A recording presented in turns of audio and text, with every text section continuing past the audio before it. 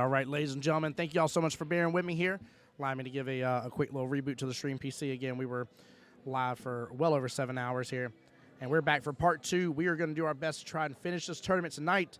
That's what I'm being told by the tournament directors here. So we have Aiden, skill level 6 versus Anthony here, skill level 9.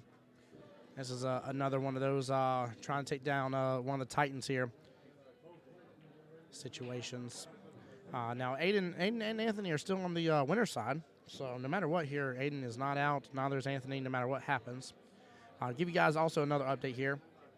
Shane Cook is on the hill at 3 racks out of 4 versus Billy needing 3 more racks here. Jake is on the hill against Tommy Kennedy. Same concept there as well. Jake at 3 racks out of 4 on the hill versus Tommy Kennedy at 6. Guys, I just told y'all 2 skill level 4s are potentially going to beat a skill level 8 and skill level 9. Right? Guys, just think about that for just a moment. If you ever in the history of ever questioned if there was ever a potentially fair tournament. It's left chest.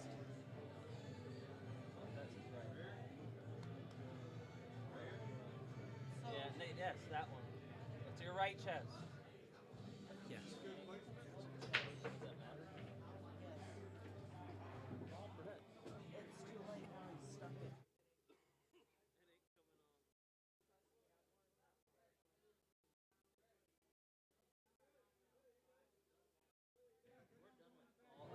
Chat, let me know that y'all are back here, that y'all can hear me as well.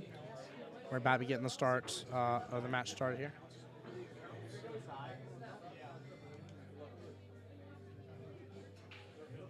All right, so just got an update here. Shane and Billy Hill both needing 1. Hill. Jake's on the hill. Justin, what's up, buddy? How you doing? Justin, if you're tagging people, man, I very much appreciate you tagging people for me. Thank you so much for sharing the match. Same thing, Robert. Appreciate it as well. Yeah, but the experience. We hear you now. Well, I hope you've been hearing me all day and all night. Guys, I cannot believe it that they are Hill. Shane Cook versus Billy Burke, Hill match. That is bonkers to think of. Jake Andrasco at 3. He is on the hill versus Tommy Kennedy needing 3 more. David Dean at 3 racks out of his 6 versus Hugo at 2 out of 5, so both needing 3. Shannon Fitch will be up against Les Duffy here. I believe that match just got called, so that's going to be starting in just a moment. And then you have Raymond Lineras versus Chris Daly here coming up here very shortly as well, guys.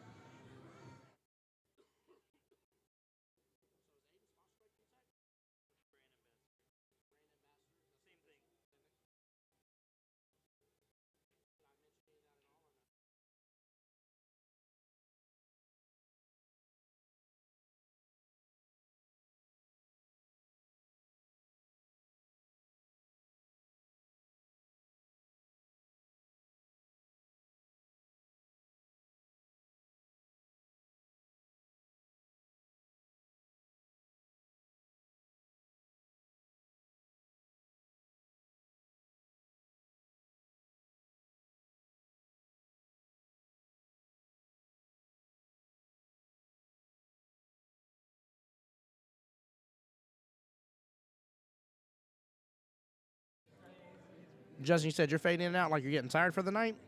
If you're talking about the noise or the audio here, I've definitely I keep turning it down because they are playing regular music, and I do not want the powers that be between well, those that shall not be named to to hit us with any sort of copyright restrictions there. So in between me talking and stuff like that, you will hear me turn the volume back down. You may not hear anything coming through, but I promise you, we haven't left. We haven't went anywhere.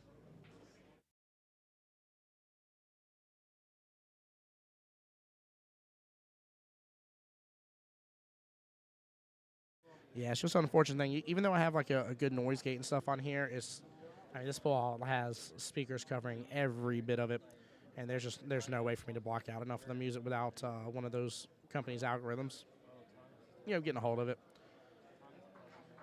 So with that being said, Aiden won the coin toss here. Gets the break.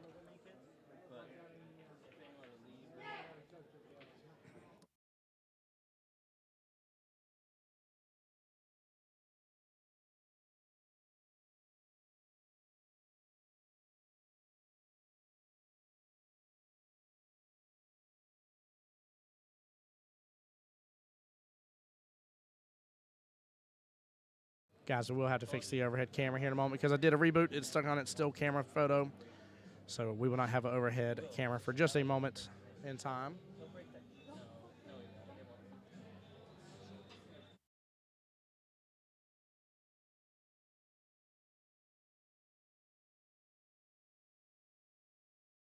Very, very big props here to Shane versus Billy. Billy's still pulling out the win there, but a lot of respect between those two players. Wow. Very, very well done. Billy Wow. hit a really tough shot to win.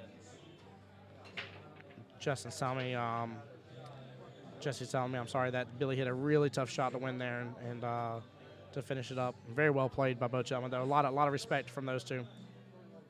Skill level 4 almost took out a skill level 8 chap. Goodness gracious. And this late in the tournament, too. It's not like we're not well over 70% of this whole tournament played. That was brilliant, guys. Very brilliant. Update I have here is David Dean is at 4 racks needing 2 versus Hugo needing 3 racks. No update on Shannon and Les. No update on Aiden versus Anthony here because obviously that match is starting right here in front of us. And Raymond versus Chris Daly, no update.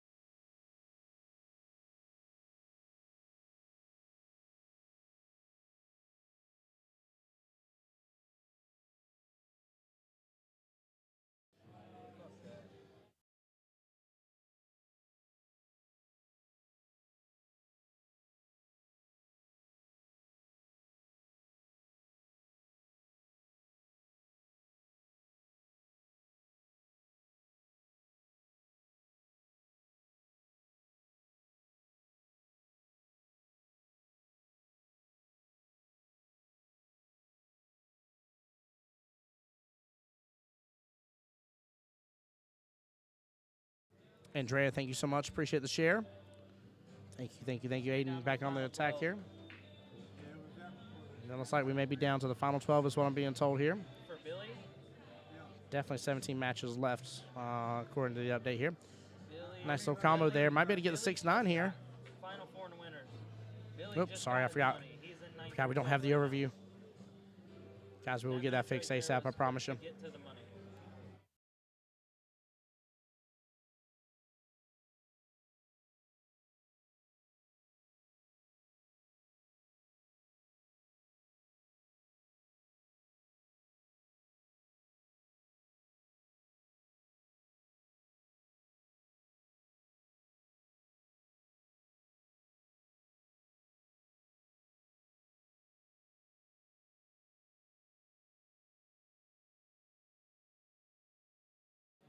Nice little try on that 6-9 combo here.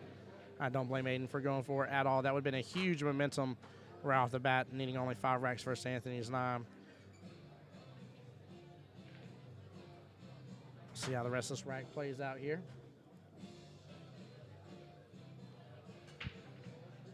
And again, guys, like I said, sorry about the overhead camera. We are going to try to get that up here as soon as they're done with this rack here. Jesse's going to hop on the ladder and try and get that back going for us.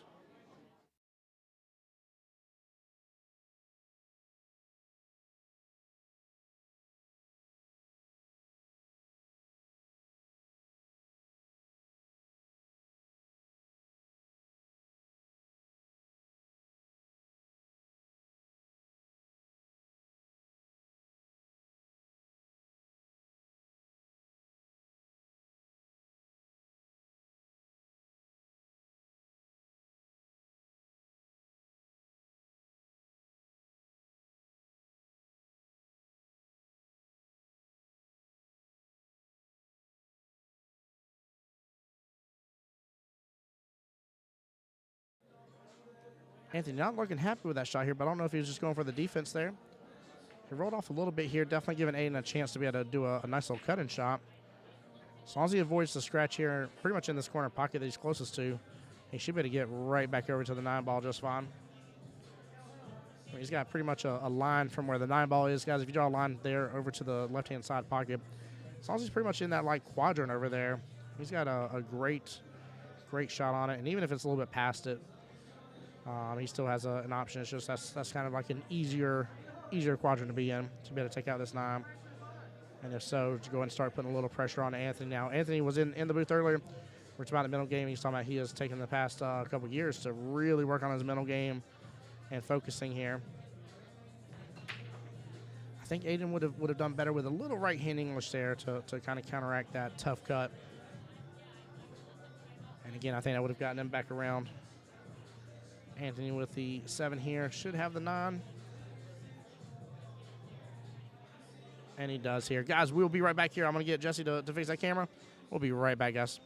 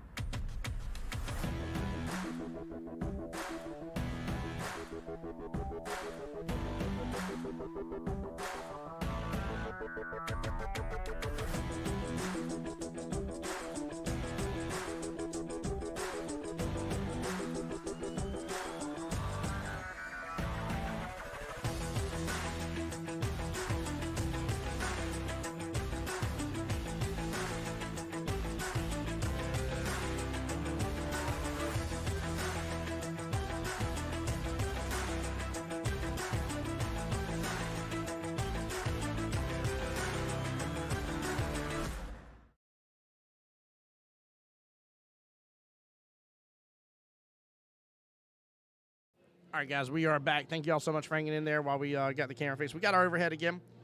Look at that. We're back up and running now. Nice little break here by Anthony. 8 rolling there behind the 9.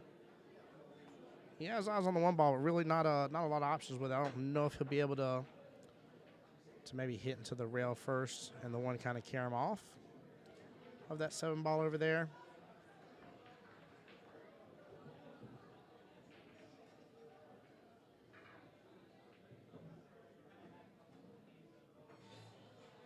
Yeah, he was just hitting into the 7. 1 rolls right up against the rail here. Does a nice little defense, though.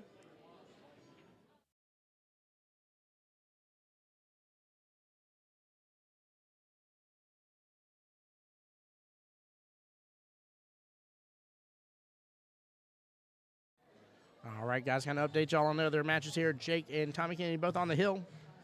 see Jake is on the table shooting right this very moment here.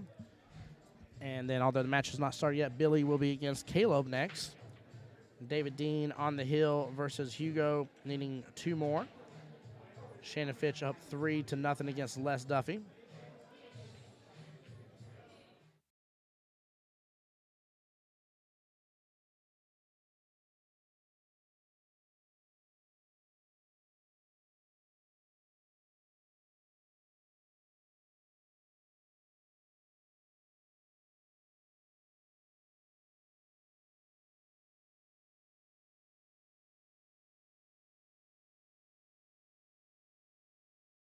Who Tim Jones? What's up, John Hummel? Welcome back to the stream, brother. Glad you're here, man. I hope you had a good day at work.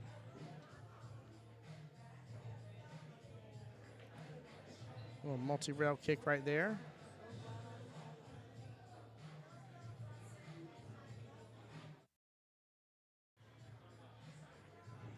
Maybe he could have went and, I don't know, maybe just pushed that 3 ball up against the 1. That was a little bit of a long shot here to do almost a 4-rail kick at it. Yeah, I think maybe just pushing the 3 up against the 1 may have been the call there. Of course, it would have taken a lot of skill right there to be able to just gently push it right there. Even tough shot for the best of the best here.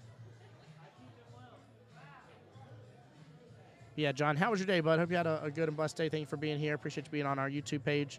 Guys, for those who don't know, we are live on both YouTube and Facebook via Q Sports Studios. Share it out, like the stream, like the page. Make sure you go follow Precision Billiards as well on Facebook, Beaches Cue Ball.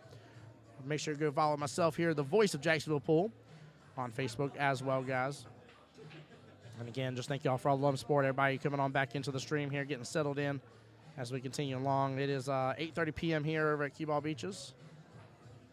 And we still got a few more matches left for you guys to enjoy. So we're going to try to keep on cruising along. And our goal is to finish this tonight, is what we've gotten told by the tournament directors here. We have the potential to finish this in one day. And we're definitely going to try to take advantage of that and get everybody on out of here and done and over with. So Sean, that 5. Bringing it on back here. Is going to Snell go against the 7. I think he may have gotten too close. I don't know if he can break it away from that 6 or break it towards the 6. Yeah, he's looking at it. A little disappointed in the shot. He definitely cannot just break it away easily. He's got to make something happen.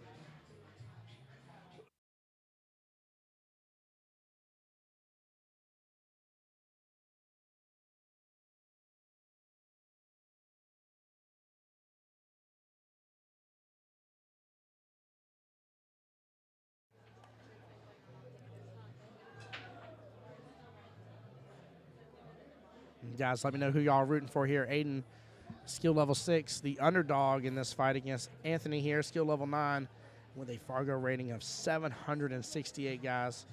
Anthony is no joke when it comes to this here. Now there's Aiden. Aiden has done a great job battling his way through this entire run here. And keep in mind, this is through the winner's side. So both players won. Guys, I am getting told that Jake Andrasco just beat Tommy Kennedy. Oh, my God. I cannot believe that just happened, chat. Big congratulations, Jake Andrasco. I cannot believe that at all in the least bit. This is bonkers that he just won against Tommy Kennedy. Guys, that is a skill level 4 in this tournament, beating a skill level 9 in this tournament. Both players going hill, though, to be able to do it. And just big congratulations. What a matchup. Wow. Wow. Guys, I'm telling y'all, this is the tournament. This is the tournament. Everybody has a honest opportunity. If you come in here as a skill level 4 and you tell me you cannot make it through the winner's side and be able to go through it and win this thing, you're definitely fooling yourself here. We just had 2 examples of that. We had Shane going up against Billy Burke, both on the hill. And we just had Jake Andrasco versus Tommy Kennedy, both on the hill.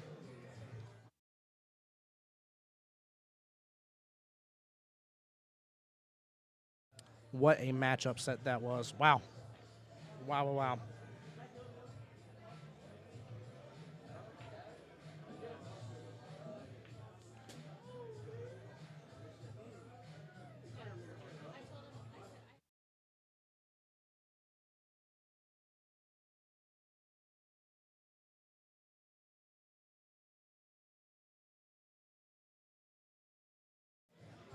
with that being said, Jake's next opponent will be the one and only Lauren as well here. Just, again, very, very, very happy for him. Big congratulations. Still great shooting by Tommy Kennedy as well here. We do not need to undercut what he did as well. Had to go all the way up to the hill against Jake. Very well done here. Seeing that David Dean just got the win against Hugo. So that was a 6-4 race here. That sends Hugo on out of this.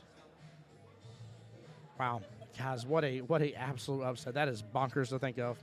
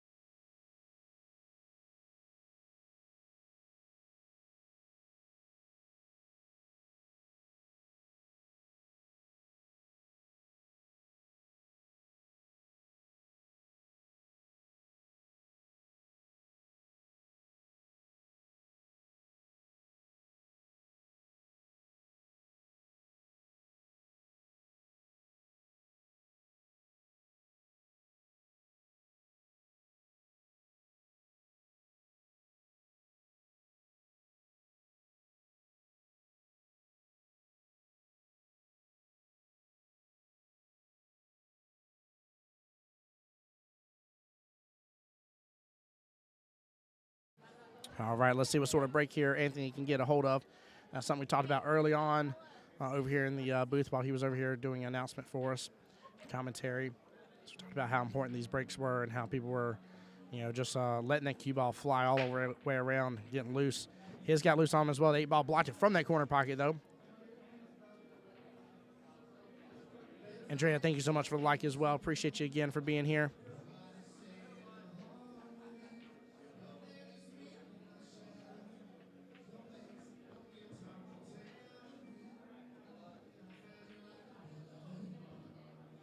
Ooh, that got a little bit away from him. That went flowing. Wow, and he knows it too. He crushed drawing that back. Let's get a little bit of overhead view here, a little better concept as for what he's going up against. I think just playing a defensive here. Let the 3-ball go and use that 9 and 5 to kind of hide the. Or I'm sorry, let the 3-ball go. If I said cue ball earlier, let 3-ball go. Use that 9 and 5 to kind of hide the cue ball.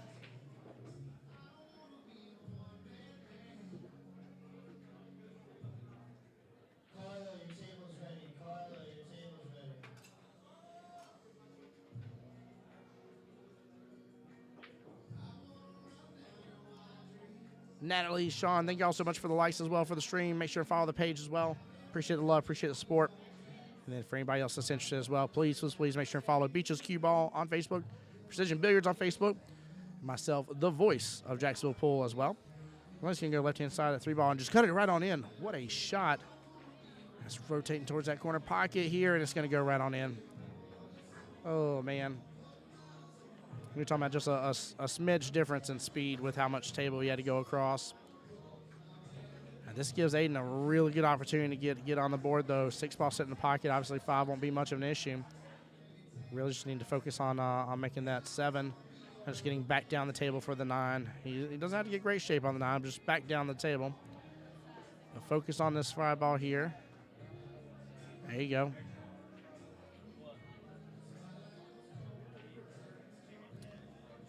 Now, if so, this will make it a 5-7 race. If he's able to capitalize and finish this off here. A little hard there, pulls it on over, but it's going to bounce off that top rail, still leave an angle for the 7. And that's, of course, going to leave an angle for the 8 here because that cue ball is just going to come popping right on back out from that side rail. And watch your speed just a little bit here. You don't need a lot. It's a little firmer than I think was necessary here. He's going to let it go all the way back. I know we kind of discussed, letting that fly sometimes, but I really don't think it had to go all the way with that here. I think he could have wound up on that first diamond on the left of the side pockets here. Would have been just fine. Now he's got to try and make something happen here to get back to this 9. Got to load this ball up here.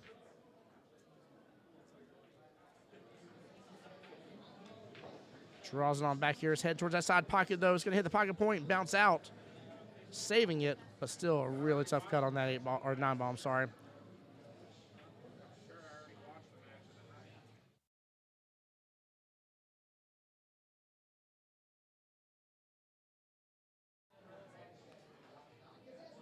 Not an impossible cut here, though.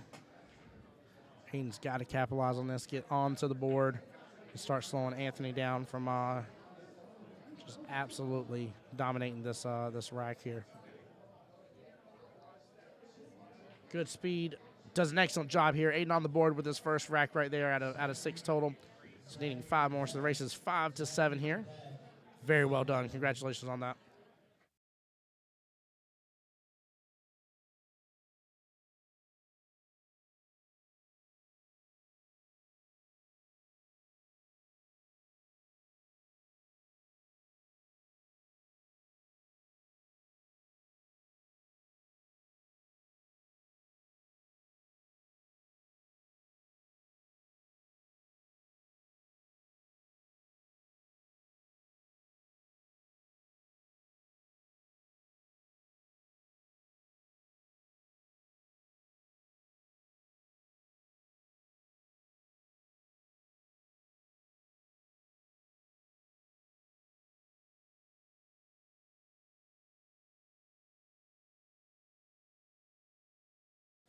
Lita, thank you so much for being here, saying good luck, Aiden. Definitely let's root on both players here.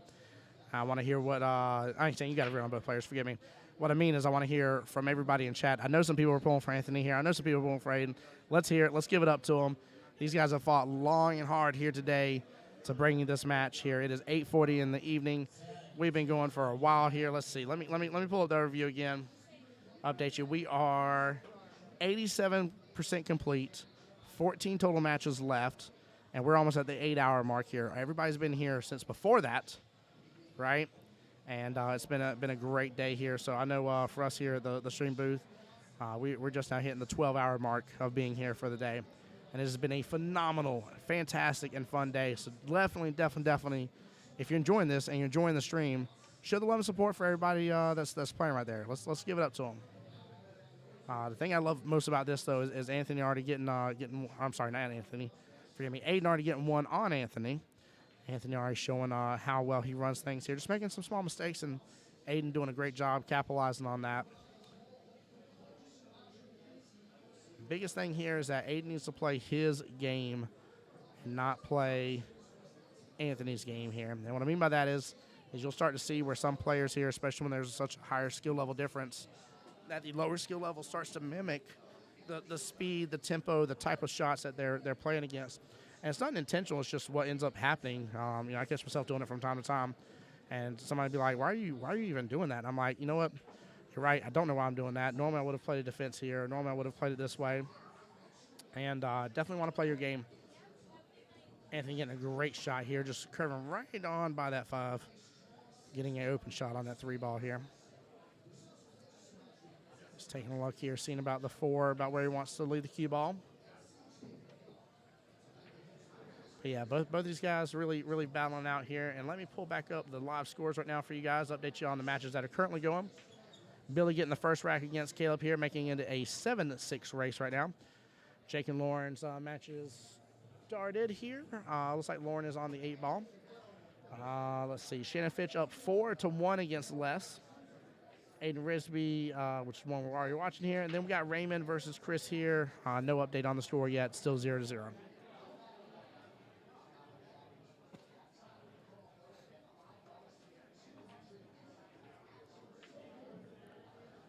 Excellent shot on the 4-ball there.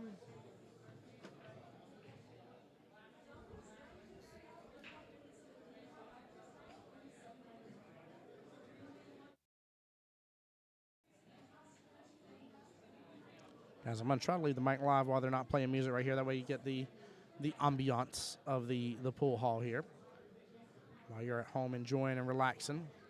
Excellent shot on the 5-ball here.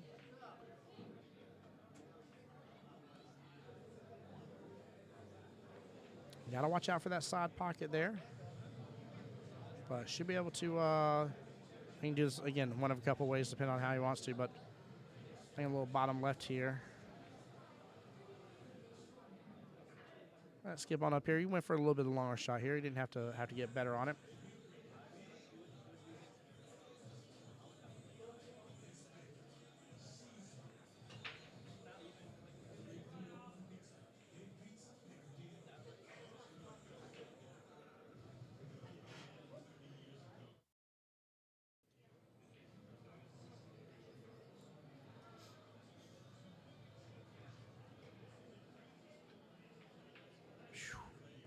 Using all the pocket on the 8 ball here. I thought for a moment it was going to hit that pocket point. It was very close. Anthony knowing that he's got to get dialed in here. Aiden has already been proven to be a great opponent for him.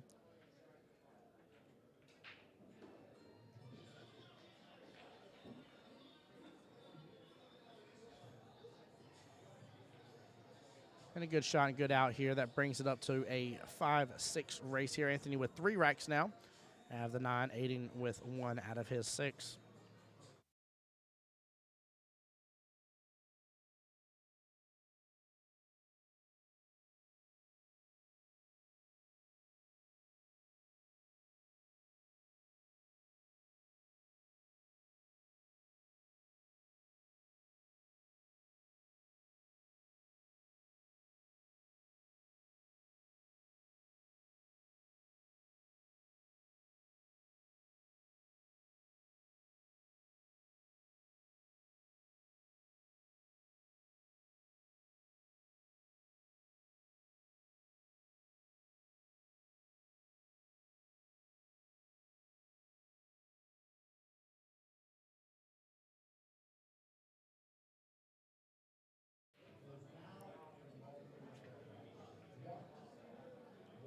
All right, again, let's see how Anthony does it controlling this break here. Cue ball went a little bit over there to the side. Nothing bad with that.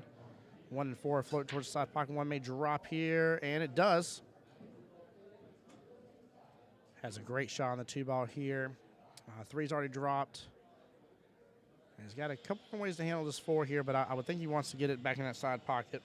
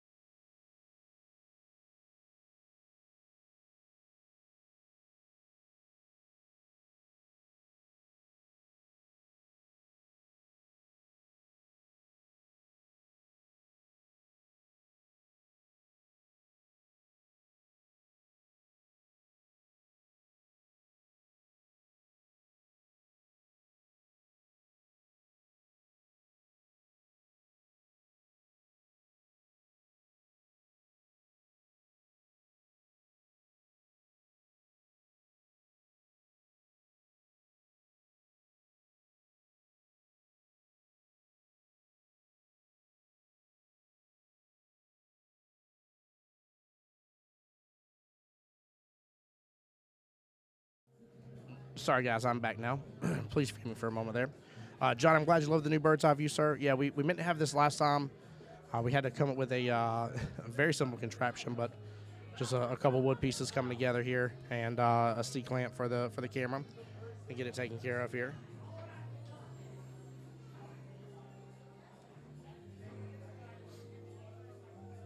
Yeah, unfortunately, when we went to go do this tournament the first time around here, the camera dropped from the ceiling and messed up the lens. I was able to work on the lens a little bit here, but luckily I have the same lens and camera that we use for the stream here. So we just use my lens with their camera is what we ended up doing.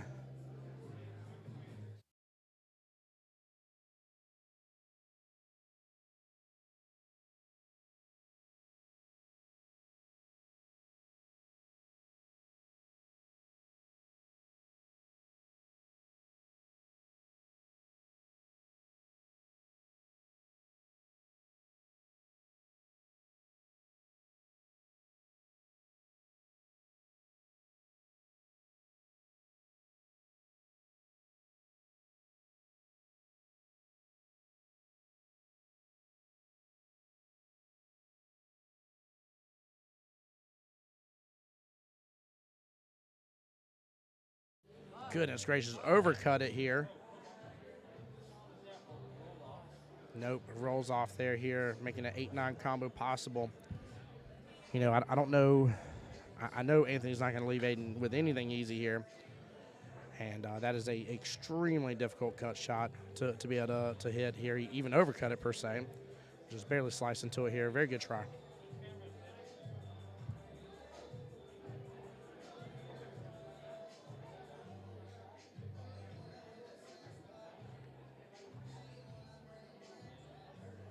That's just going to bump into the 9 here in the process. He made another opportunity here, but Aiden's got to be cautious.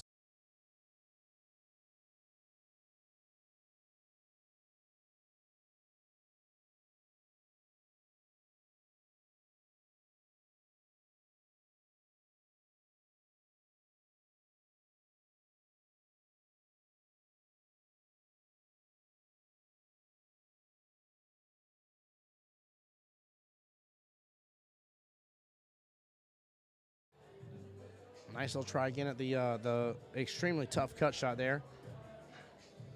Still didn't really leave too much. Again, you can try into the 8-9 combo here. It's not an easy one to do, but it is possible. I use that 8 to thinly cut into that 9 and roll that 9 right on over.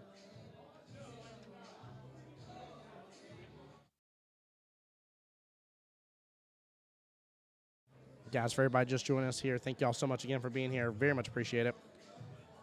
And again, unless something magical changes here, we are trying our best to finish this up tonight. We're trying to make this a one-day event tonight here with 55 participants, guys. Trying to crown a winner tonight. So we'll see what happens here. But we're going to keep on streaming until we're told otherwise. Zach, thank you for the like. Welcome to the stream, brother. Hope you're blessed. Hope you're doing well, having a great weekend.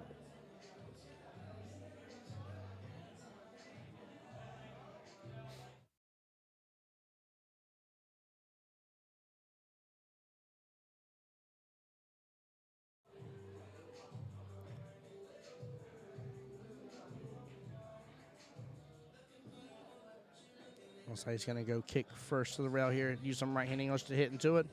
Does a great job. Great leave out of it as well. Very nicely done on that defensive shot. Aiden showing why he's a great contender here. Now, of course, anything can go about this a couple different ways depending on what he wants to do. He can go one rail, kick right into it here, and shoot it right down below the 9. Can also just do a defensive shot here and try to leave the cue ball up over here against the long rail and the 8 ball up against the top long rail.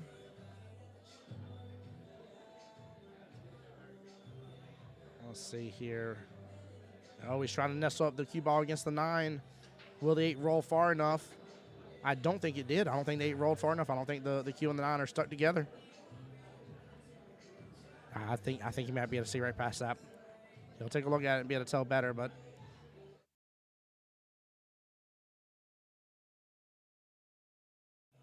If not, I mean, he's talking about a centimeter's difference between being able to go after that.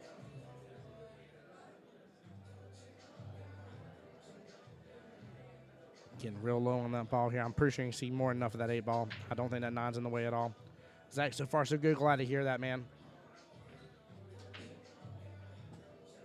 It's a near miss right over there here. He definitely wanted to follow that a little more as well.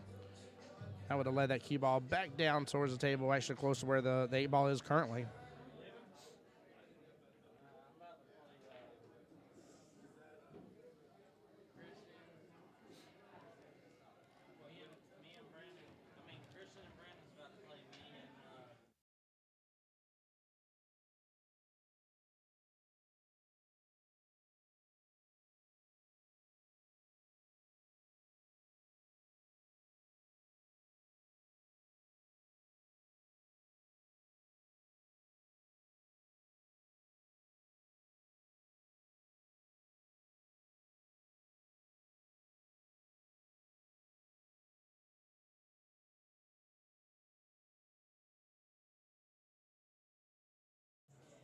All right, Aiden back on the attack here. Just that 8 ball kind of hanging up in that pocket here gives him an excellent opportunity. Now he's got to get that cue ball back down the other side of the table again. A couple different ways to accomplish this, depending on what he wants to do, but focus on making the 8 ball, which should be a gimme there. And just don't lead into the corner pocket here. He's going to bounce off the rail barely and get excellent shape. Well done there. Very, very well done here. Just a small mishap from Anthony on that. Aiden trying to capitalize on it now. He's got to focus on this 9 ball. Not a crazy difficult shot, but we know how pressure can get to you here. Plus, again, it's been a long day. Excellent shot, excellent out here. With that being said, that brings the race left to 4, racks to 6. Aiden getting his second rack here versus Anthony being at 3 here. Very well done. Well played by both gentlemen. Nice little back and forth there with that 8-9 for a moment. Joey Russell saying tactical rack.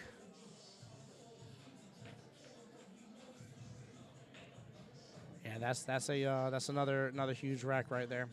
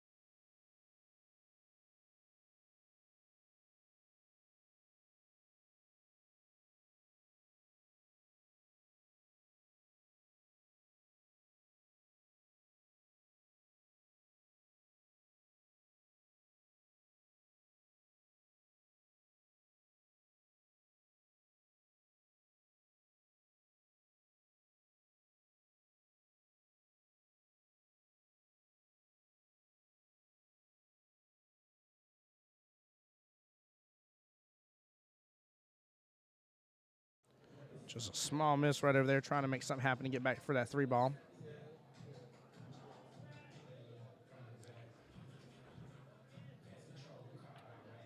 Leaving Anthony with a potential bank shot here. But he's got me to do so and get somewhere back over for that 3. That 5 taking up a lot of real estate. Just see that 3 here. He says instead, I'm just going to do a defensive shot here. Pass that turn back over to Aiden. Aiden Anthony had a nice little back and forth just a moment ago. We'll see if he's able to get out of this situation. I think Anthony definitely knowing right now he's in for a pretty good battle. And giving a lot of weight in this match here, so playing it smart here. I think that was the right call instead of being super overly aggressive. Has a ball in hand here. He can run majority of this rack here. Aiden responds, does very well with hitting that 2 ball. If that cue ball keeps on rolling, and it's not going to stop. Great hit overall here. Just unfortunate leave with the shot here, leaving Anthony a chance to be able to take that 2 and get back down for the 3 ball.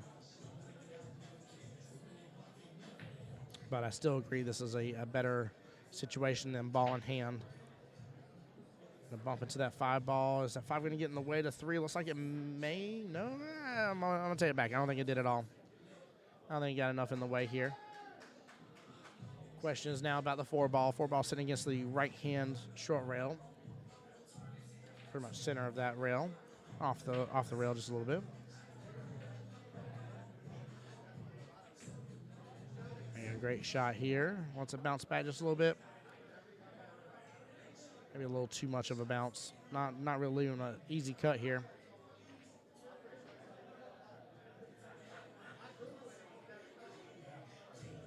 Now he could look to defense here and nestle that 4 ball against the 9 there up against that top rail.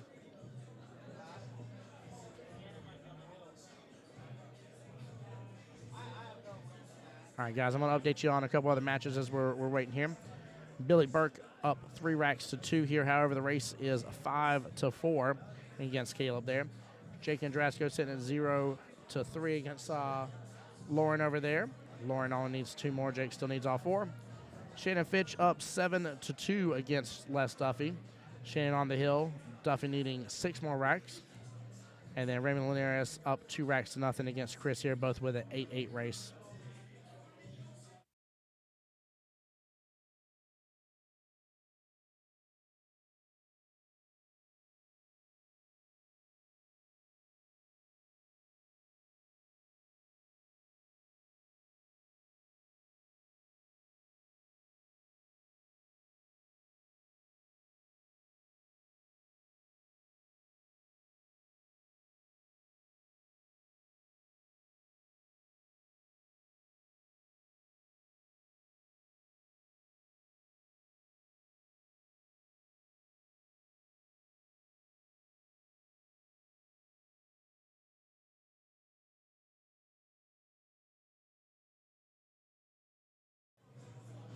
Might actually be looking to go left-handed of that 4 ball and maybe try to do the opposite option of what I was talking about, nestle the key ball against the 9.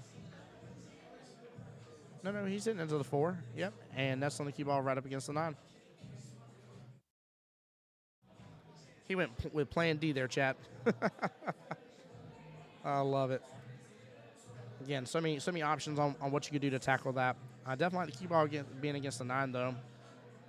Makes for a tough shot from here.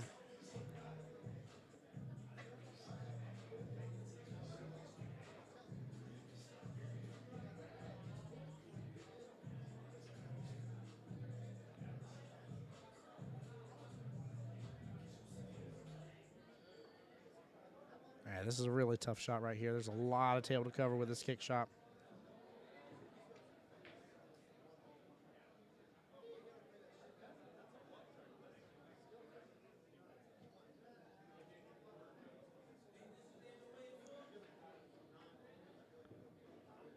Good try, just a near miss. Now I think even if it would have been over just a tiny bit more, it still would have carried off that 4 and still scratched. But good try again. Anthony getting exactly what he was looking for out of that with a good defense shot here.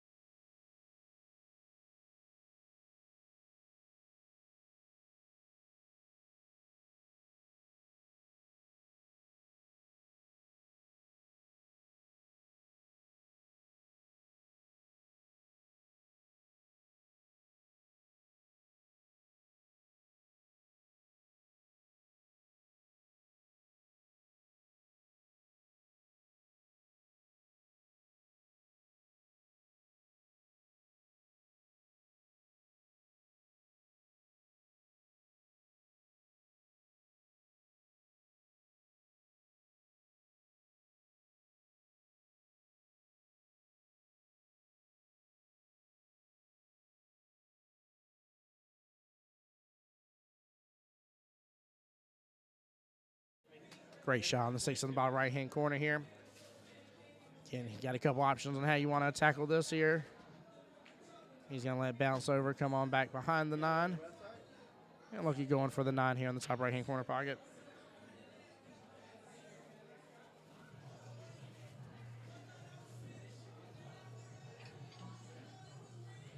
Excellent, excellent out right there. Oh, I'm sorry, John. I have to, brother. I have to mute just primarily just because of the music, my friend. I do apologize. I know.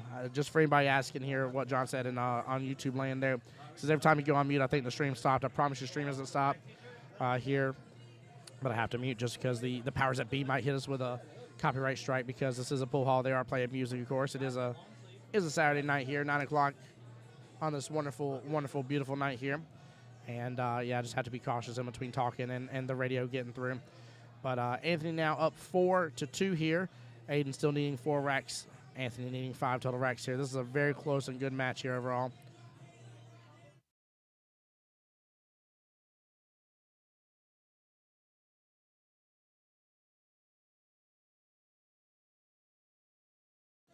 Trapper, I sure can let you know how many total players are left here. Let me pull up the overall bracket.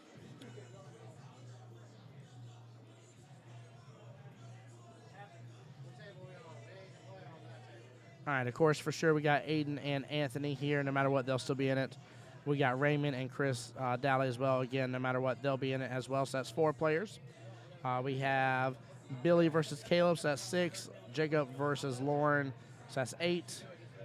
David Dean versus Shannon Fitch, so that's 10. So I think we're down to the top 10 players. Yeah, top 10 players. But no matter what here, because the first 2 I just told you are on the winner side, so there's been 0 losses. So no matter what, Aiden, Anthony, and Raymond and Chris will still be in the match no matter how their matches turn out here. They'll just go on the 1-loss side.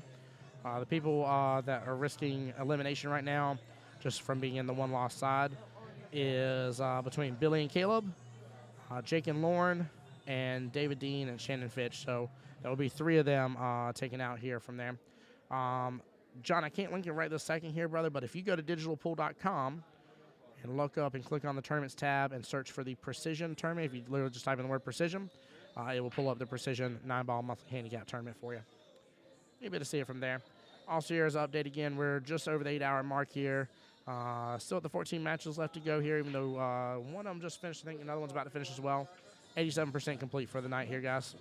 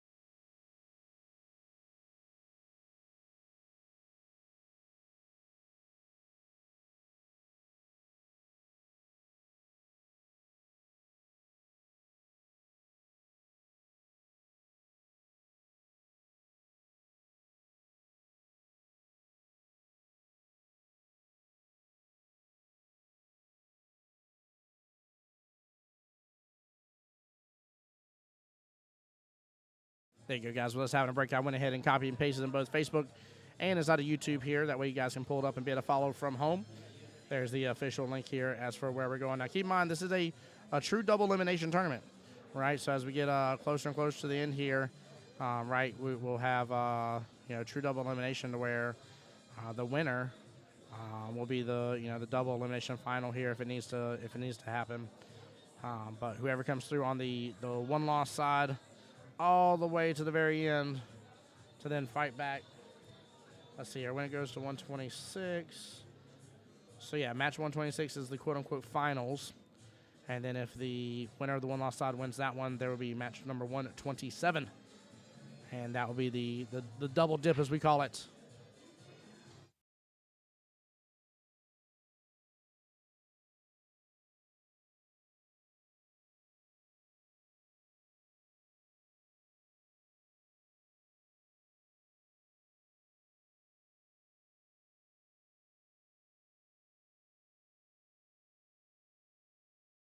Aiden trying for a little defensive shot there, though, but Anthony still got more than enough eyes on it.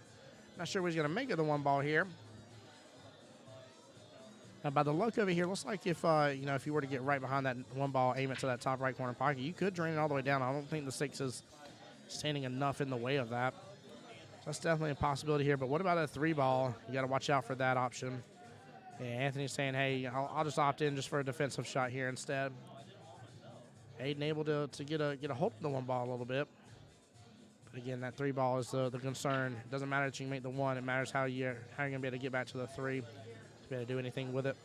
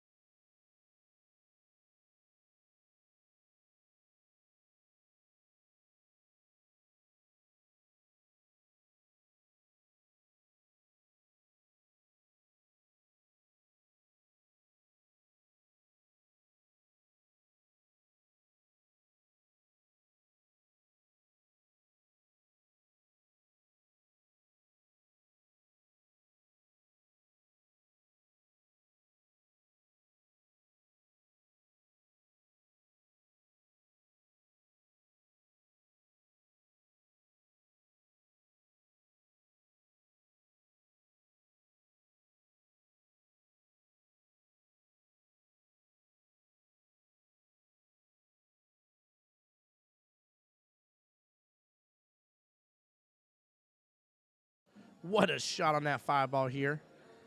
Absolutely dominated that shot right there. That was very, very impressive. Was not fearful of the scratch at all. Made sure to prevent it from happening. Good speed here. Lets that cue ball roll back out here to working on a 7 in the same right-hand side pocket from here. The only person standing in Anthony's way is Anthony on this one again, guys. Should be like a normal drill here. Look at the nice speed right there. Good little pocket speed. Again, you'll see some of these higher ups where they'll do it in themselves here, getting too fancy on stuff, trying to just make too much happen. Kind of like that right there, potentially. That might have been a prime example, chap. Not say you still can't make this here, but just trying to make too much happen.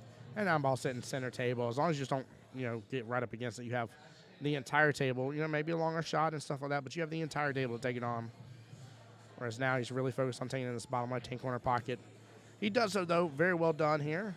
Nice job letting the cue ball rotate over to the right-hand long rail and then the bottom short rail. Let it die on out here. No need to worry about it. With that being said here, Anthony now with 5 racks to Aiden's 2. The race is even 4-4 race here. Guys in chat, I want to know who y'all are rooting for here. Are we rooting for Aiden, the quote-unquote underdog here based on skill level? We rooting for Anthony here. The man, the myth, the legend. Mr. Precision himself here with some of his shots is absolutely crazy with how he gets some of his shots here. I tell you, no matter what here, and he's got to stay tried and true. He has absolutely been giving Anthony a good run for his money, and should feel very proud so far, and should feel like he has a still great option against Anthony here. I don't care if this man has 5 racks or 8 racks. Aiden's got a chance in this fight here and can absolutely do so.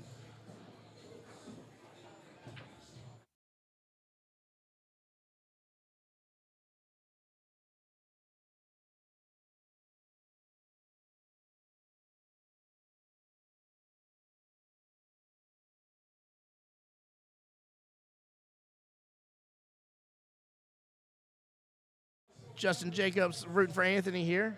Very nice. Justin, welcome into the stream. How you doing today, bud? Hope you're blessed and hope you're having a great weekend.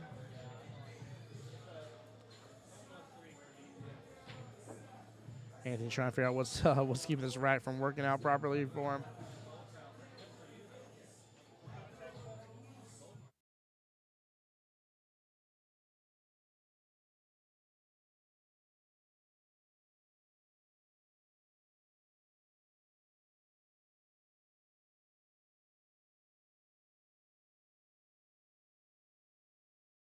Hey, there we go. There we go. We got a little love for both sides here. There we go. We got a little chatter here amongst the crowd.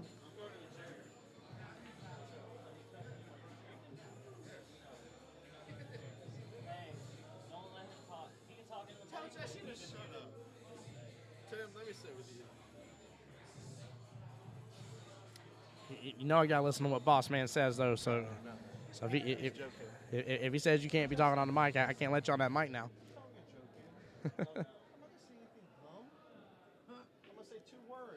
Justin, there is a possibility, right? Maglino can absolutely do that. Without a doubt, he can definitely do so. It is a possibility. I've seen him run a 3-pack, 4-pack without even blinking twice about it. Hey, I remember one I saw as well here that he had to do an initial jump shot right off the bat to really start the rack here. He ended up getting one on the break, but had to do a jump shot right off the bat. That looked pretty difficult to do, and I was able to continue on with the rest of the rack and run the rest of the rack out against an opponent. So, you know, if he can take on some difficulty right off the bat. All right, give me 1 second, chat.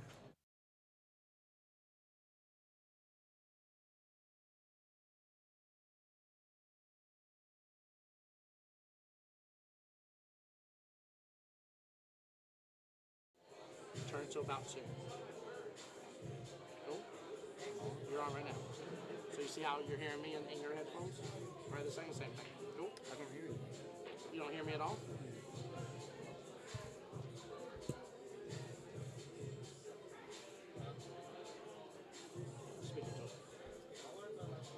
Check, check. You heard that, right? Yeah. Can you hear me now? Yeah, there you go. All right, you're good. All right, guys, so I'll allow him to introduce himself here, but I got somebody in the announcer booth here with me here. Want to tell us who you are? Yeah, this is Nick Lombardi. What's up, Nick? How you doing today, brother?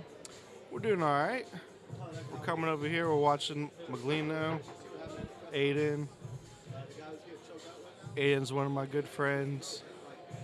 He's shooting real good nowadays. We're actually going to Vegas in about a week and a half. Ooh, what's going on in Vegas for you? We've won the USAPL League. Very cool. I think he's been on the team 3 times now. Okay. Back to back, but we've actually won 4 times. Yeah, but Aiden is a very crucial part of that. He was underranked for a long time, but his robustness is catching up now. He's getting pretty close to actual rank. There we go. All right. I like hearing that. I tell you, I got to give him props, man. Anthony is nobody to shake a finger at, and you can have just such a high level of intimidation that you give yourself. Anthony not even trying to like shark you or anything, just knowing who he is and knowing his reputation. And I got to give Aiden props, man. He has definitely made some really good, really smart plays here. Wow. Great shot on that 3-ball there as well, just thinning it, not leaving a great option for Anthony here. Yeah, honestly, in the position he was in, that comes out pretty good. He can probably do just a simple stop shot, honestly, and get him pretty jammed up, but that was still a pretty good shot. Definitely was. All right, thank you so much for sharing the stream. Appreciate the love, sport. Justin Jacobs, same thing. Thank you for the like as well. Yeah, Joey, I mean, he's definitely, you know, like I said, Anthony is, there's just such an intimidation factor, man. I mean, literally, you know, even if I was playing him in this same type of setup here where maybe I need a 6 racks and Anthony was like, hey, like, as long as you make the 4 on, you win the rack. Like, even something like that, I would still feel a high level of intimidation against somebody such as Anthony. Again, you see just the level of precision he has and stuff like that. But Aiden has been fighting, and I don't see a down spirit from him. I've been trying to like watch some of his body language when he goes in his corner and stuff. Kind of the moment I call of truth for some players, where if they're feeling down and out, like you'll see them like let themselves go for just a second in that corner, and that little like, oh my golly, like how am I even going to do this? Like how am I even supposed to battle back? And I've not seen that at all from him. That like doubt. So I'm not saying it's not there. Wow. But I'm saying he's playing as if it's not there, and I like seeing that. Very good try right there. Yeah, and Aiden actually, he hasn't even played too much pool in about the last 2 or 3 months. Okay. He won a pretty big tournament in Orlando a few months ago. Hasn't played too much since then. He didn't even buy himself for $20 in Calcutta today. Oh, that's goodness. That's how much he has been playing. Yeah. Oh, wow. So here he is in the top 4 winner side now. So. Yeah, I mean, he's doing great. There's only, I think I counted out 10 total players left, 3 of which are about to be eliminated here in just a moment when these other matches finish up. No matter what, Aiden, you know, even if there is a loss here, just taking some assumption here, even if there is a loss or even if there's a loss for Anthony, both on the winner's side, like you said. So they go to the 1-loss side from there to continue battling it out and come on back, hopefully through to the winner's side for the final. But, again, I'm happy to see it. I don't know how he's having the nerves that he's having against somebody like that. And playing very smart. Made a couple minor mistakes early on, but also as well with the simple mistakes Anthony's made, and just few of them, Aiden has been able to capitalize on that and be able to take advantage of. So it was 2-3 just a little while ago, which was looking really good. Wow, what a shot. Good breakout. Yeah, that's exactly what he had to do because the 8-9 didn't do anything. So. Can you hear me? Yeah. Tough cut on the 7 there. He still takes it, hits the pocket point though, rejects it back out. I mean, that's a jelly roll for Maglino, honestly. Yeah. I mean, if he didn't hit the tit, he was still coming around 2 rails to be dead perfect in, but to not scratch right there and to still have a straight-in shot, that was a pretty good roll. Yeah, absolutely was. It's been interesting for sure with the pocket points a couple times today, and people just getting that lucky little bounce back that they kind of needed, and or unlucky in some cases, where the bounce back is what prevented them from getting any shape on the next ball they were going after. Anthony kind of pulling it back a little bit, making a slightly tougher cut. Not impossible for him, but and good shot, good out right over there here. Bringing up Anthony with 6 racks here. So we are up now where Aiden needs 4 racks to Anthony's 3. Anthony finally breaking past that barrier of giving Aiden Waiton the couple racks that Aiden's had as well. But very, very well done.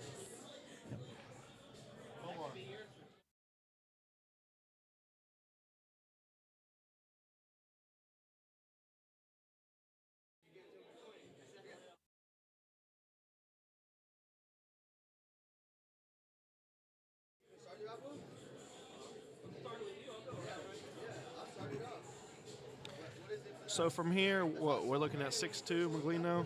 Yep, 6-2 Maglino. Maglino needs only 3 more racks. I mean, a 4-3 race, and I mean, obviously Maglino's a humongous favorite from here. I mean, Aiden does shoot as straight as an arrow. So if Maglino does make a mistake, Aiden can definitely capitalize. But yeah, I mean, we all know how good Maglino is. So.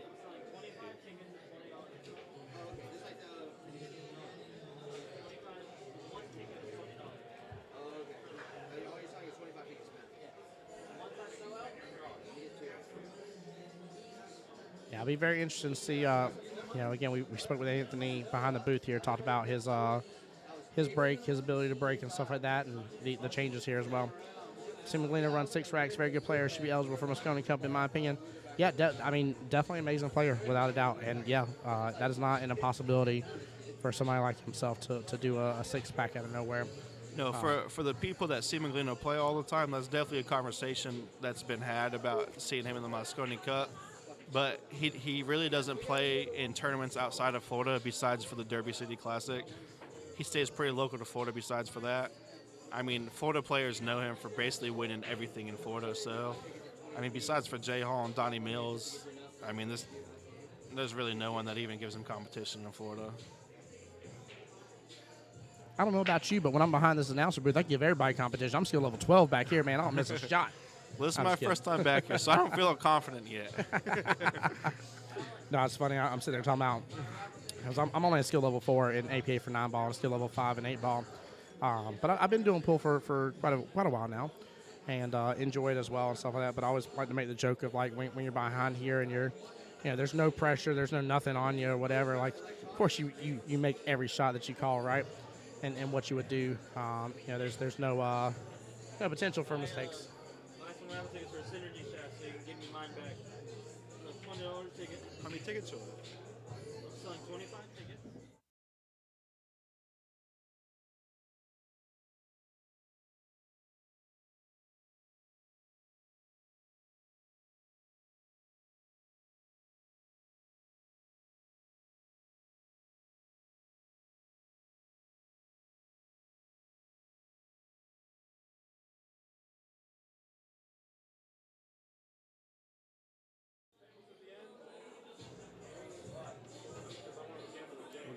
Still shooting, right? All right, so the 7 is a little funny. I don't think.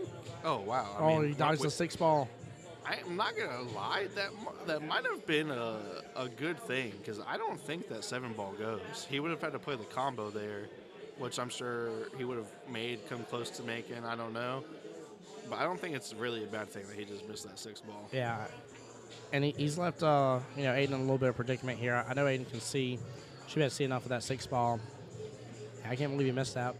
Even he's looking at that replay. He's like, oh wow. Oh no, Maglino when he misses, he beats himself over, especially a pretty simple shot. You can see on his facial expressions that he's pretty upset about it. Yeah. Now here's the nice thing though. Aiden has done a little back and forth with defensive shots against Maglino, so I'm really interested to see what he does. Maybe he keeps it simple, just gets the cue ball against the long rail, and sends the cue ball to the opposite long rail here on the right hand side. But there's a couple different options here depending on what he wants to do.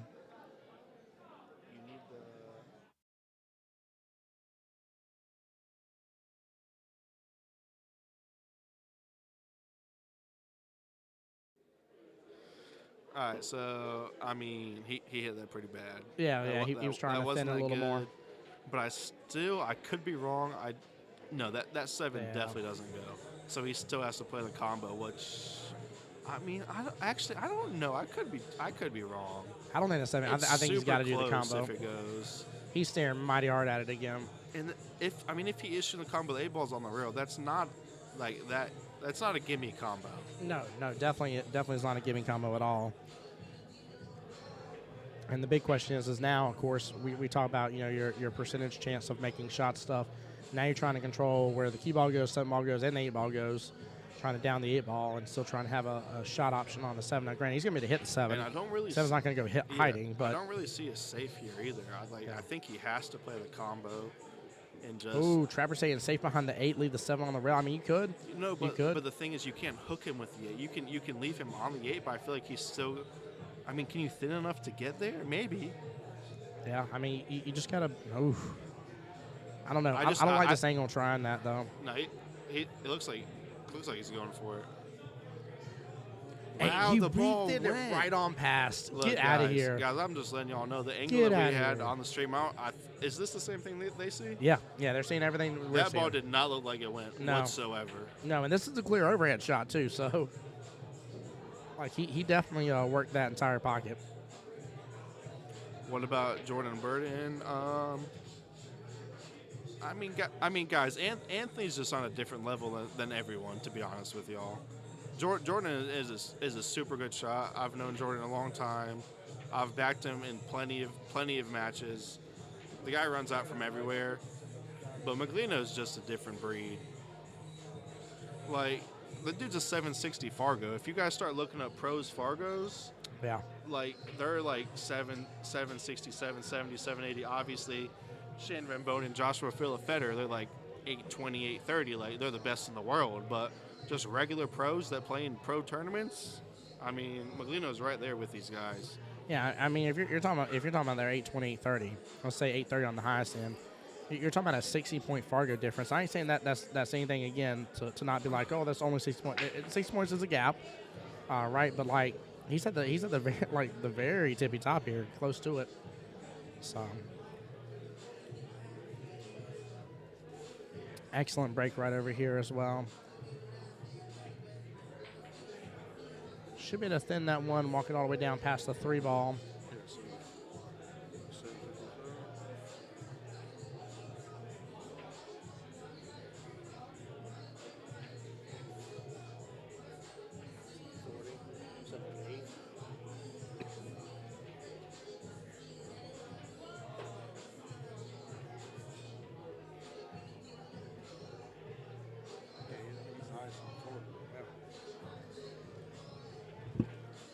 So we were just doing a little luck in there. Looks like Maglino should be the highest if we just taking a quick look here, the highest in Florida. Which again just spans really well. Now, with that being said, we need to get back to it though. Taking a look here at Aiden back on the the attack here. When it's 4-2, Fargo says Aiden had a 2% chance of winning. Really? I mean, when someone is a Fargo 760, like, that means they don't miss much. So even if it is 4-2 and it's what, at that point it would be what, a 5-4 race. Yeah. Maglino has to go to 5-8 into 4. No, I'm sorry. When it was 4-2, no, you had it right. Forgive me. A 5-4. I mean, 5-4 race. Sorry. I mean, Fargo. Yeah, I mean, like, Aiden just bobbled a pretty simple ball. Like, Fargo knows this is more than likely going to happen. Like, Maglino just isn't going to do this. I mean, he's supposed to be out from here. I didn't get. Can you go back to the other angle? Let's see where that 7 ball. Yeah, it looks like the 7 ball goes. I mean, he should be out again. Maglino honestly wins 90% of everything in Florida. It's less people go to a tournament, and other people that are close to his rank, they don't like seeing him there. They would rather him not be at the tournament. I'd rather take him on every time, show him what's up, keep improving. I mean, if you're just talking about your pool game and you want to get better, yeah. If you're there to financially make something, you don't want to see him. That's for sure. Yeah, I'm sure he's fine here, but he did come up a little bit short. I mean, you want to be about another 6 inches there. Yeah, almost one more diamond up. Yeah. So lead him right back over to the 9, though. That's stuff right there that me and Tim are probably missing, but I mean, Maglino. Yeah, that's a tough cut for me. I don't like those cuts. And the worst part is I don't like those cuts knowing that I don't have to do anything crazy to get back over to the 9 ball. Like, doing that cut and making that cut gets me back to 9 ball. No. What is this? Russ JO2? Yeah, Russ JO2. That's Joey Russell. Oh, is that Joey? That's Joey. Yep. Oh, Joey, what's up, man? Awesome. I know that was Joey. No, but that's actually a conversation that's been had between a lot of us that, to be honest, I'm probably betting on Maglino against Tyler Steyer. I mean, Billy Thorpe is just getting back in the pool. He kind of took a little break. Yeah, but I'm probably betting on Maglino in rotation against either one of them, honestly. Shot, I like that. I mean, that's just what it is. I mean, Tyler. Oh, wow, Jeff. This dude's good, but ain't no Moscone Cup player. Interesting. I mean, Moscone Cup in America, it's Shane Van Bonen, Sky Woodward. You have a drop off after that. Like, you can't tell me any difference. Maglino, he can perform just as good as any 3rd, 4th, 5th person that is getting on the Moscone Cup. Like, this dude just doesn't make too many mistakes. That's what it is. Who'd you just beat? Lauren. Just beat Lauren? That's after he beat Tommy Kennedy, dude. Who you play next? Just a quick update here. Jake Andrasco taking the win. Hill against Lauren. That is after his win against Tommy Kennedy. Billy Burke on the hill against Caleb Brady here. So Billy needing 1, Caleb needing 2 more left. Raymond Lineras up 3-2 against Chris Dowley. And David Dean at 0 racks to Shannon Fitch 2. So right now it's even 6-6 race. Forgive me here. Every Euro is over 800. We only have 2 guys over 800. Why is it already? Is it over? Why does No. it already show that? No, it's the 9. Oh, 9. Yeah, Yeah, it shows my you bad, red my because bad. it's the stream table. Yeah. That's why. If Sire can play, so can Billy Thorpe can do. Billy Burke. Oh, I'm sorry. No, you're no. in the Billy comments. Yeah. Thorpe can do McLeano. Yeah, so I mean, It's just as I don't know if you guys have looked at digital pool or not, but to be honest, I mean, there's 55 players in this tournament. I'm pretty sure it was. Yeah. Yep. There's literally like 12, 14 of them. They're 8s, 9s. These guys are monsters. Yeah. This is a really strong field. I mean, TK's out. Justin Gilsian's out. Yeah, we still got a 4 in it. Lee Huwagon's out. He has the second highest Fargo in the whole tournament, 715. The guy's out. I mean, this is a really strong field. Yep. Right now, we still have Shannon Fitch fighting. Raymond Lineras is still in the winner bracket against Chris Daly. I mean, Chris Daly, I feel like the guy just goes underranked all the time. Not underranked, but That's it. people just don't think he's that good. Chris Daly's this dude's a monster. Trenton White he basically went 2 and out. He won 1 match. His dad actually put him out. There's just been some monsters. Yeah, that was have fun been that they out. had to play each other. Yeah, that was cool. There's been some monsters that usually win tournaments that have been put out pretty early here. This has been definitely a monster field. Mad props to Aiden again going up against Anthony though. Very, very proud of him and how well he did. Definitely awesome to see a skill level 6 in this tournament going up against a 9. But definitely right now here, there's just JF saying, let's go. Let's go indeed. Aiden did good, but Aiden's not out of the tournament, guys. Keep in mind, this is through the winner side. So Aiden goes to the 1-loss side now at this point, and he fought hard. Again, today's been a long day. It's almost officially 9:40, and this tournament's been going on for a while now. So everybody's been battling it out all day long. And I would also have to say at this point, the hot seat match is probably the next match. Tim, do you agree? Is that part of the next match? Let me pull up the bracket. I'm pretty sure. Because Raymond what right now in Raymond- his match is 3-2. And guys, if you know Raymond, Yeah. he shoots really slow, and Chris Daly can shoot pretty slow also. I suspect that this hot seat match isn't going to happen for another hour, at least. Possibly we'll see real fast here, though, because the Billy Burke versus Caleb match Yeah, I mean, may be finished here soon. If so they want to put another match up here, Yep. then definitely. But for sure, the hot seat match, that's not going to be ready for a while. Maybe a moment on hot seat match. I do agree. We'll see here in just a moment there, chat. Guys, we'll be right back after this this video here. Hang in there.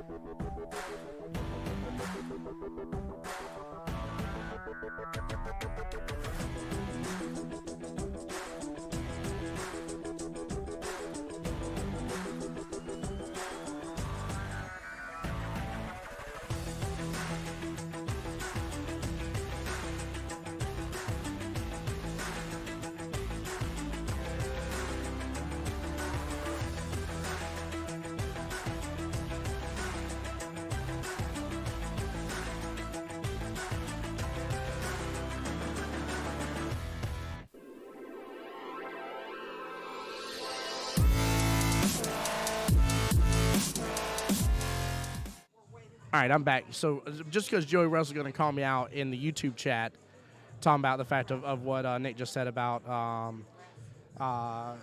what's his name playing slower. I have no problem with you saying that he plays slower, Joey Russell. You didn't say that he plays slower. You kept saying shot clock, every other sentence up in the YouTube chat. So don't even try like you're playing all innocent here.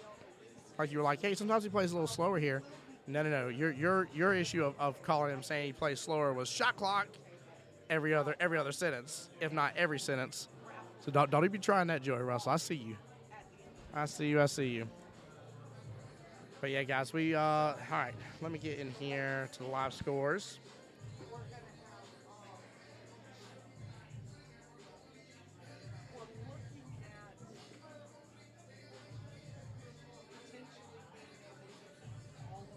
All right, so these are matches going on right over here. Again, Billy Burke needing one more against Caleb over here, needing one more. Hill match right over there. Aiden match just finished up here, so that score is supposed to be calculated in.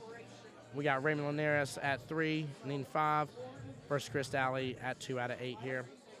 And David Dean down 0 racks against Shannon Fitch, who has been just shutting people out right now. So Shannon Fitch down, needing 5 more racks left versus David Dean, 6 more racks here.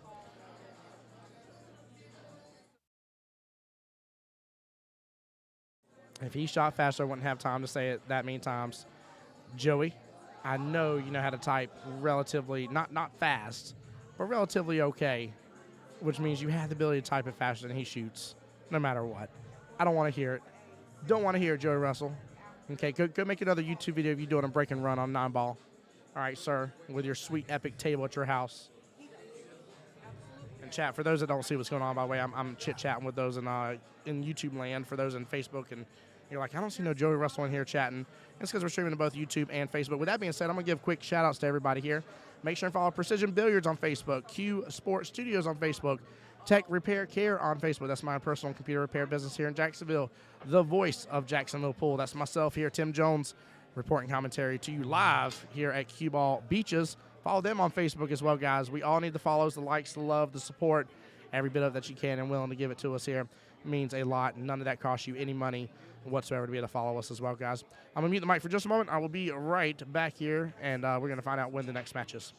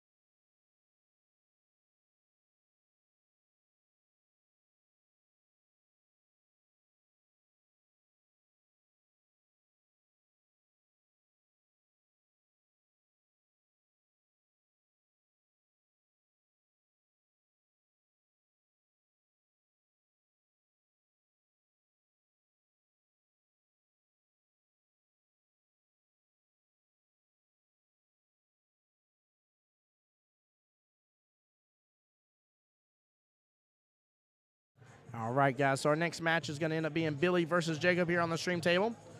We'll get that going here for you guys here in just a moment as soon as possible can. So bear with us while we get everything else ready. Now, guys, this is coming to the part of the stream here where there may be a little bit of time waiting between the next matches. We wait on some other stuff to start finishing up because we are definitely counting down here. In fact, with that being said, I don't know if it includes that match or not, but there is 10 matches left. We're basically 90% complete out of this whole entire tournament. And that is not even at the 9-hour mark, chat. Not even at the 9-hour mark here, and we're just pumping along. So, again, bear with us, guys. But stick around. Y'all won't hear the music again because I can't let the algorithms get us and try to beat us up here. So I am going to mute here while we're waiting.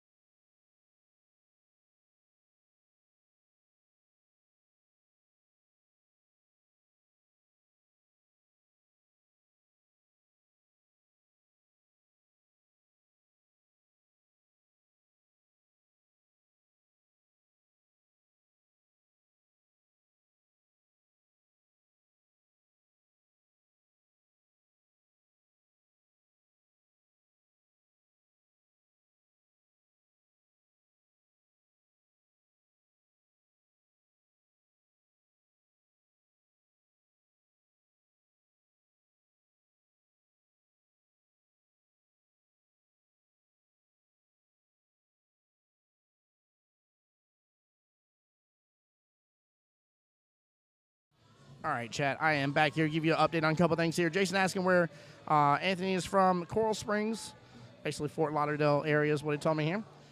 We will have the next matchup on here as well. This will be Billy Burke versus Jacob Andrasco.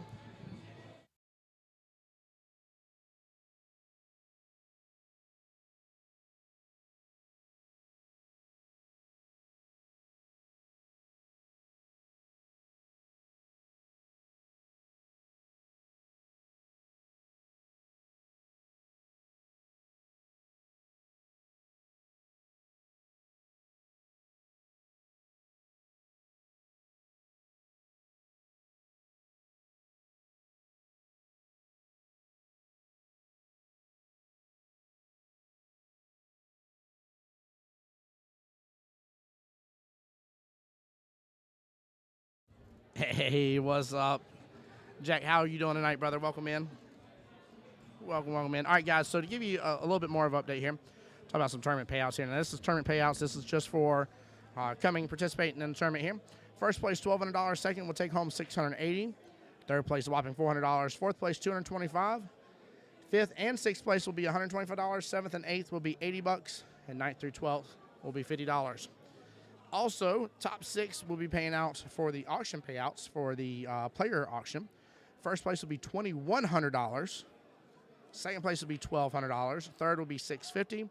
Fourth will be $300, and fifth and sixth will be $160.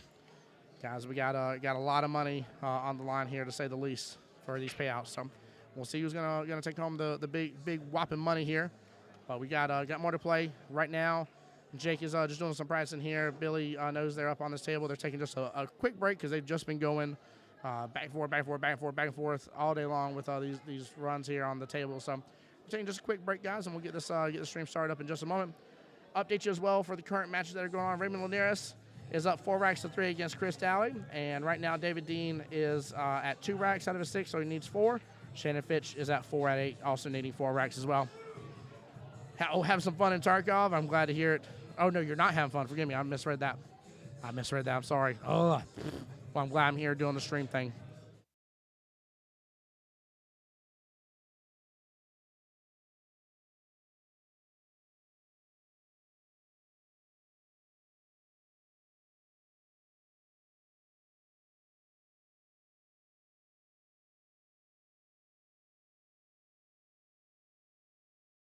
Also, guys, for anybody just joining and wondering if something's going on with the stream here, I am muting the mic in between the stream here, and that's just simply because of the music that's being played here in the pool hall. It is a very hustling, bustling Saturday night. This pool hall is pretty packed right now, and yeah, so we gotta keep the voice down a little bit here, just so that way the music doesn't creep in and make the copyright dealios get all mad and stuff. So we're gonna keep that muted until it starts up. I'll start chit chatting about the match.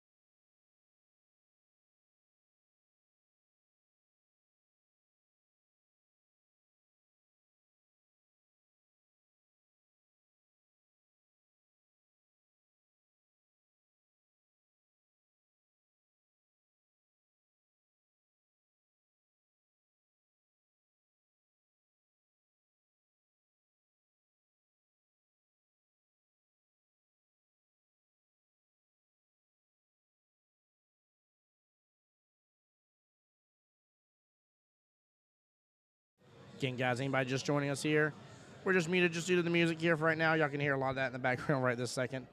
This pool hall is jamming and popping. It is packed full of people tonight. And we are waiting on Billy and Jacob to get back to the arena here and get things started in just a moment.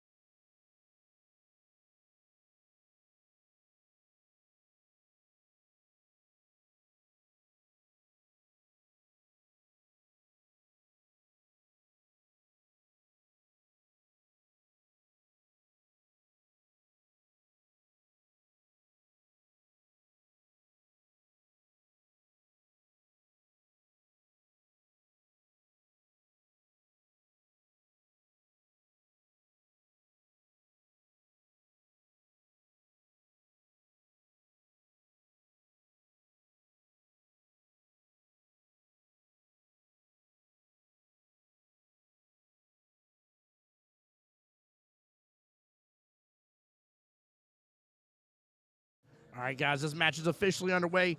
I know you guys have been waiting patiently here. Again, this is Billy at the table right now. Billy Burke, skill level 8 versus Jake Andrasco, skill level 4 here. Billy with a great break over here. 2 sitting against this short rail at the very bottom, though. Gonna cut it right on back into that corner pocket. Does a phenomenal bank shot there. Very nicely done. Very nicely done here. Let's take a look at this 3 ball. He has the option. He could drain it all the way down if he wants to. Might even potentially just go for a bank shot here. Yeah, he went for the bank shot here. Oh, no, the pocket points grabbed a hold of it. Just a small miss right over there. Jake looking to go ahead and start on the attack against Billy here. There's only a few balls left on the table, but Jake is skill level 4. Now, I have seen Jake shoot before. I got to shoot against him a couple times in APA as well. Nice little back and forth right there. Just letting the cue ball float on up. 6 ball does go past that 9 just fine, so focus on making your 5. Cue ball should wander its way right on back down this table here. He slammed right into that, though. Still gives him a good angle on that 6. He's got to worry about getting back all the way down to that 8 ball against that short rail. Pretty much if the cue ball can get back roughly where it is right now, he's sitting in good shape. So he gets up to that point here. Pocket point going to grab it. No, gets right past it here. And again, leaves that cue ball almost right where it was just saying go. Very well played. This will be an amazing first rack if Jake comes off the bat here. Oh, is that cue ball going to rotate right on up on it?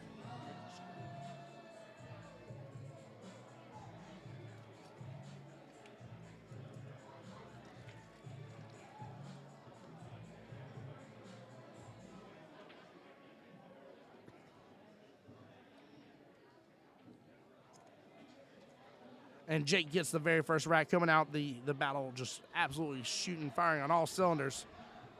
Bringing the race 8-3 now. I can tell you Billy does not want to afford and allow Jake to get a second rack on him for sure here. Jake's going to have the opportunity to go at it right off the bat. Very, very good first rack there for Jake. Yeah, even after some really good shots right there, Frankie by Billy there, Jake took advantage. Took good advantage here. Now the breaks though have been killing people a little bit, so we'll see what happens here. Looks like cue ball sitting there, still spinning against the bottom rail here. What we got? Yeah, Jake versus Billy.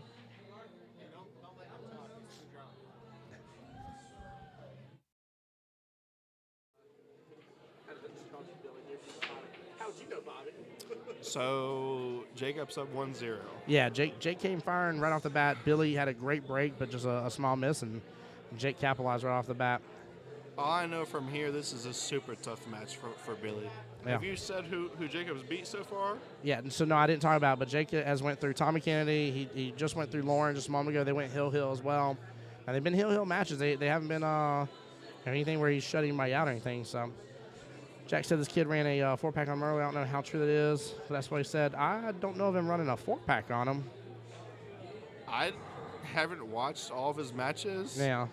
I would say it's highly, highly doubtful that he ran a 4-pack, guys. Highly doubtful. He is a 4. He is the son of the owner of Cue Ball. He probably does play on these tables the most out of anybody. But this guy can't run a 4-pack, guys. Like that's all there is to it. I will say that I've been on a team with Jake before. Actually, we went to Vegas together. Again, I don't want to say it's impossible, but I'll put it like this: the moment you said that, my head shook, and I was like, something doesn't sound right there, to say the least. So, not unless something else was happening there in the process, but I don't know. I wasn't there for all the matches. I don't want to misspeak and be like, no, there's no way. That's a lie. No, I'm not going to say that. I don't know, honestly. But I know he is between a 4 and a 5 in APA.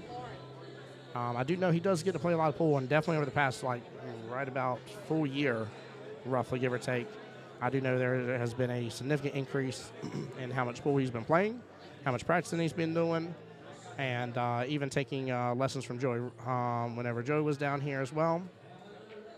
So he went Hill with TK. I heard, I didn't see it. I heard he made a pretty sick 9-ball combo to win. Yeah. Yep. Yep. Definitely did.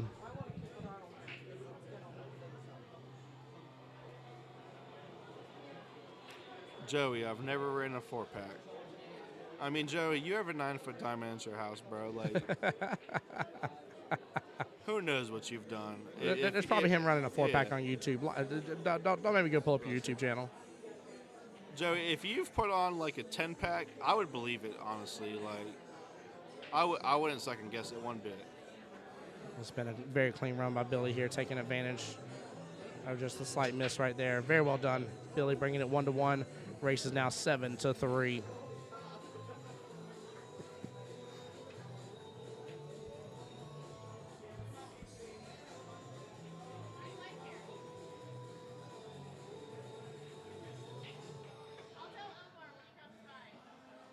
I need a drink. Please?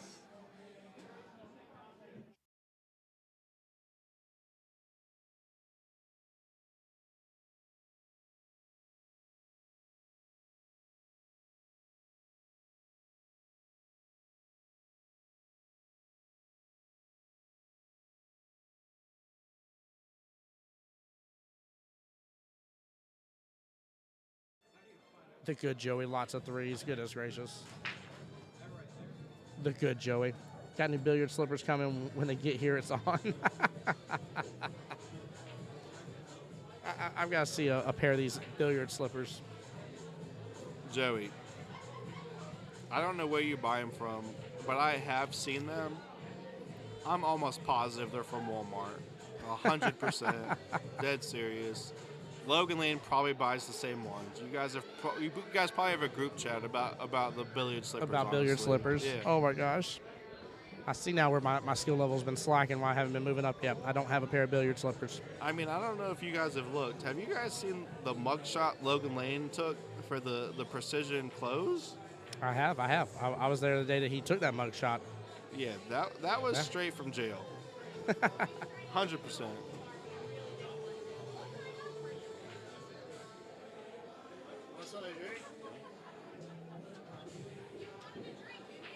From you. I said so many nice All right, guys. things to you So today. Shannon Fitch just finished up here against David Dean, winning 8-2. And right now, Raymond Lineras is up 5-3 against Chris Dowley. So who's shooting Billy right now on this 5-9 comp? I mean, he's probably a favorite to make it. Yeah, 5-9. It isn't too difficult. I wouldn't like it, but Yeah, there you go. Gives a little aggression to it, as you should on that shot too. You don't want to leave it just rattling up in the pocket. So with that being said, brings the match up 2-1. Right now, Billy needing 6 more, Jake needing 3. New Zealand. What are you saying New Zealand for there, Joey Russell?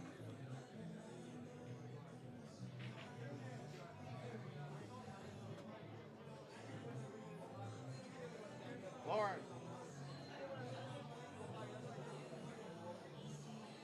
Brandon. Brandon. Did you get one? Did you? On your tab. Unfortunate scratch there on the break, leaving the 1 ball sitting in the pocket. That 2-9 being a potential combo over here. Pot stickers? Thank you, sir. So much noise with that.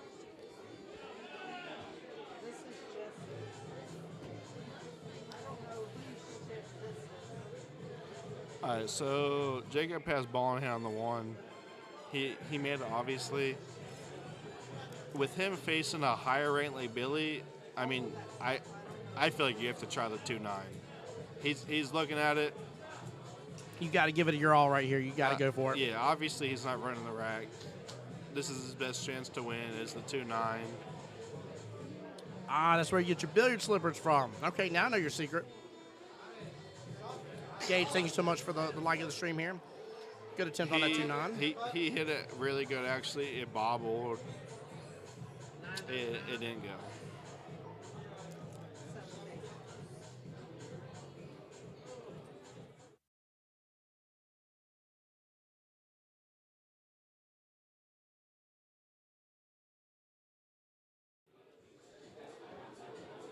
extremely close on that 2-9. Wow.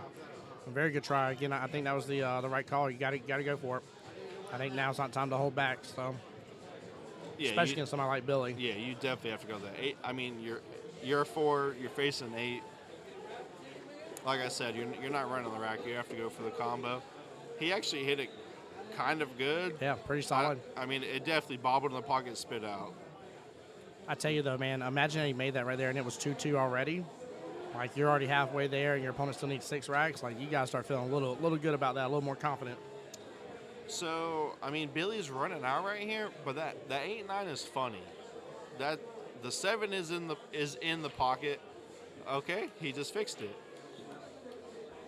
Yeah, I mean, all he has to do is make the 6. The 7's in the pocket. You can be anywhere on the table, and the 7's going in. So that was a really good shot Billy just made.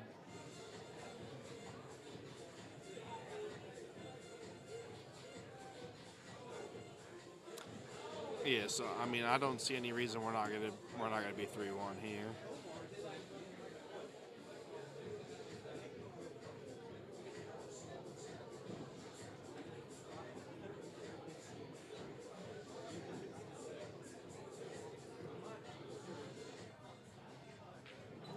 Should be a fairly simple out from here.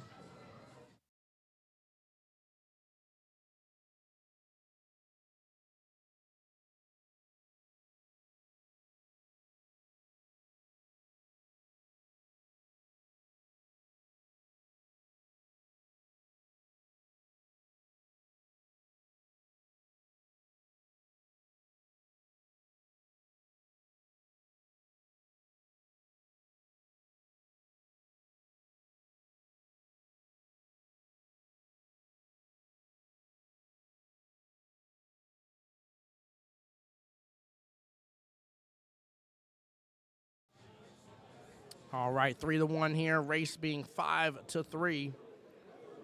Billy doing a great job, just absolutely running the racks here. Very well done. Logan, where were you at this tournament, Logan? A little curious to know. I mean, if you saw me signed up and you got a little bit scared, I understand. Just tell the people. I played 3 matches and lost 2 of them, so.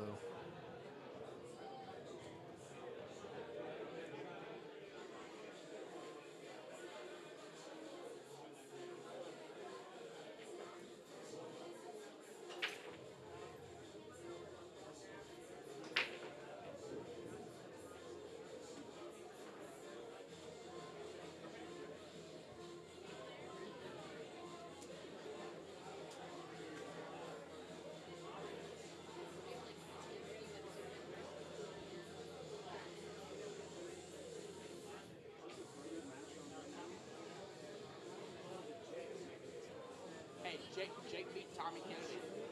I got you, too.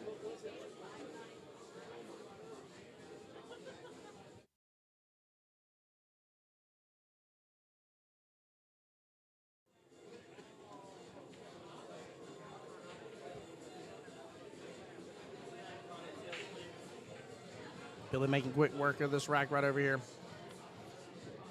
He's getting some pretty decent breaks right over now. He's shaking his head no about that. I mean, I don't think the 9's in the way. No, he's fine. He's fine. I mean, Billy's definitely gonna put together some breaking runs. I'm sure he's okay. He did get a slightly funny on this ball. I'm sure he's fine.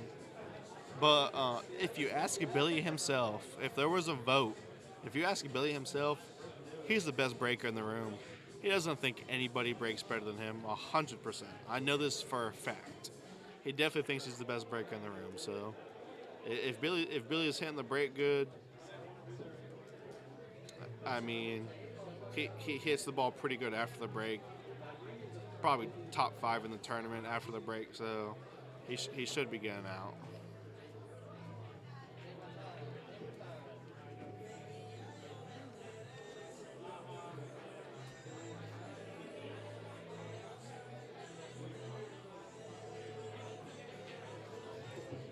With that said, rack number 5 is over, bringing Billy up 4. He's at his halfway point right now, needing 4 more to Jake's 3.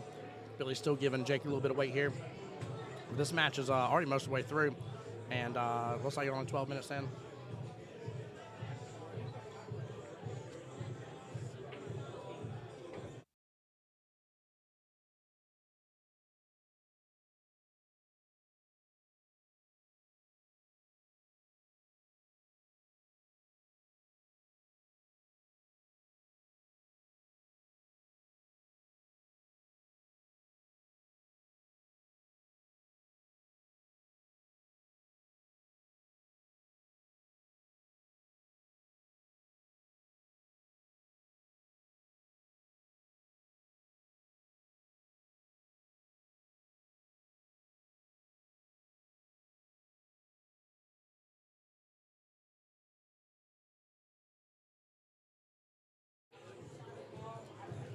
All right, again, Billy getting a good piece of the break there.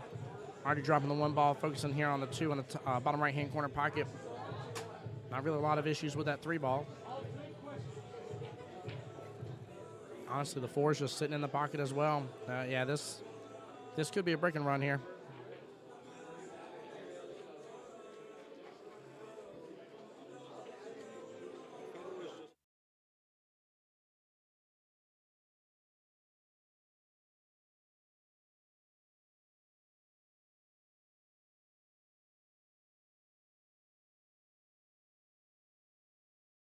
Billy getting a little love there from the 7-4 in the top left-hand corner pocket, leaving the 3 in the bottom left-hand corner pocket.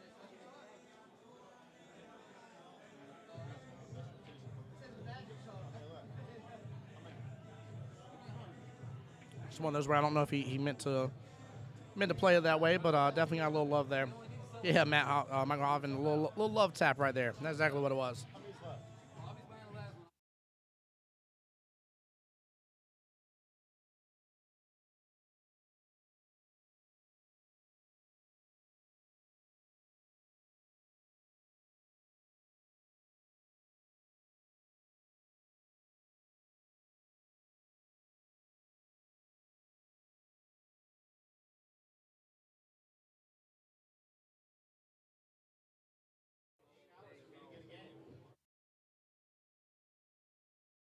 An excellent out by Billy. Billy is on just such a roll here.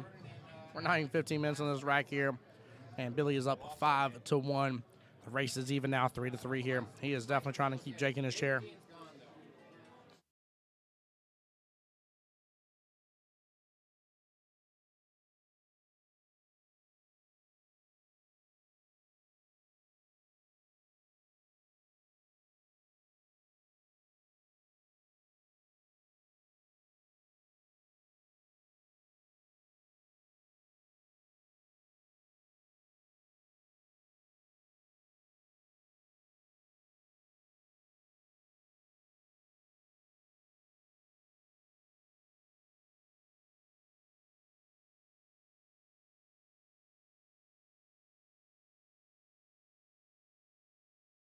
That's so funny. Call the fire department. Indeed, Billy is on fire right now.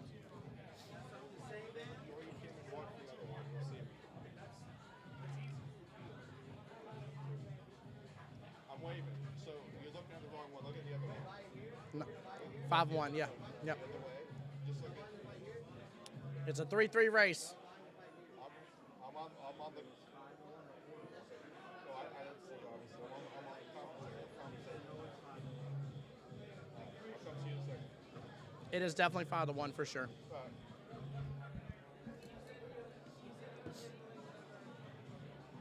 Jake showing some good honesty and integrity right there.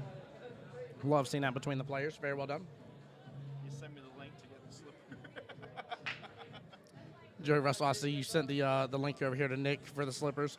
9 in the corner or side pocket here. That does count top 4. Congratulations. That's the first 9 on the snap we've seen on stream. Billy Burke now taking it up 6-1. Billy actually did that his last match. It wasn't on stream, but I was watching it. He did that in a very, very crucial moment in his match. He made the 9 ball on the snap. Here's the brilliant thing about this right now is that, first and foremost, we haven't had it on stream yet, which is awesome. Secondly, he just did a break and run. So he did that and then comes right on over to do a 9 on the snap. Very, very well played. Yeah, so Billy didn't even know that it was that it was good to make in the top 4. Yep. So whenever he did make it, when we were watching his, it was actually his last match. There was a few people that said it. He was about to spot up. There was a few people that told him that it was good, and he couldn't believe it. Yep, that was a 2-pack. Or 3. Was it a 3-pack? Oh, did you do 2 break and run? I thought that you won before he didn't. No shot clock needed. Stop it, Joey. No. Stop it. No. I mean, there's... They're not even 20 minutes in I'm not going to say any names. There's one person left in this tournament that probably needs a shot clock, guys. Don't say anything. You're going to get Joey Russell all hyped up because he knows who you're talking about. Jerry Russell, just say it in the comments. I Oh, like my it. I gosh. like it. Joey's like, where's my peanuts at? Let me throw them at these guys. That's... I mean, as good as Billy banks, I would say he's probably going to bank this ball. Oh, yeah. But very bankable. the three's funny anyway. So if he tries to play safe, putting the 2 underneath all them balls and getting back on the other side, long rail, I wouldn't blame him. But I mean, he banks so good, he's probably going for the bank. Yep. What a surprise! There he goes. He gets back above it here. Better take the 3 to the bottom right. He got almost perfect. He doesn't like being jacked up right here, but I think he still makes it. He's a bump the 5. Nope, bobbled it. Bobbled it and scratched. Wow, Wow. he didn't just bobble. Wow, he scratched. That's crazy. Oh, no. Wow. After such a good, crazy run right over here as well, Jake is going to be able to be on the attack here. 6 is outside the side pocket here, but basically sitting in the pocket. 7-9's a combo option if he wants it. So I think just nudge to those 3 here. Take the 5 in the top right. Oh, my goodness, great. He let that get far away from him. Way too far away from him. He didn't even have to hit it hardly any speed right there. That cue ball went flying to the center of that table. He's trying to bank that here, letting it open up here. And he does bank it. Wow. But he does not leave himself an option on the 6 ball in the process of doing so. Wow, he just banked it in. He just banked that 6, I wasn't even looking. That's sick for... Cue ball was about center of the table here. Yeah, no, that's sick for a 4 to bank that ball in and then have to kick at it. Yeah, I mean, he missed the kick. Billy's dead out. I mean, that's a bad roll. That's a bad roll. At this point, it's a 2-3. It's a 2-3 race favored for Billy, who's the 8. I'm sorry, Jacob Andrasco. It's not looking good. And I'm not playing favoritism. Friends, got to call how you see it. Billy's an 8, Jacob's a 4, and it's a 2-3 race. We'll just call it that he's favored to win at this point here. It definitely means that all the pressure's on Jacob with a limited chance here of availability to run. So it's a 1-3 race at this point. I mean, yep. I don't know. Now Billy has rattled a couple balls here, so we'll see. He's got to get out on this. I promise you guys, he makes this. If he would have missed it, that would have been what the TV wanted. It would have been a real good for the TV. Tell you, everybody been like, the commentator curse. Commentator made it happen. I mean, nothing happened. Now, guys, I'm a real big sports guy. The commentator curse is a real thing. No. And I'm not going to lie. Billy's my good friend, but I would love to put the commentator curse on him. Because I would tell him that. I'm saying, Billy, you missed that ball because I cursed you. And he would lose it.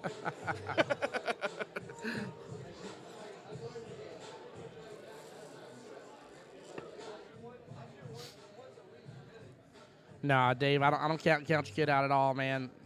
Your kid is taking out the one and only Tommy Kennedy. He's taking out Lauren. He's taking out multiple people here. Hear that when I was drunk?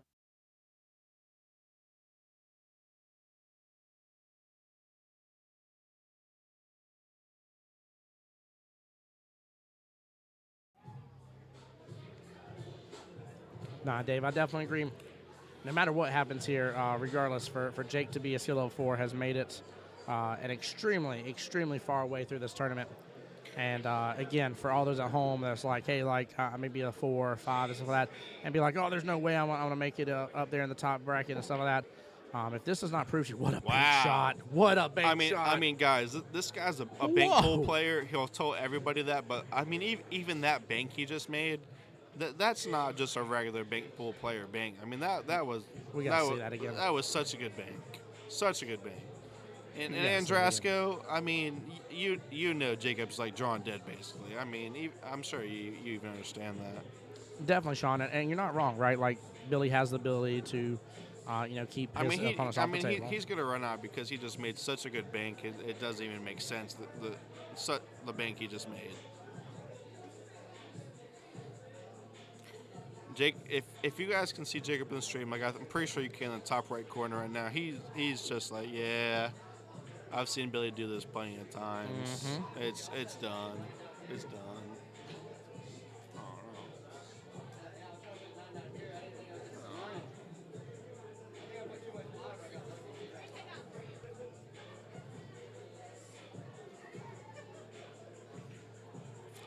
All right. Well, I mean, this is it, guys. How do we figure out who might be next, Tim? Oh, oh my goodness gracious! Do you know how we figure that out? Yep. We will talk with our tournament director here, one on Marianne here in just a moment and find out. But while we are waiting here, we do have Raymond's match still going on against Chris Daly here. Raymond up 6-3. 2 more racks for Raymond. 5 more for Chris. Oh, 7-3. I'm sorry, that did just update. Thank you so much here. Nice being perfect position for 2. Good hooting. What's going on, Ski? Welcome in the stream, brother. Yeah, Jake's got mad props from everybody for this. He went through the one-loss side and went through a lot of people to get where he was right now. So very, very big congratulations to him as well, and very well done. Billy and Aiden. So it looks like Billy and Aiden will be the next one here. And then we are waiting on...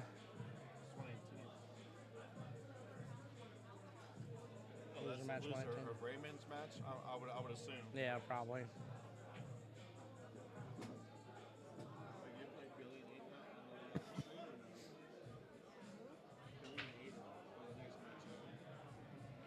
No, loser to 120. Oh, no.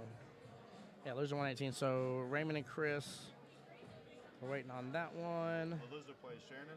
Yeah, Raymond or Chris, whoever is the loser of that one will play Shannon Fitch. We just had Billy versus Jacob, which means now it's Billy versus Aiden.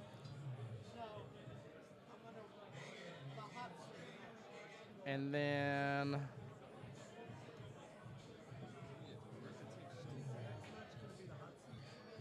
we're waiting on, yes.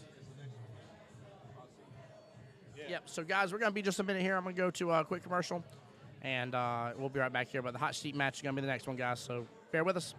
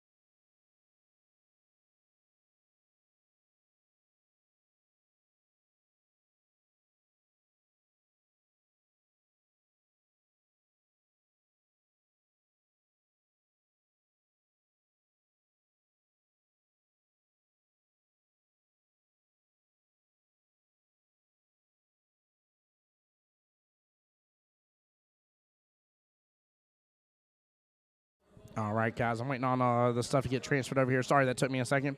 We're sitting here chit-chatting, but we are going to have Raymond up next. He did just win against Chris, and so that's going to bring us to the hot seat. This is the winner's side hot seat, and this will be Anthony versus Raymond.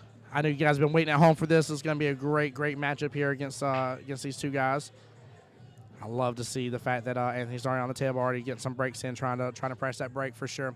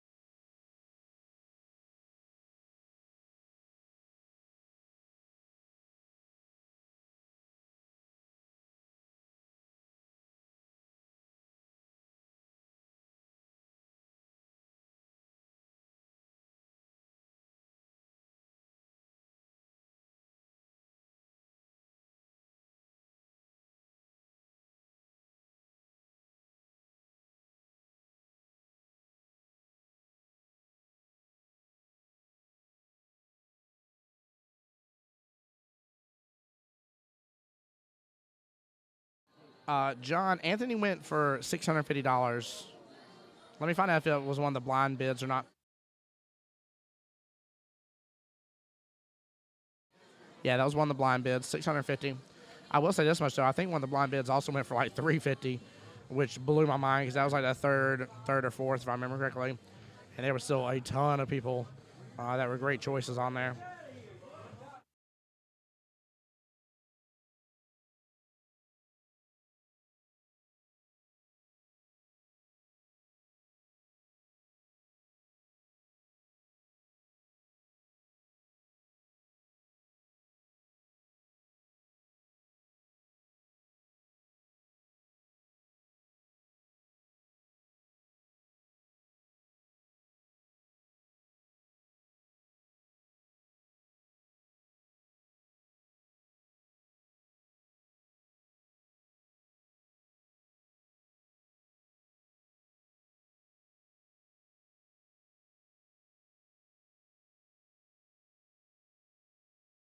All right, Logan Lane asking me the tough, hard-hitting question here. Who do I have for this? Man, that's a tough question. I've been able to see both players shoot. I've seen a little bit more of Raymond shooting than I have Anthony, just from being at the previous tournament as well. I'm not 100% sure how I feel about this. Here's the issue that I'll say, and what I think it's ultimately going to come down to. I would vote for Anthony from top down right off the bat. And the reason being is just because of his shot, skill and everything else like that. Like he's definitely just from a sheer simple number standpoint, he would be favored. Okay. However, I think Raymond knows how to break on this table, and I think the break is what's going to determine a lot of this matchup against each other. I think we may have one or two racks where there may be a good little defensive back and forth between these two guys. We're going to see a lot of balls ran back and forth. And I think if Anthony can control his breaks, not scratch on them, it doesn't even matter like making a ball per se. It's just more so controlling them. Yeah, I mean, if he can, I think he's got Raymond. I think it's really ultimately going to come down to how the breaks are going and how well each player is controlling the break personally. And because that's my votes from a sheer initial number standpoint is Anthony, but Raymond has the better chance to control the breaks.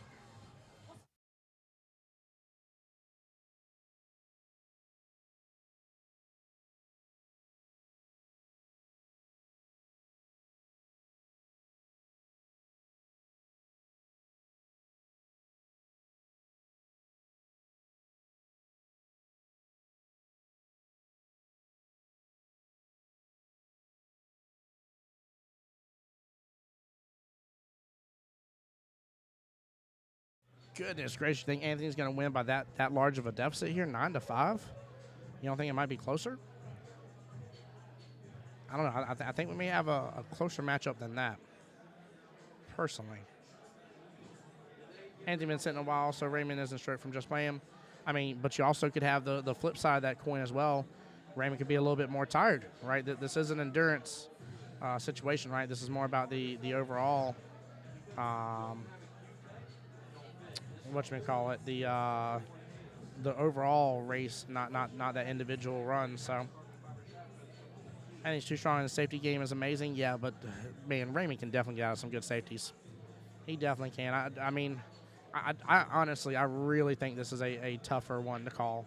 Ultimately, I do not think there's a sheer, very clear, very obvious favorite here in all aspects.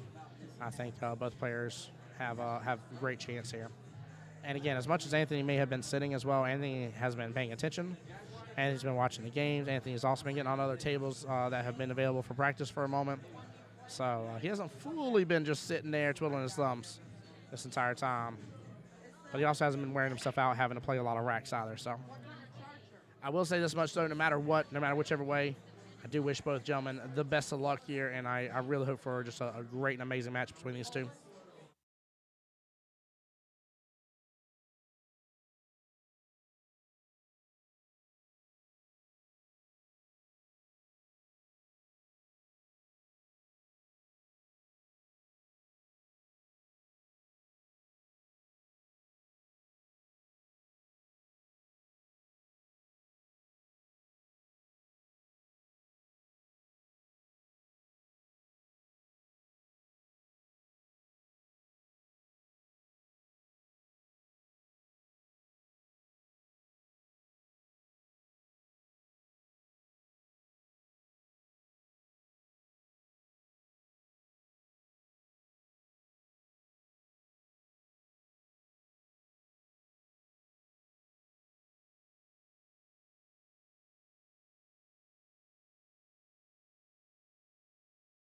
I like that, John. Preview of the finals here. So you're assuming no matter who wins or loses here, they're just going to come back and face each other again. That's pretty interesting. Pretty interesting here. Joey, I have no new text message from you, brother, right this second. Might take a second to come through, but I don't have anything right this moment, brother.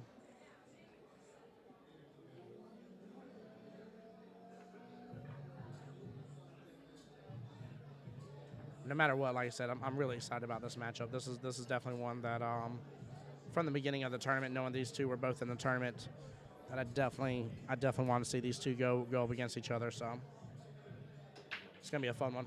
Gonna be a fun one. Now, with that being said, here, whoever loses this goes to, let's see, 125. So 125 will be of course, the last match of the one-loss side. So right now on the one-loss side, we have Billy versus Aiden. And we have Shannon Fitch versus Chris Daly here on the one-loss side. So winner between those two matches will go on to play each other.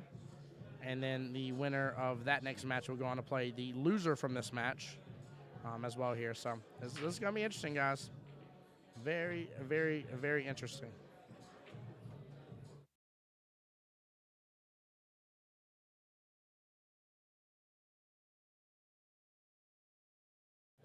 Sean, you're asking who beat Billy initially here. Give me one moment. Let me go back through. I think it was Les who beat. Yeah, Les beat Billy. He 8-2'd him, and Les moved on to take on Anthony. Anthony beat him 9-6, and then Les got beat out by Shannon Fitch, if I remember correctly.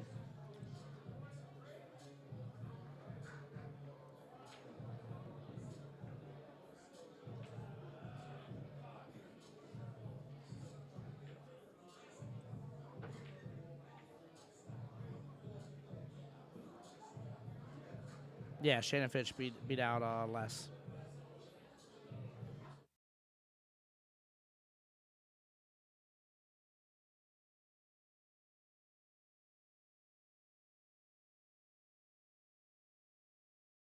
I like this little calculator. Oh, dropped my phone here. I very much like this little calculator Joe Russell just sent me. So, based on the players' Fargo ratings and placed on the race right now. So, player 1, that would be Anthony, has a 73.2% chance of winning according to this race calculator, and player 2, Raymond, has a 26.8%. So basically,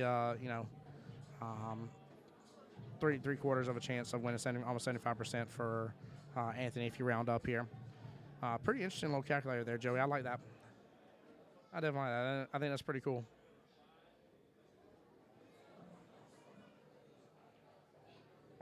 That's specifically within the Fargo app. That's very cool. I like that. Why does Ray need to hit balls? He's been playing constantly. This table plays differently than the other tables. I promise you, I know it sounds a little crazy for those that don't know, but this table absolutely plays differently than the other tables, without any doubt. I think it has to do with just location being between both the two front doors, so it's in between them. So literally from this point of view, there's a front door on the left and the right-hand side here. And I think just between the difference in humidity and the AC and all that kind of stuff, this table 100% plays different. It's a guarantee.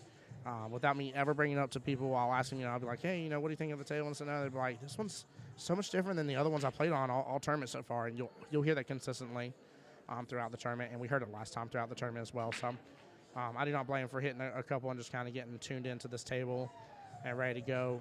This table breaks differently by the look of it from others as well. I've seen players get on this table and consistently make one on the break and have really good break stuff and come to this table and not make anything. So.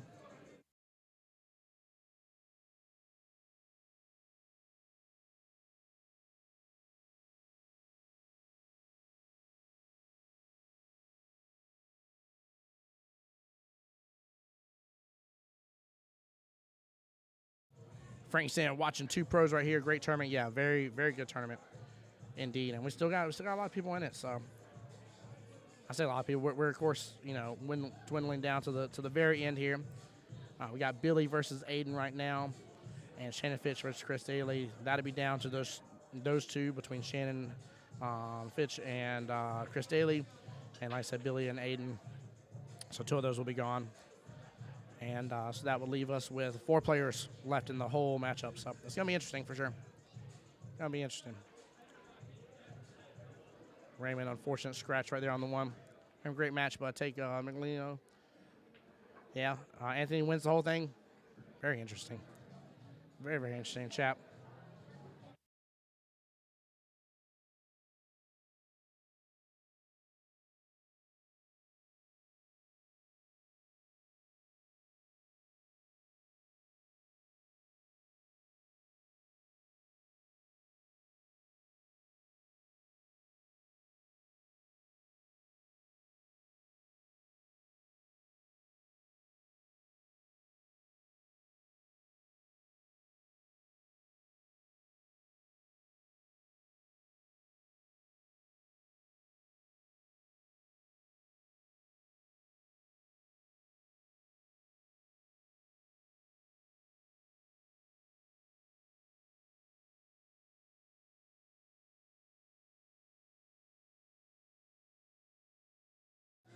So that being said, chat here, in case y'all didn't hear me a moment ago, so that means we're down to the top 6. Top 6 is what's left in the match here. 2 will be knocked out within 2 of these matches that are going on right now. And then no matter what on this match right here, Raymond versus Anthony, they will still continue on, no matter the win or loss here. Of course, the winner will be in the finals.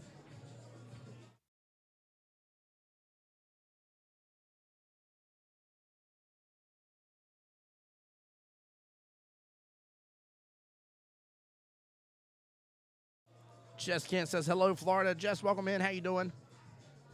How are you doing tonight? Welcome in. Again, for anybody just joining us, this is the hot seat match. This is one and only Anthony Migliano versus Raymond Lineras. Both very talented billiards players here.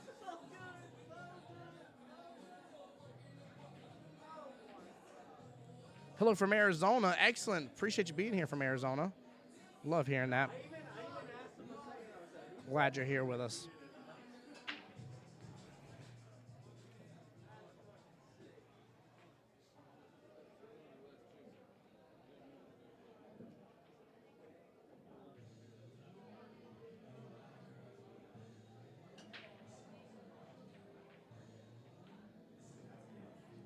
Great little drawback here. Excellent shot to be able to take on the 9-ball. And with that said here, Anthony taking the very first rack, making an even 8-8 race left here now. Very well played by both players here. Raymond doing a great job coming out the battle here, shooting pretty strong here. Just a small miss. And Anthony able to capitalize as well. Guys in chat, for those that haven't said so, please, please, please, let me know who you're rooting for here. Anthony on the move. Yep. Yep, definitely is. Definitely is.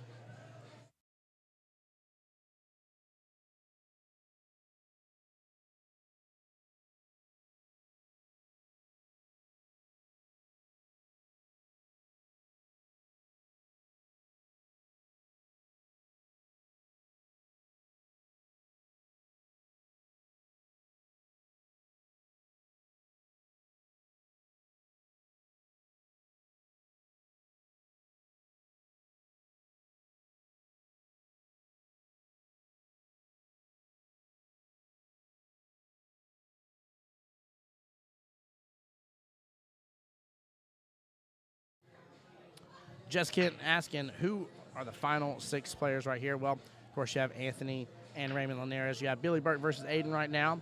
One of the 2 of them will be going home. And then Shannon Fitch versus Chris Daly here. And one of the 2 of them will be going home. Again, no matter what, Anthony and Raymond are in the hot seat, so they'll be good. Won't be leaving anytime soon.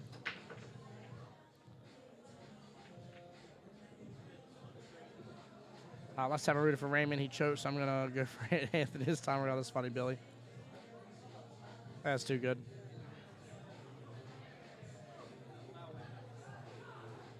And trying to see what he can do about this 2-ball right here. Just keep thanking for the like on the stream here. Yeah, this is amazing action. This is this is stuff you hope for in big tournaments, right?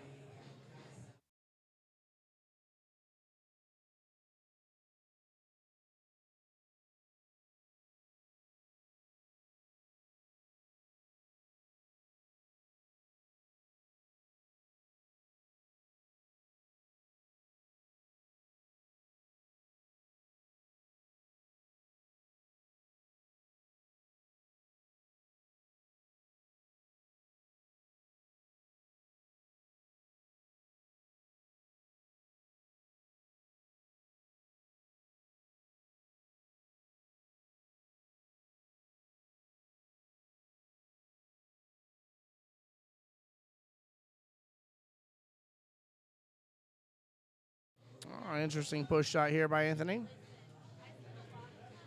Raymond taking luck here. Now, of course, he can see the 2-ball from where he is. But that scratch shot is right there, looking him dead in the eye, saying, you know what's going to happen. I don't know. I think I hand this back right here. I really do. I don't think I would. I don't think I'd go at this unless I was kicking at it, and even then, I wouldn't want to have to kick at it if I don't have to. That's really the real tie-up in this whole rack. As long as you just properly navigate the field and pretty much leave everything where it's at, you can take the rest of the field just fine. And he does. He hands it right on back to Anthony. I think that's a great call.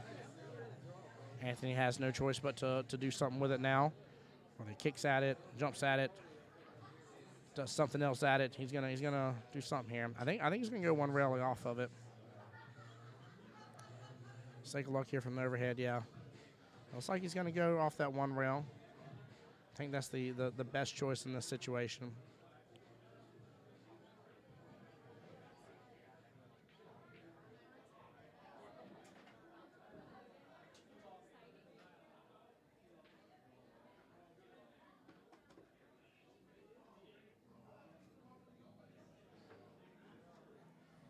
No matter what, this is a tough decision here one way or the other.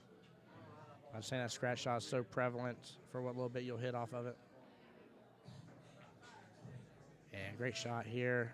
Might get a good leave out of it here. Definitely rolled up a little bit, but I think, yeah, about to look over Raymond can see more enough of that 2-ball. I don't know if he can drain it all the way down in the top left corner pocket. I really don't think side pocket's a choice for him from here. Yeah, I think he's going to have to drain it all the way down if he's going to go for it. Phenomenal work either way.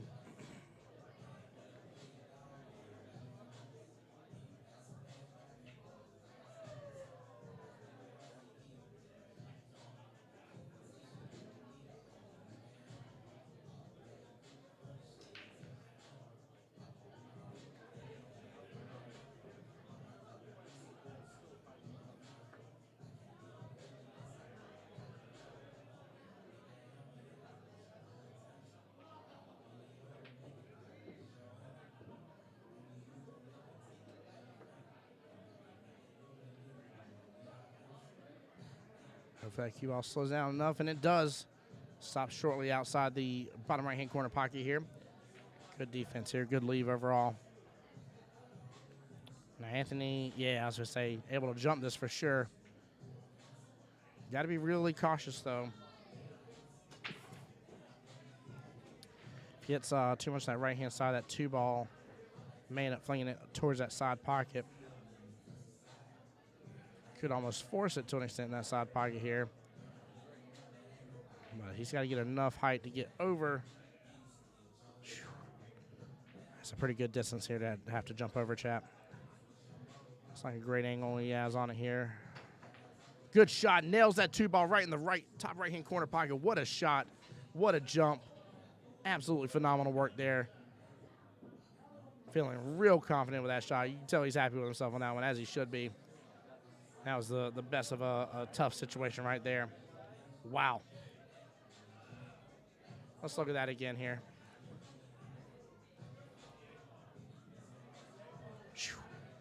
What a jump shot indeed, guys. Very, very well played.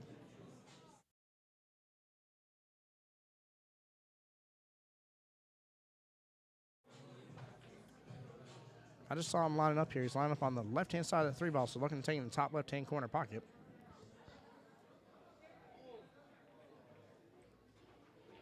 Let's 8-ball roll up here. Just a near miss, though. And I know Raymond's going to be super stoked to go after this this rack now at this point. Not really a lot sent his way here. 7 goes. Multiple pockets depending on which way you want to tackle it. I think realistically the 5-ball shot's probably going to be his most important to be able to get him option for the 6. Past that, he's going to have pretty much plenty of options and a lot to be able to play with, especially when it comes down to the 8-ball. Great shot here. Almost doing didn't quite come down to the bottom rail all the way, but almost doing a 2 rail there. Ends up just hitting 1 rail in the process. Short rail on the left-hand side. And I think he gave himself just enough angle here. Let this kick out and get back behind that 6-ball. Almost right where he was almost pointing his cue to an extent. If y'all look at that diamond, first diamond left of the top center pocket, he's wanting over there in that type of region for the cue ball to come back around.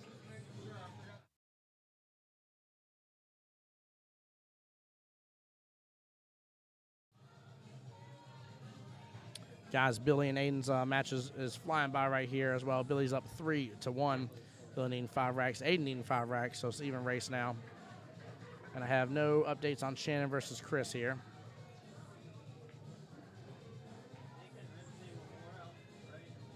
Aiden letting that cue ball roll just ever so nicely right behind that 6-ball.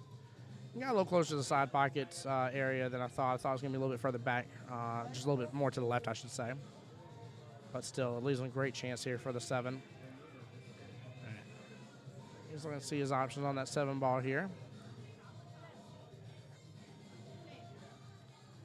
I think kicking in the round, let it come on over and be able to take that 7 in the bottom right-hand corner. Yeah, absolutely well played. Again, kick this back into the rail. Again, the bottom long rail. And let it take that 8 in the bottom left-hand corner pocket. Let your cue ball come off the left-hand short rail, I'm sorry. And let it open up to be able to take the 8 in the same pocket as the 7 here. Or the 9, I'm sorry, the same pocket as the 7. Pulls on over a little bit instead.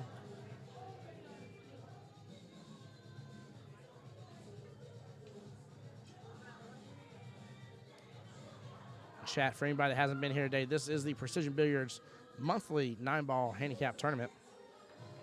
Hope for those that have been here have just enjoyed the day and enjoyed everything we've had going on so far. Great job pulling on back. Again, looking to take 9 right there in the same pocket as the 7. Nothing crazy here. A couple different ways to skin that cat here. He decided to go a little different method than what I mentioned there, but still same concept. At the end of the day, 9-ball, bottom right-hand corner pocket. Congratulations to Anthony on that one here. Taking the first lead now of the match. Needing 7 more racks here. Or forgive me, Raymond, sorry. I just lied. I just said Anthony. I meant Raymond. Sorry, making it tied 1-1. Forgive me, chat. It's getting late now. All right, past 11 o'clock. Might turn into a pumpkin here at midnight, chap.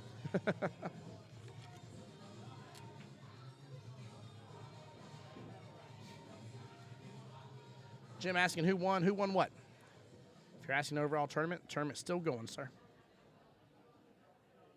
If you're asking for a specific match, let me know who, and I'll be more than happy to pull it up and let you know. Yes, sir.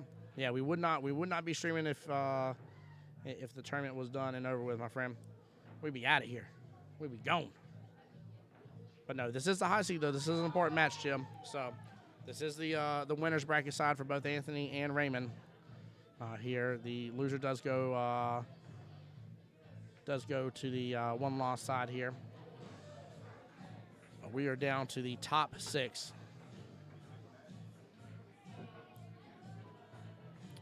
Nope, Tommy Kennedy was out. Jacob Andrasco took out Tommy Kennedy. Current scores right now, still nothing has really changed. Billy is still up 3-1 against Aiden. Both players needing 5 racks. Shannon Fitch and Chris Daly's match does not show any point difference. Let me refresh my page just in case. That way I ain't missing in case for some reason other pages doesn't let me know. Yeah, Shannon Fitch and Chris Daly's match is not showing me anything different. But they're definitely battling. They're 2 tables down right now. They're 100% battling. I just don't know if they've not submitted a match or something yet. And this match is 1-1. Hey, my pleasure, Jim. Love you too, brother. I hope you're blessed. I hope you had a great and enjoyable day, my friend. We are doing our best to wrap this up tonight. We're not coming back for a day 2. We're down to the bottom, or the top 6, I should say. I keep wanting to say bottom 6. The last 6. And we're looking to close this out tonight.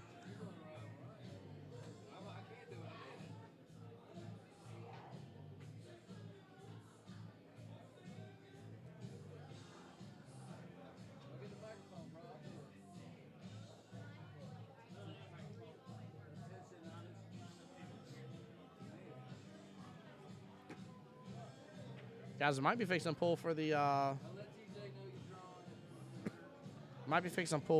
synergy shaft. Evan saying you guys are doing a great job. Thank you so much, Evan. Appreciate the love and support.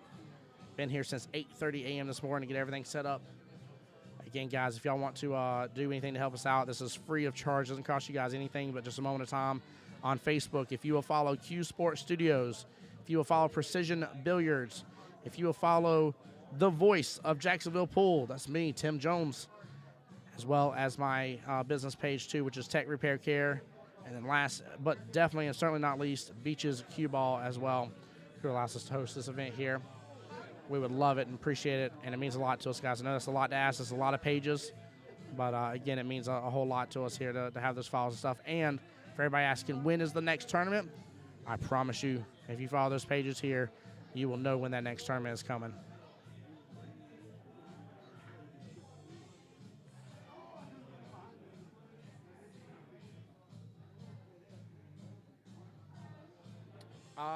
Joey asking how do we get in the drawing for the Synergy Shaft.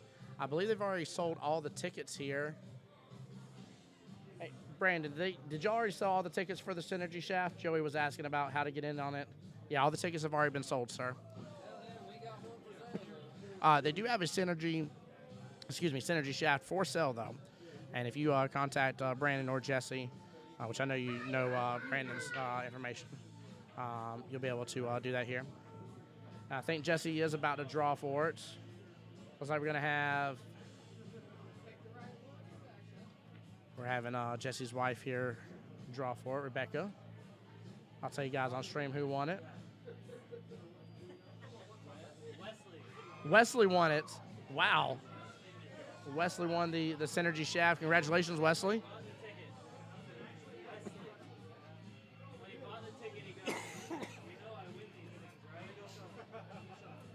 That's so funny. Wesley said whenever he bought the ticket, you know I'll win these things, right? That's so funny. Big congratulations. Carolyn, thank you for the follow as well. Appreciate the love.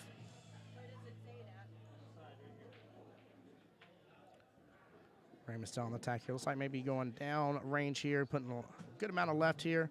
Letting that cue ball just curve around over that 2. Great hit.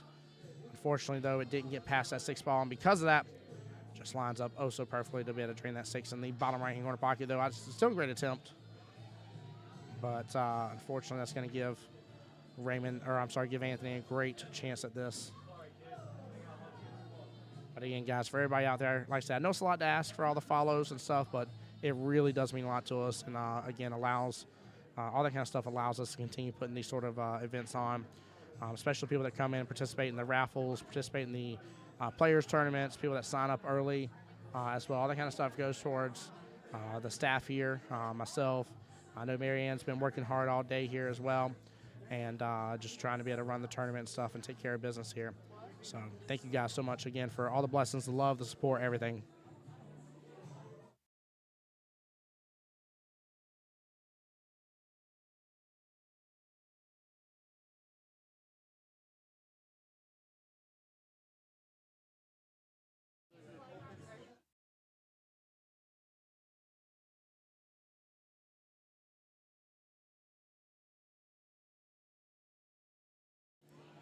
So I've got a little kick shot happening here. No. Hits into the 7-ball instead. Cue ball running rampant there. No, Raymond is thankful for this opportunity here. This table's really, really open at this point, though. That 5 goes in the side. That 6 goes in the top left corner. It's just a matter of getting back for the 7. I think really the 7 will be the difficulty here. That's it. Past that, you don't have to get crazy funny or anything on the rest of these shots here.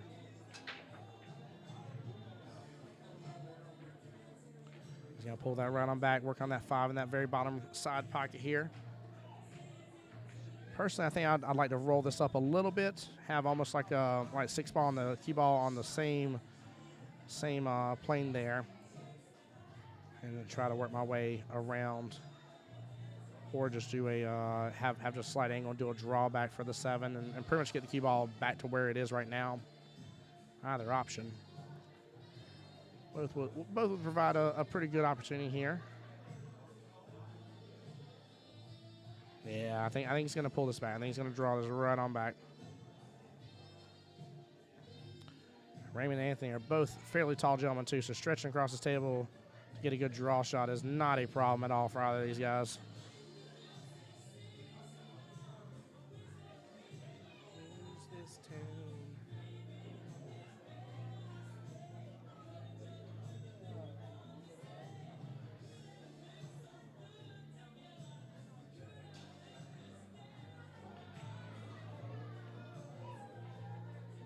Draw shot here. It's going to skip past the 9, leaving him an open option for the 7. I'll say I think the 7 was going to be the potential difficult shot, even after that ball in hand. Raymond has done an excellent job just navigating here, and that 8 goes in that top right-hand corner pocket. I think maybe a little bottom right, kick this cue ball right on over. And lets it come on up a little bit. Nicely done. And even if the cue ball just winds up pretty much right where it is here, you know, that's not too difficult of a 9-ball cut shot in the top right-hand corner. I don't think you got to, again, keep it as simple as possible, right? The less you're doing on the cue ball, the more you're focusing on your shot, the greater your opportunity is to make that shot. He gets it a little bit past here. Goes up to almost the second diamond. Just past here. Now he's got a very easy 9-ball shot here to make. This is a piece of cake right there for him. Excellent out there by Raymond. Raymond now taking the lead here. It is a race of 8-6. Raymond up 2 racks to 1 against Anthony.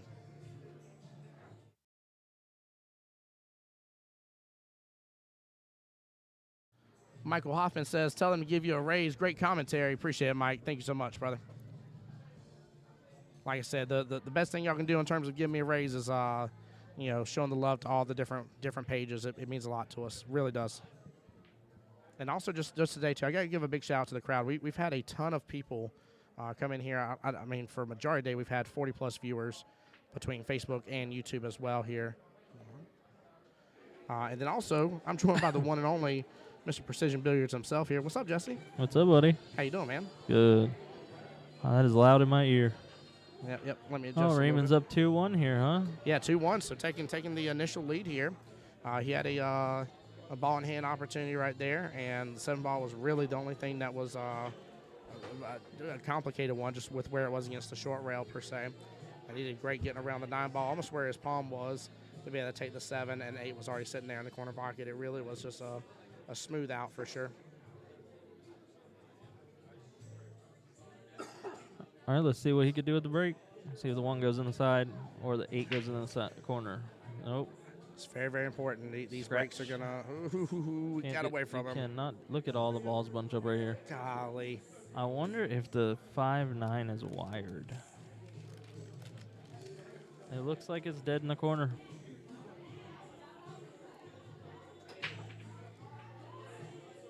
I think personally for me here, just knowing what I'm capable of doing, I think the 1-3-5 magical 9 combo here in the corner. I'm just kidding. Definitely nothing that I was crazy looking at here. the 1-3-5-9, but the 5 isn't going Yeah, towards the 9 that five's way. not going, yep. I think I would play defensive here and just try to leave the cue ball just mixed in with the bunch I here. would put the cue ball in between the 3 and the 6 Yep. and put the 1 up table. Yep, absolutely. And you don't have to do a lot here. He can even kind of go about it that direction too. I like going the other. I like being below it, personally. Well, he can also put on the 6 and put the 1 ball by the 8 Yep. and make it a really tough kick. Oh, he went for it. Whoa! All right, never mind. He says no defense is needed. I just don't like the 3-5. Well, I don't like situation. the angle he got on the 2 unless he's just going to roll up and play the 3 in the top left corner in this view. So it'll be the top right here. He's going to roll up because it goes in between the 5 and 6. So Oh, I it don't didn't know roll. I don't know what he's looking at. He's got to be looking at playing a safe, using the 9 as a stopper, 3 up table. That's what I'd be looking at. Just cut it with all bottom left. Yep, There we using go. it as a spotter. Excellent defense. But we were calling for defenses throughout the entire time. He waited till he got to 3 to finally do it. Well, the good thing about this shot is he opens the whole table up.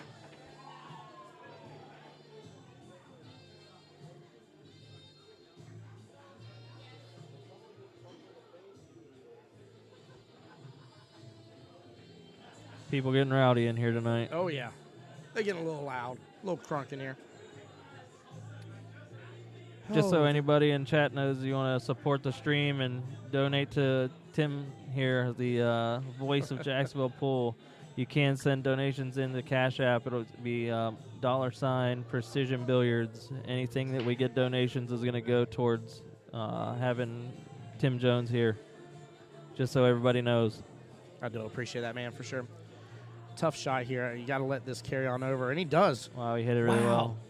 Almost absolutely hits it right in there. Yeah, little rowdy, Joey, a little rowdy. You're on your way. I love hearing that.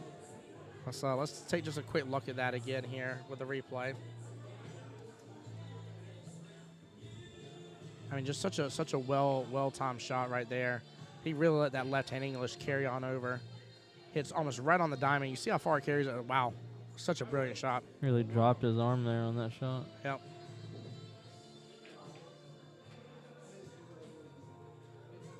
Looking at the 5 in the side pocket by the look here. Say this overhead view looks really good. I think he did a great job. Yeah, same to you, brother. I think the little contraption. I had to build That had works. to build a bracket out to put it Little in the bracket, yeah. ceiling so that we could extend over the table.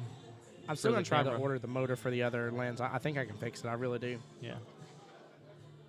Our other lens took a 10-foot plummet off the ceiling. Oh wow, he really tried to dog that. man.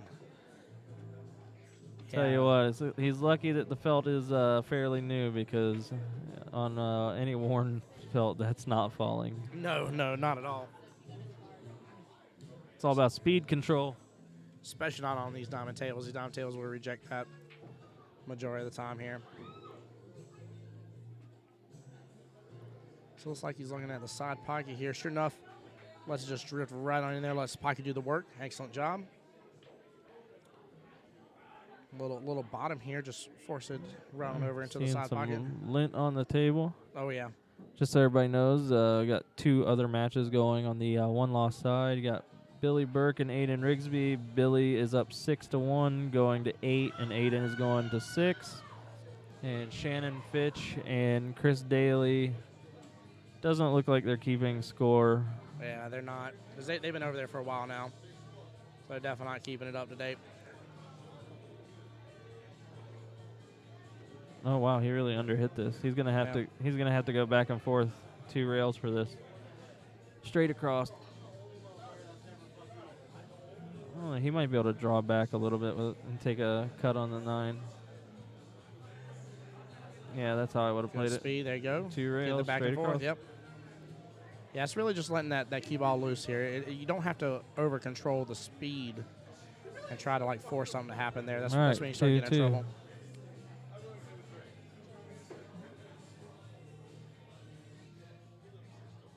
And what Jesse was talking about here, just to show you guys, pull it back up. Billy up 6-1 here. Billy needing 2 more racks versus Aiden's 5 more racks. And then, like I said, we'll try to see about getting a score update here in a moment from Shannon Fitch versus Chris Daly against that as well.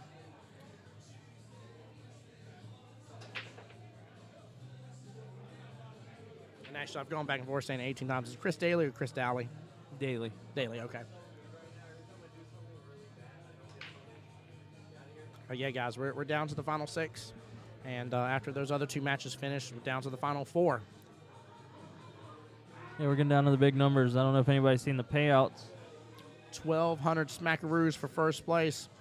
Over 600 for second. What was it? 640? 680. 680 for second. And that first place for the players auction is over 2,100. Yeah, I don't know how I pulled any numbers for the auction. There was no one bidding at all. But anytime you got Anthony, Raymond, Les Duffy, Shannon Fitch, Billy Burke, all these top hitters in one tournament, the numbers can go up there just having those guys in the event. Yeah, I was surprised. I think it was like the third, I want to say the third blind pick or whatever went for like just a little over $300. I was like, really? I was like, with everybody that's still in this matchup, there's a lot of steals for $300. Yeah, these guys are struggling to break. I don't know what's going on here because when I played on this table earlier, it racked perfect. And that's something I was talking about too. I even talked to Anthony while he was over here. And I know Raymond's already very well aware of this too. Every player says this table compared to almost any other tables in the tournament plays different. And I get it, location and stuff can matter, humidity, all that kind of stuff. The light has everything to do with it. Yep, light can definitely change it too. That's why Anthony, I don't know if you saw him beforehand, but he actually was practicing breaking before getting up here. And it's funny, people are like, and Raymond went up and practiced a little bit too, and they're like, I don't know why Raymond, is practicing, maybe he's nervous. And, he just got done playing, and it's just got to deal with the fact that there is, I'm going to call it superstition to an extent, but I don't think they're wrong. Like, this table does play differently. They're just trying to get dialed into this table. And the biggest issue on this table that I've seen to date here in both tournaments is about the breaks. Now, I've seen players that have been very successful elsewhere on other tables, having no issues with the break, getting at least one on the break, very much controlling where the cue ball stays on the table and not doing anything crazy on it. And I've seen him come to this table and break dry every single time. I don't know. I played Lee Hewagon on this table earlier, and I break and run 3 or 4. Yeah, you put on a 3-pack against him. Yeah, so I mean, I don't think it was breaking too bad there. I just think these guys don't know where to rack the balls on an 8-foot table. You got a big spot there. And the installers aren't always perfect when they're putting the dots on the table. Yep. So you have that whole spot to use. Find the top or bottom of the spot that is perfect for the break, and these guys are looking to put it dead center every time.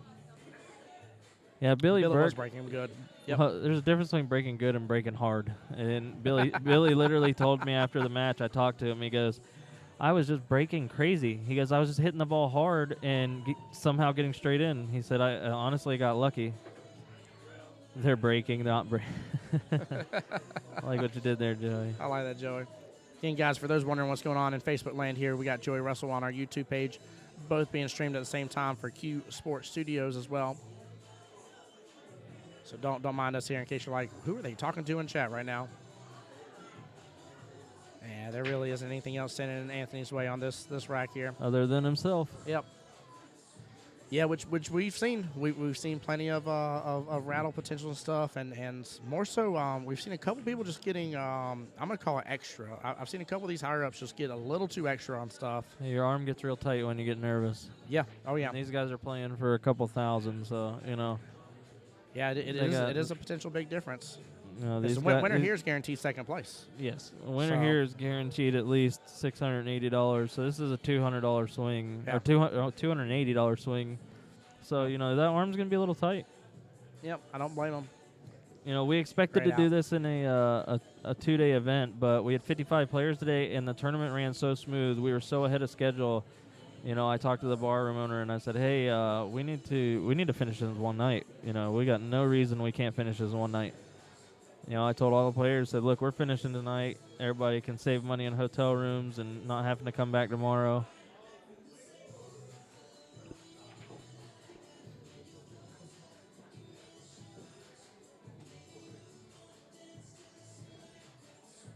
And then everybody gets their Super Bowl Sunday. That they do. I will say this much, guys. Again, it's been asked multiple times across stream, when is the next event? When is the next event? I'm telling you right now, make sure you follow the pages that I mentioned a little while ago. And if anybody's new joining us here, I'll go through them again for you guys. I don't want to keep harping on them too much and bug you guys.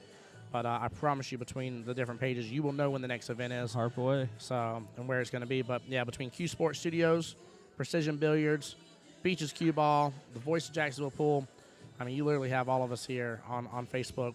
And you're very, very easily able to be able to find us there. And I promise you, in some form or fashion, we will all have, about the next tournament posted.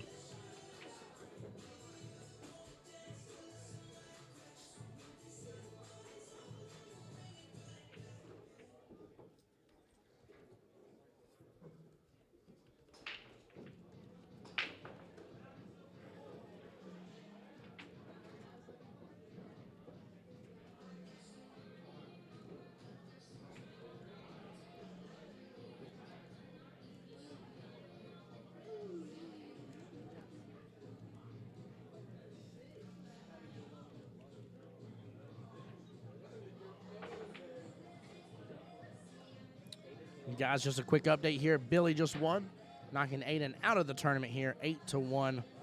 Big congratulations to Aiden, finishing top 6 as a skill level 6 here. Right now, he was the lowest skill level player that was still left in the tournament.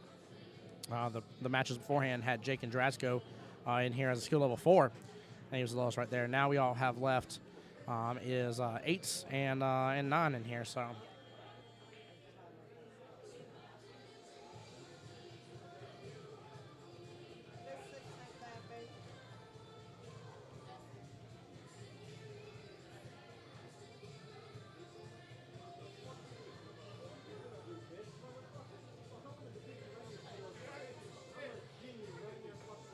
Yeah, major congratulations. Hey, Aiden. Hey, Aiden. Oh, he's sitting here having fun with some of the boys here. I was trying to tell him congrats.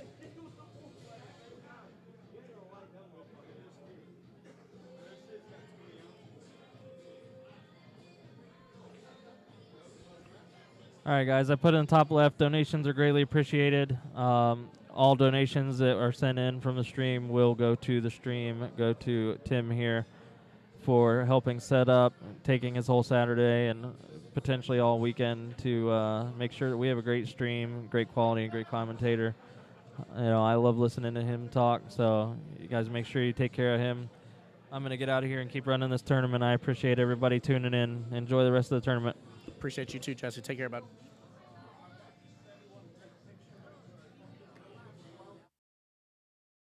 Yeah, so Aiden finishing up in the top 6 with that right there.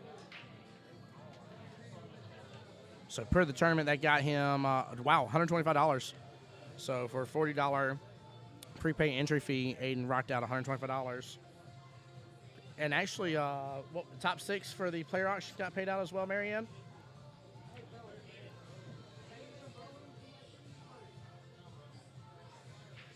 I'm going to try to find out how much the players got paid out for the player auction for 5th and 6th.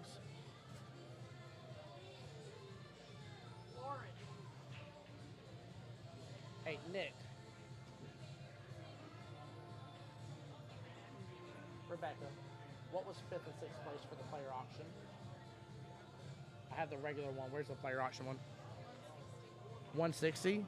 Oh my goodness gracious! So for 5th and 6th place for the player auction was 160. For the actual just player field was 125. So up to $285 right there for 5th and 6th place.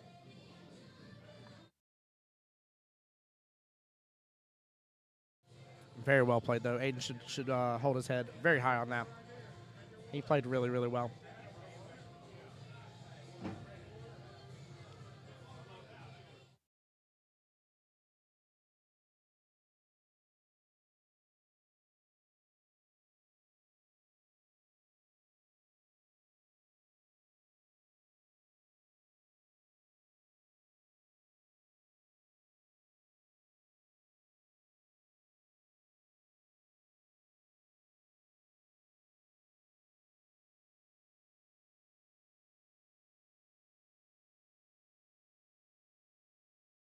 Guys, I'm trying to get an update here on Shannon and Chris's match.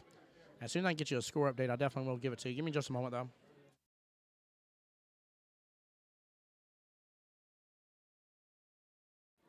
Can I say top 6, please? Yeah, you want to know who was in the top 6, Craig? Is that what you're asking? So it's Shannon, Chris Daly, Billy. You had Aiden. You have Anthony and Raymond. Now, Anthony and Raymond are in the hot seat right now, so they're still on the winner's side. Shannon, Chris, Billy, and Aiden were in the one-loss side. Aiden just got knocked out by Billy, so he's moving on. And Billy will play the winner between Shannon Fitch and Chris Daly. Or Chris Daly, I'm sorry.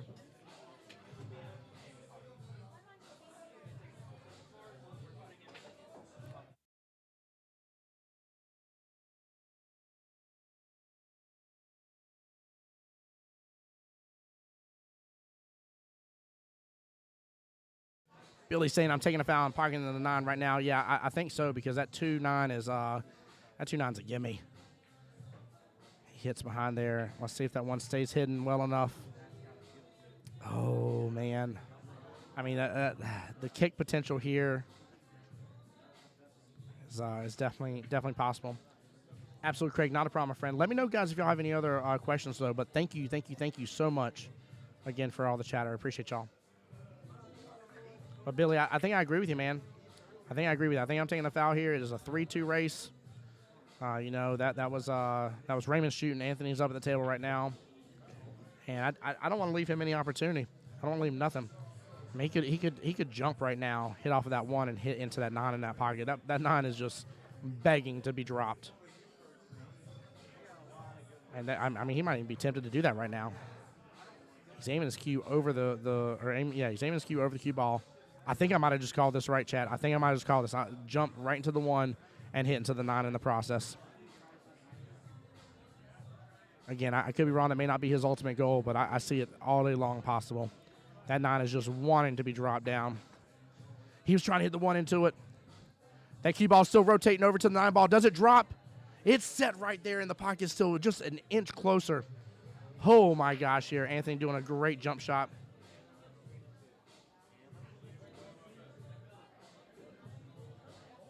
Oh, my goodness gracious. What a shot and a half. What a shot and a half. Wow. Let's see if I still had enough time on that. No, I had it just rolling over. Anthony with the big old grin there. I apologize. I missed that, guys. I'm sorry. Oh, man. Just can't ask how Aiden played. Aiden got knocked out by Billy. Billy went 8-1 against Aiden. However, I want to give mad props to Aiden. Aiden was a skill level 6 in the top 6. So taking home 125 for the players' side of it here, just being in the tournament. And then his rank for the Calcutta gets him 165. Or 160. I think it's 160 or 165. Man, oh man, this rack's going to be a fun one here. If either player gets on the 2, that 2 just drops that 9. It definitely does. Phil says, great shot, Anthony. Wasn't it an amazing shot? Oh, my goodness. I can't believe I called it right there here. He did a little different than what I thought. I thought he was going to let the cue ball hit off and hit towards the 9, but he was just trying to use the 1 to hit into it. But that cue ball rotated right over that 9 ball, and if it had just a 1 more mile per hour speed, I mean, that 9 was gone. If somebody goes over there and sneezes right now, that 9's done for. And we know that, especially with the way the match is, I mean, it's even. It's a 6-6 race left. Anthony up 3-2, but because of the weight, 6-6. 1 ball drops right there in the side pocket. What an amazing shot. Wow, very well played. We're going to get that one on instant replay, chat.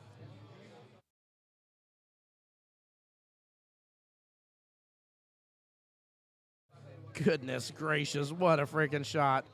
And 2 ball onto the 9 here, giving Raymond this rack right here. Rack number 6 is done. Raymond is up 3-3 here, but that does give him 1 more rack over Anthony overall. What a shot. So top 3 for tournament payouts. First place was $1,200. Second was $680. Third is $400. And then money raised in auction. Total money raised in auction? Oh, Lord. Hold on.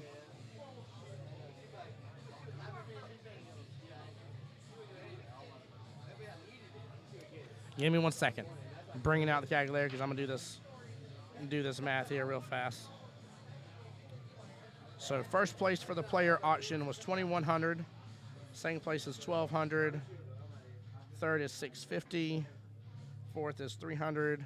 And fifth and sixth is $160. So it's another $320 total. So total for the player auction, $4,570 for the player auction altogether.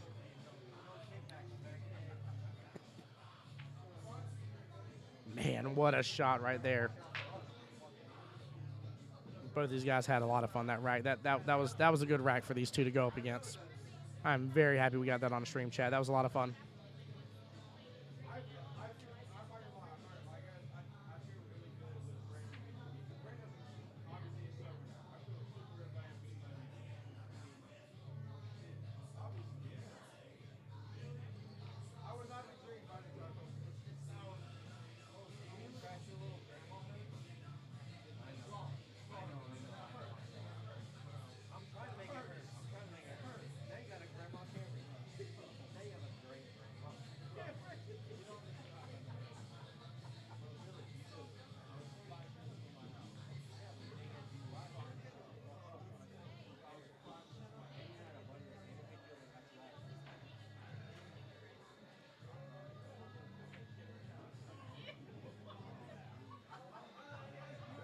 Oh, wow.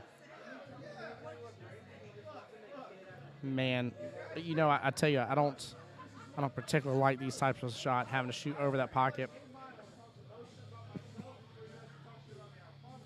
Looks like he has just almost a natural angle, though, to bring that cue ball just at almost at an angle from where it is right now towards that side pocket, but a little bit further left of it, of course, if he hits into that 2. Question is, what does he do with a 3? Go after a 3-8 combo in the process, or does he take the 2 in the bottom left-hand corner pocket instead? I just don't like these options right here, personally. Nah, he's just going to play defense here, let the cue ball roll up here. Is it going to hide enough? It's going to shoot out just a tiny bit, just a tiny bit above that 3 ball here. 1 second, chat.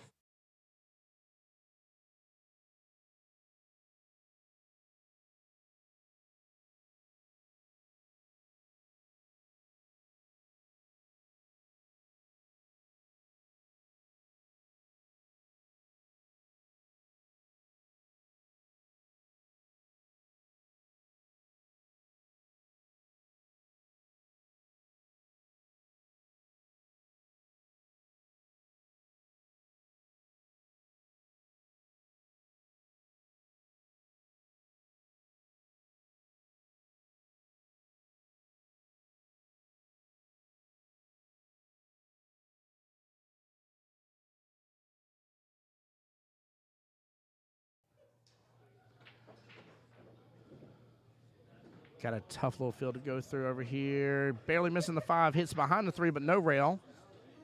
Ball in hand there. Nice try.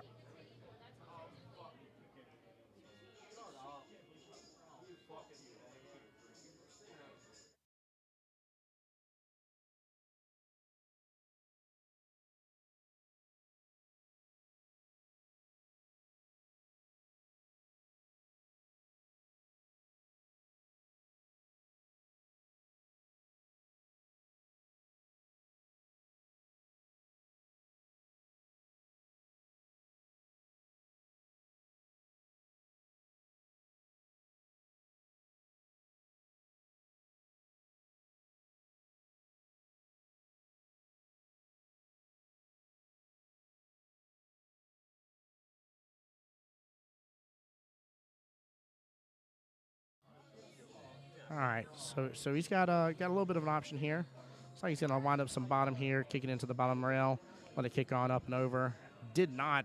Lines up almost perfectly with the 5-ball here. He wanted that cue ball up a little bit more to the left here, a little closer to that first left-hand diamond near the side pocket here.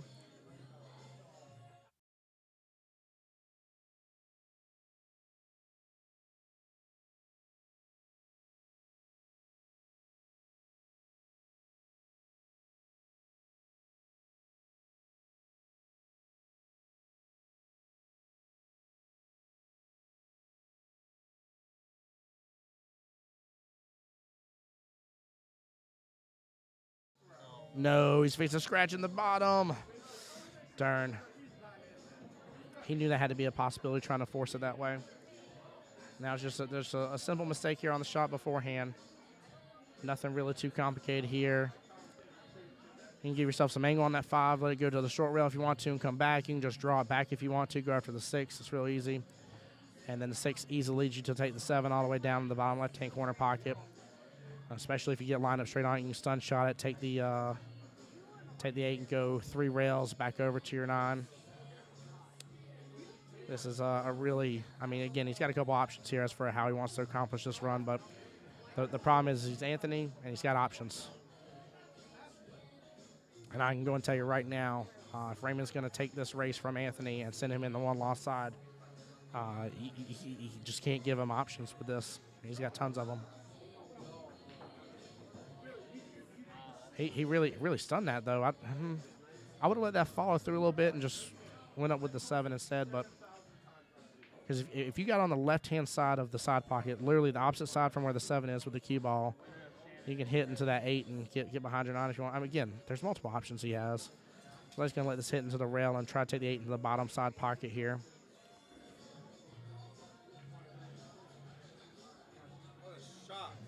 Now he got on the other side of the 8-ball here.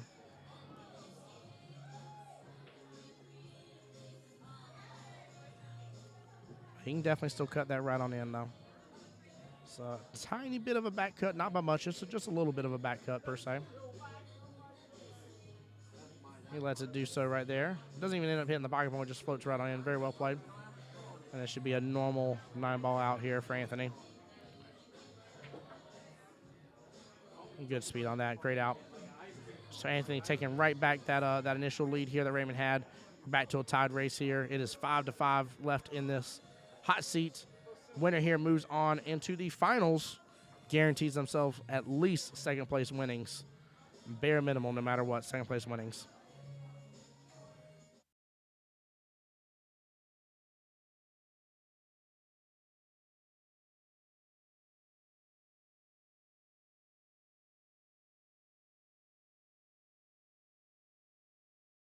Ooh, Jesse making a little change here. We got precision billiards after dark here.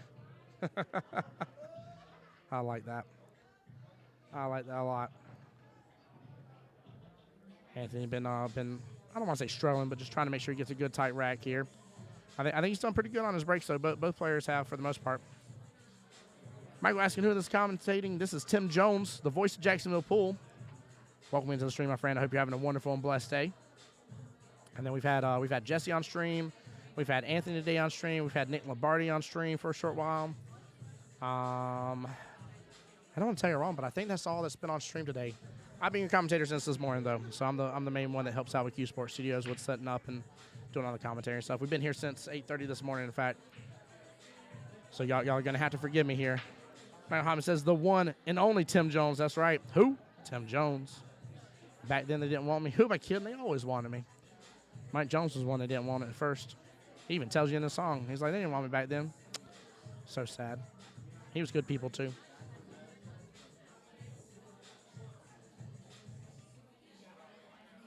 This has been a very interesting matchup, though. I know Chad kind of started off right off the bat saying that for sure. It was Anthony's game to win. But both players having some minor mistakes here. Off and on, both players capitalizing on those mistakes against each other. And here we are. We're still just tied up in this match here. We just had a really good battle back and forth. And nothing crazy. Neither player has done a big breakaway and done like a 2 or 3 ball break and run or anything crazy like that.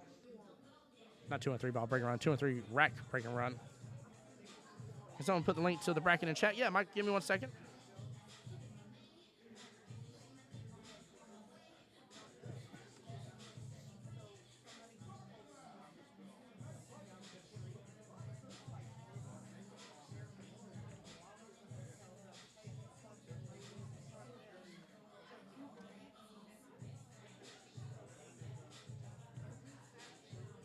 Michael, that should come through in just a moment for you, but it is via digital pool in case it, well, it just showed up on my end, but just in case if it doesn't show up, if you go to digitalpool.com, click on the tournaments tab, there's a search menu, click on the search menu and type in the word precision, and you'll pull up our tournament here.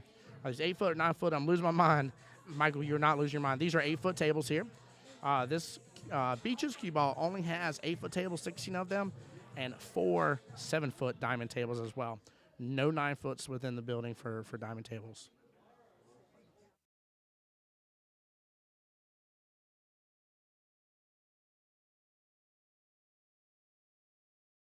But yeah, you are not losing your mind at all, my friend.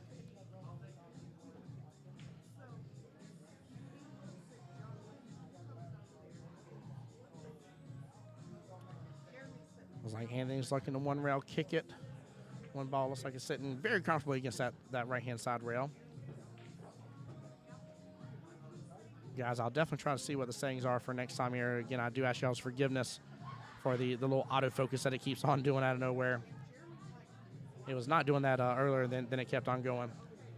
You're so confused about, nah, these are definitely 8 foot tables here. Great shot here, trying to get the 9 in the corner pocket, and absolutely does. Anthony making a very quick work of that rack.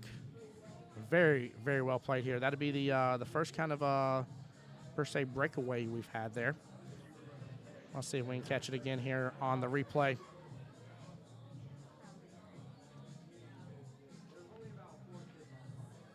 Great speed right there on that, too. And I think you absolutely had to hit it at that type of speed as well. You did not want to baby that along here and just leave that 9 hung up in that pocket. You either wanted it going or you wanted it out of that pocket again. Very well played.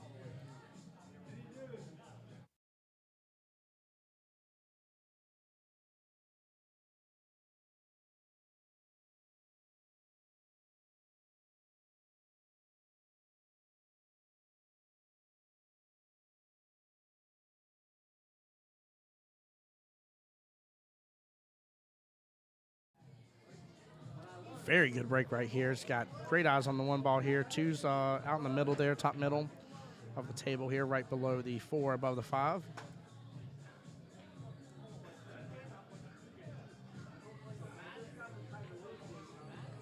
Great shot, going to bring the cue ball back above that 2 ball, looking to take it in the same pocket as the 1. Might just draw this back to bring it back for the 3 ball a little bit. Not 100% sure which way he wants to go with this. He's going to have to do a little back and forth here. 3's on the left, 4's on the right.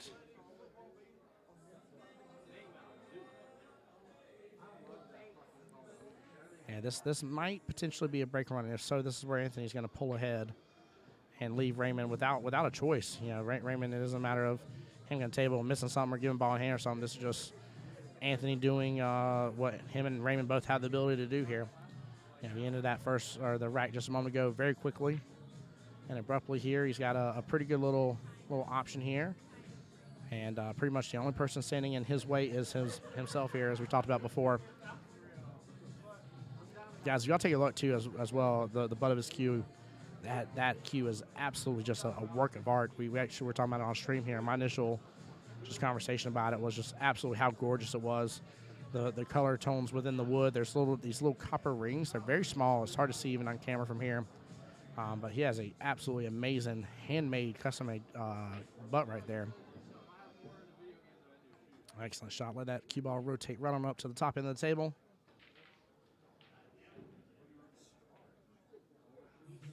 I don't know if he got enough angle that he wants here. Michael, we are finishing tonight. Yes, sir. Yeah, we are down to the top 5 now. And whenever Shannon's match is over with... Sorry, I do not want to tell you guys wrong.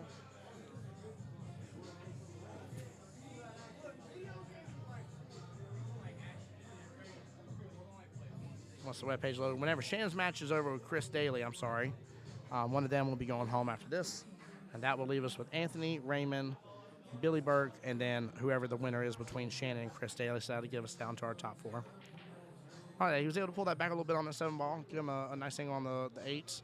Dogs the 8, though, in the process here. And Raymond is super excited to get right back to the table here. I saw him just pop up really well. He is ready for his opportunity here now. He'll probably have to go for a bank shot here. I don't think he has many options for real safety options, per se, unless he just converts the cue ball and the 8 ball where they are and just makes them flip sides to an extent. But I don't know if I'm giving Anthony another chance at this table here. I think I'm going all in. I think I'm going for the bank shot. I think I'm using some right-hand English to let that 8 ball open up into that top side pocket, and then hopefully let my cue ball go, 3 rails. Even if it gets back right to where it is in the process here, it'll be a worthwhile shot and good opportunity on the 9 ball. Again, I don't think I'm playing any safeties here. He lets it open up, goes 3 rails, brings it right on back over here. It might have went just a tiny bit too far. It's slowing down. So this will be almost like a little bit of a back cut in to an extent here. He wanted cue ball just a little bit further up from where it was, but definitely great shot right there.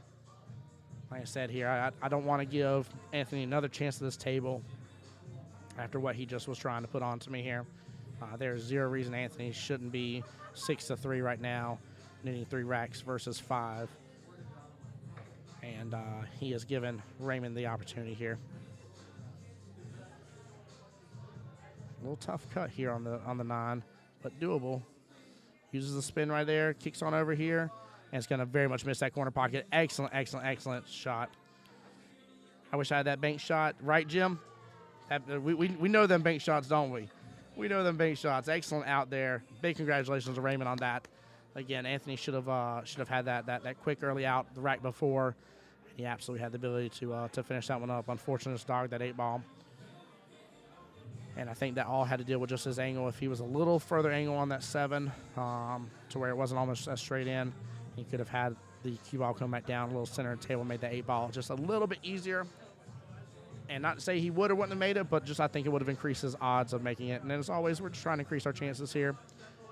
That's why we're using different Englishes here, trying to increase our odds at making the next ball, giving us a better opportunity on it. But yeah, Jim, I was talking about that, man. We know them bank shots. You and I definitely have pulled off a couple of them bank shots for you, more so than me. That's still not an easy bank shot for me, but I at least can see them. Don't always perform well on them, but I can see them. All right, very decent break here. Getting 2 right off the bat on the break. Raymond looking at the 1 in the side pocket here, just to scoot it on over.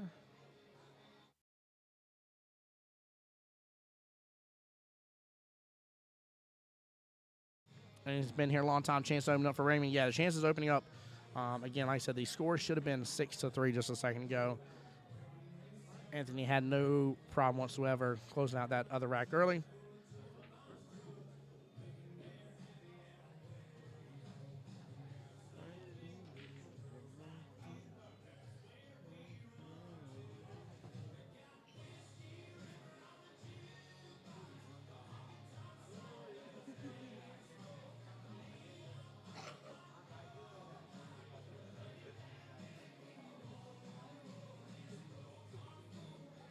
Jim, I appreciate it, brother.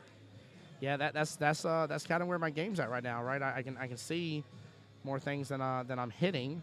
I just gotta get better at hitting them.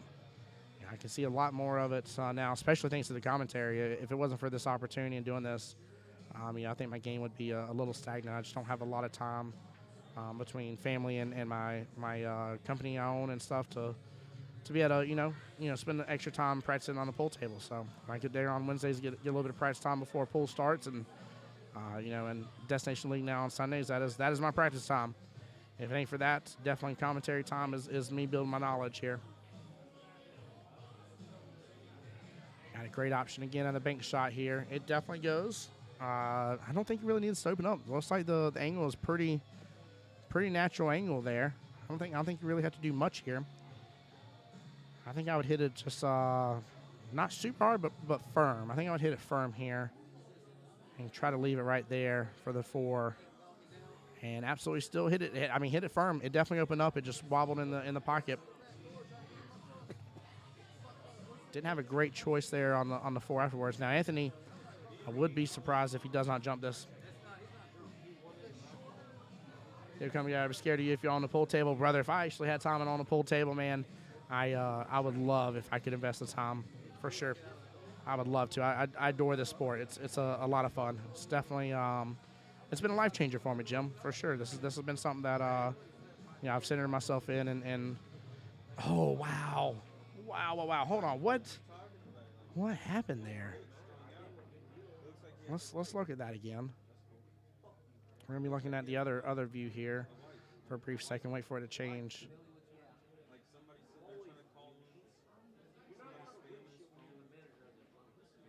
Looks like he ended up following forward.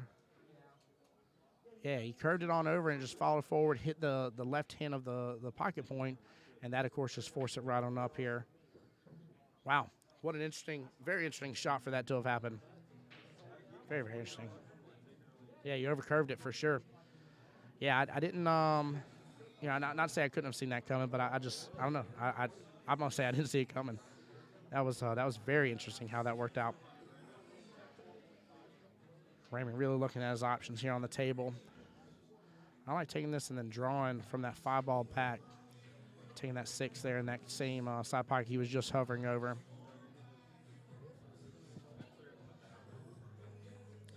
He's want to tap the 2. Yeah, yep, he sure did. Sure did, Jim, for sure. Yeah, this is this is where Raymond has got to take pure advantage. He has got to close this rack out. And he knows it. He knows it. Anthony's not going to give him these opportunities very much. And again, should be able. Oh.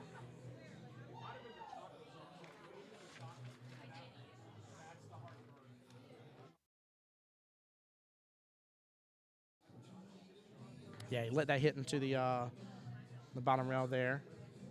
And this right here, just he's got enough distance. He can definitely follow up. Doesn't even have to worry about the side pocket if he doesn't want to. Could still go side pocket, but I think just following this up. And pretty much if he can get that cue ball, I would say that first diamond to the right of the side, or the top side pocket. That very first diamond here. A great chance on that 7-ball. Should not be a difficult out from here, though. Yeah, there it goes. Rolled up even further. It hit that first time. In fact, he gave himself even better shot on it. Excellent job. Jim, I agree. Should be a fairly, what I like to call like a standard out for these guys, right? This is something that, you can see like a skill level 6. Plenty of time for the replay there. Like that little shot right there. That was phenomenal. Yeah, great shot right there.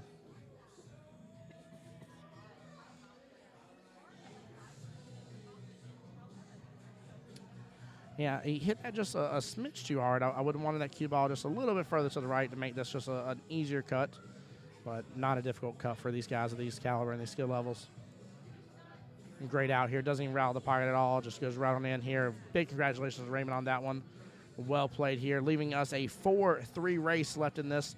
Tied 5-5 here. Of course, again, Anthony giving Raymond weight here. Guys, just in case for anybody just joining us here, just want to go over a few things here for us. This is the Precision Billiards monthly 9-ball handicap pool tournament for your viewing pleasure here, hosted on Q Sports Studios Facebook and YouTube page. We are live at Beach's Cue Ball Billiards here at 1226 Beach Boulevard.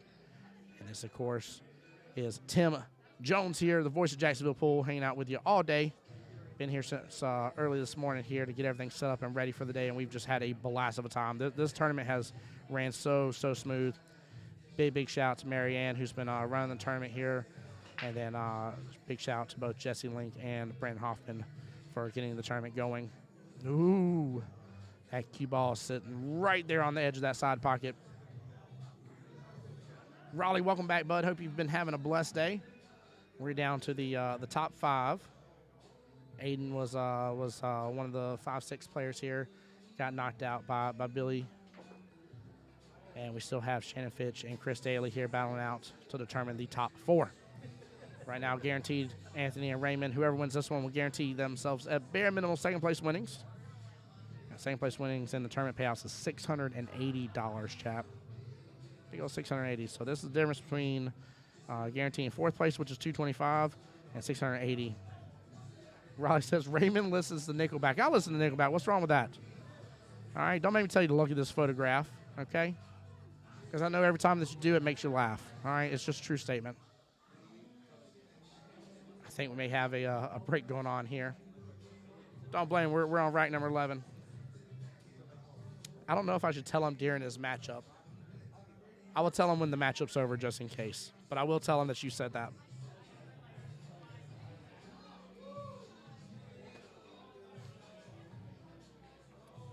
And we still got a good group of people here hanging out until this tournament's over right now. A lot of people just really enjoying the action.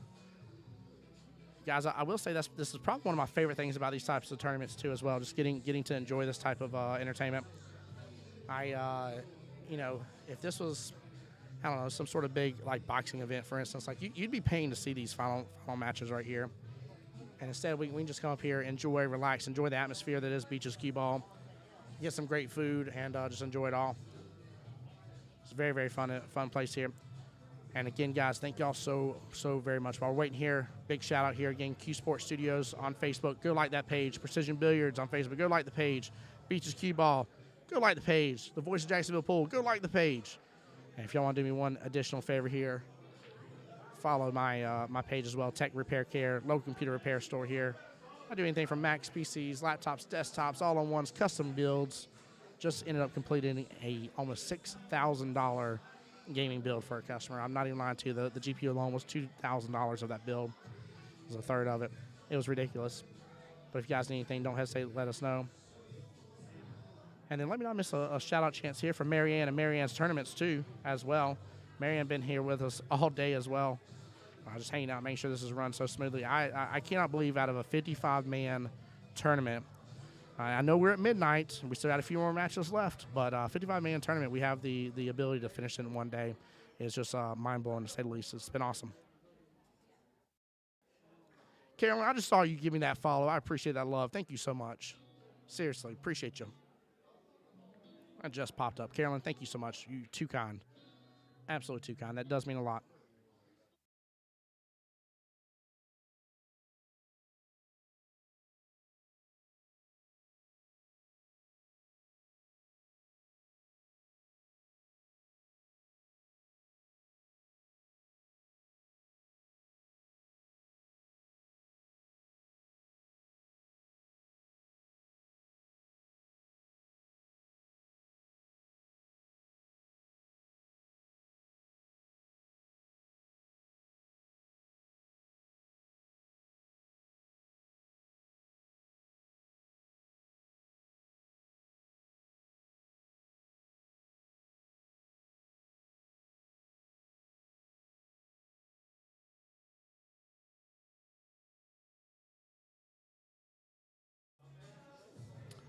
All right, chat. Raymond is back up here.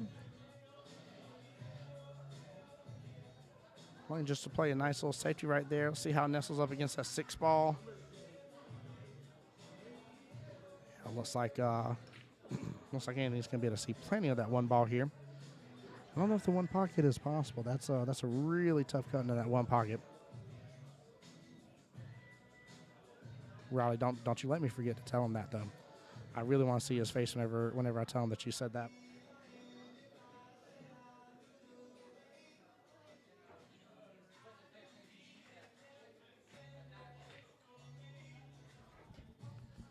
Enjoy whatever you do. Be safe in your travels, brother, please. Like I said, there's been a lot of rain. It's a Saturday night here at the beaches. Right, it's midnight now. Please do be careful, brother. But we'd love to see you up here, of course, as always.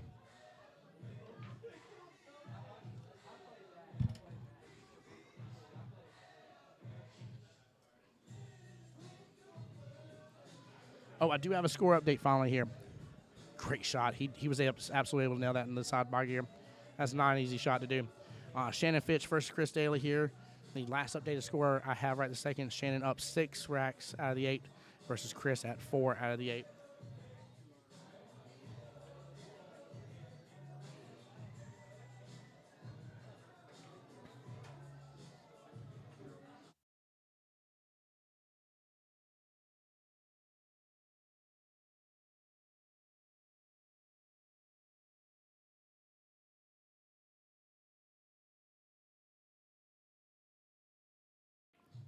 What a great shot here.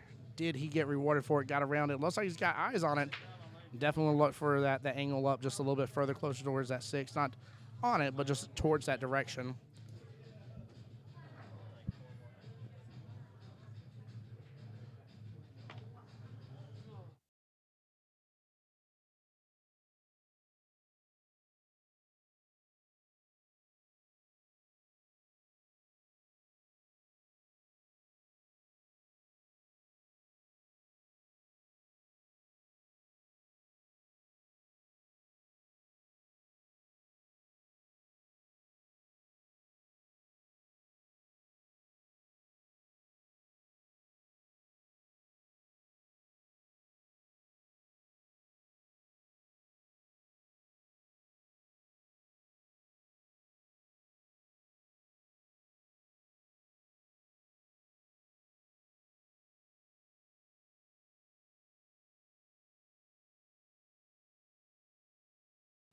Joey, I definitely will let him know. Jesse, Joey says you owe him a $95 trip charge for coming up here. Jesse just fell on the floor. Oh, he's just laughing his ass off right now. Forgive me, I'm sorry.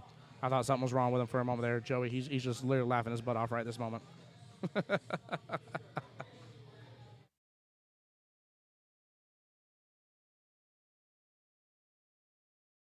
little different look here at the rest of the table on what's going on.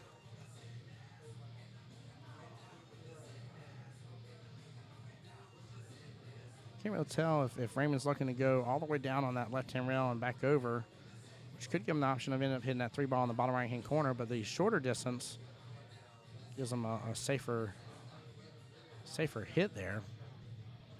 Of course, we did talk about this earlier of not playing scared and not giving up anything to Anthony. Definitely can't for sure, so.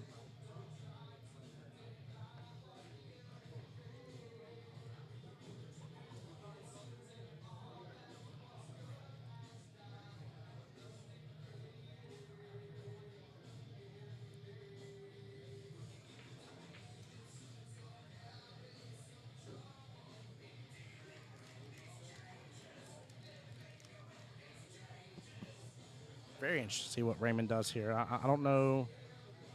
I mean, looks like he's looking at both options here.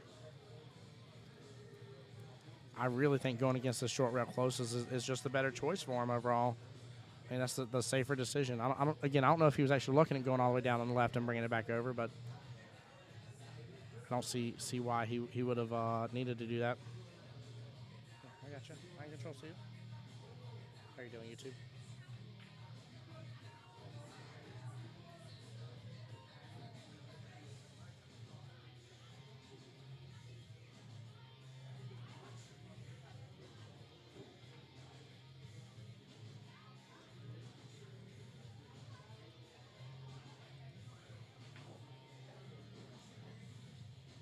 I did it twice.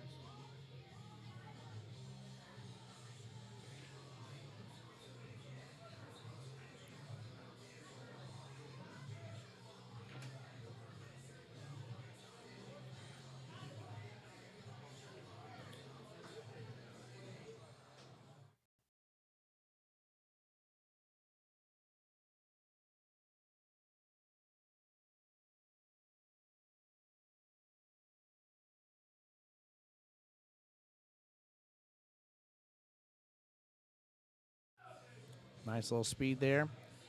Looks like he's just going to roll up here, take the 5 into that side pocket. And shouldn't really have too much to worry about, even with that 7 ball being there. Yeah, this is just a speed shot right here, controlling the speed right there.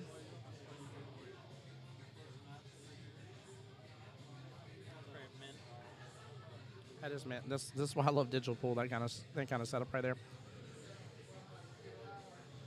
Yeah, drawing it back just a little bit here, looking to bring that 7 ball on the top center side pocket there. Again, a little bit bottom. I'm going to bring that key ball down center of that table here.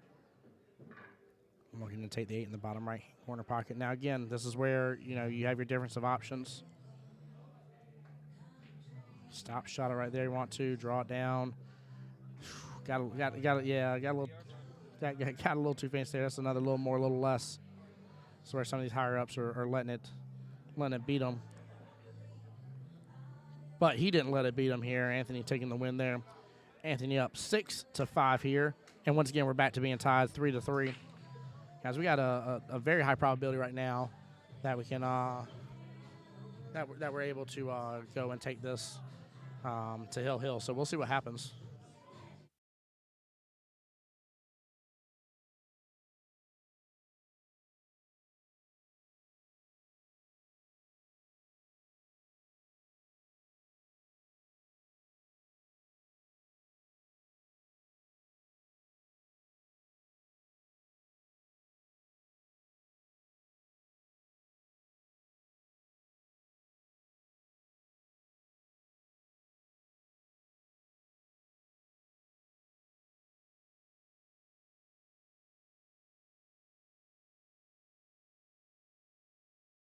Cue ball coming down that corner pocket, but stays out of it here and still gives them eyes on the one ball.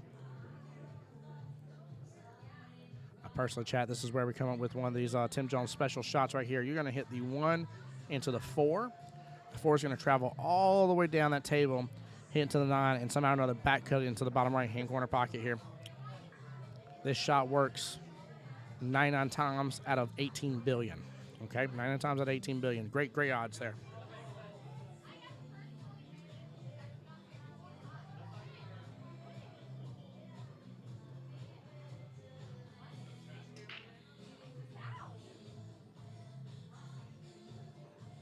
But no, in all seriousness here, I think got a couple choices here. I think playing a defensive option may be a great choice here.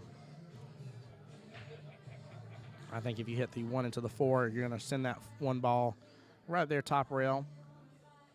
Kind of leave the cue ball right over here towards this bottom long rail. You could also just try to cut it all the way down here, let the one ball go all the way to the far right. Don't really like the combo of doing 1-4. Yeah, he agrees. Does not like the combo at all here, but ooh, might have. Let's see if our other camera gives us the angle here. No, definitely no gap. Wow, that right there looks like it's a possibility from this angle. That angle says no, sir. No, that was never a chance. Oh, man. Jump is an option here. Don't know if I really like that because you got to get over both balls right there. You're not just jumping. Well, I guess you're kind of jumping just the 7 ball right there. By the luck of it here. But that 7 ball is just so close to that 1. That's a huge jump to have to do.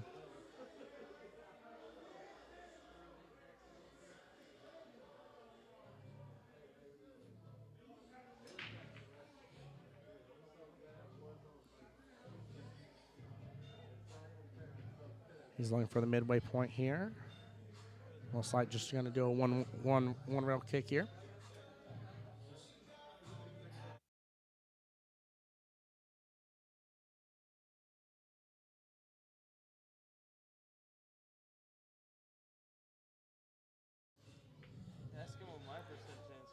Hey, Joey, punch that in for Jesse's percentage chance, by the way. Anthony, that's his versus the race.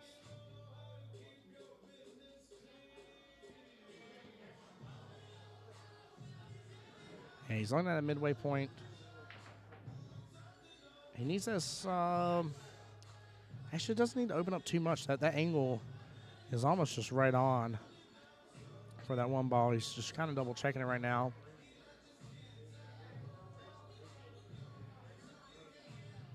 But I realistically, I'd like to hit directly into it.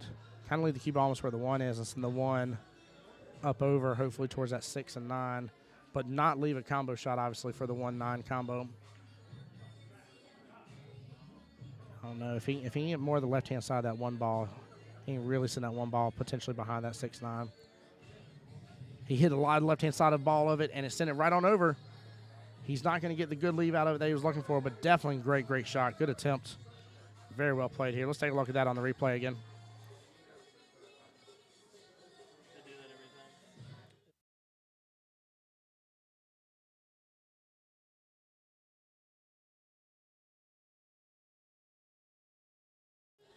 Yeah, that was a great hit. He definitely hit, pretty much on the correct side of the one ball where he wanted to hit to really give a good defensive chance here. I think it was one of those shots that you had to get so perfect on, and Anthony not liking that right there ends up rolling the 7 ball right on top of the 2, and not liking this at all here. That could have been minus the 6 and 9 situation. That definitely interfered a lot with his run right here. He knows that he's going to be playing some sort of defensive option. Trying to think how I would work this, especially where the 3 is.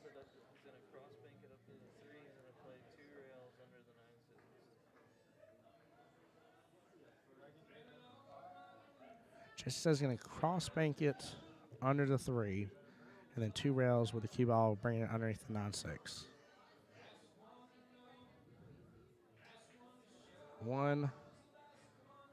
He ends up making it in the process. Not what he was going for, I don't believe. Especially not with how much he gave for that cue ball to get all the way to the other end of the rail. I'm going to dare say he was not going for that shot. Banks are open for these shots right here, though. We saw Billy really commandeer some good bank shots here. Not an easy one. A lot of table, a lot of blue felt to get across. But this match is just, oh, man, this is such a nail biter between both these players. Now needing 3 racks each. Can do the simple safety here. Hit left hand side of the 3, send the 3 to the top rail. Send the cue ball down below it. I think he was going for the safety there, just didn't work out. Yeah, I think he meant to be a little more left to that 3 ball. Billy, you think he was going for it 100%? Really? I just felt like with how far the cue ball went, I don't know. That would be interesting to know. I would definitely love to see it. What city and state are we located in? Tim, first and foremost, welcome to the stream. Secondly, we're located here in Jacksonville, Florida.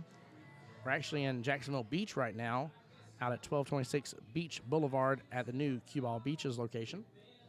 This is the second cue ball location here in Jacksonville. The other one is right there near where Beaches and Southside Boulevard intersect. This one's actually out at Jacksonville Beach. But welcome to the stream. I'm glad you're here with us.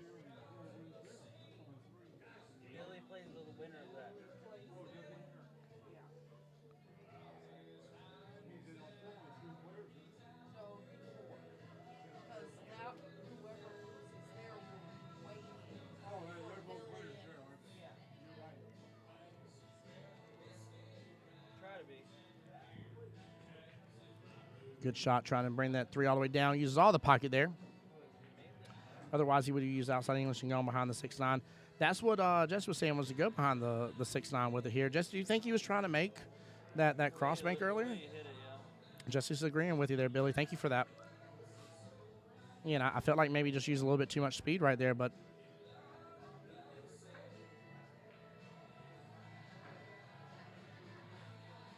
looks like he may be loading up to draw this right on back pretty well. He goes 3 rails. Oh, the 8 interferes with it, though.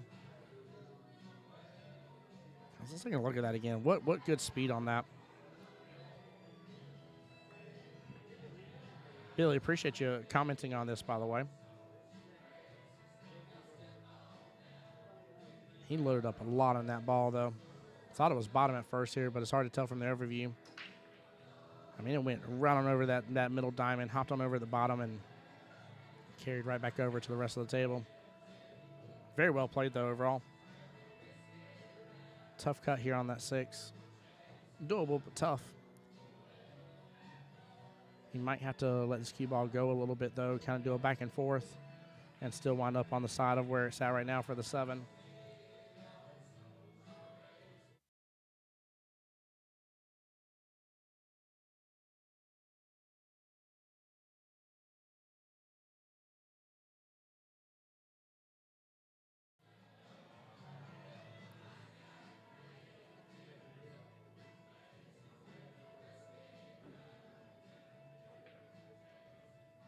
Yeah, lets that cue ball just fly a little bit, going back and forth. Again, this is one of those opportunities where instead of you just trying to control it on the right-hand half of the table, and you're just not putting enough power behind that ball to really cut that 6 ball down in the bottom corner. Just let the cue ball loose a little bit. Let the rails do the work for you. Let him transfer that energy back on down, and he got in great shape on that 7. Now he definitely wants his cue ball to come kind of out more so center of the table from where it is right now. Yep.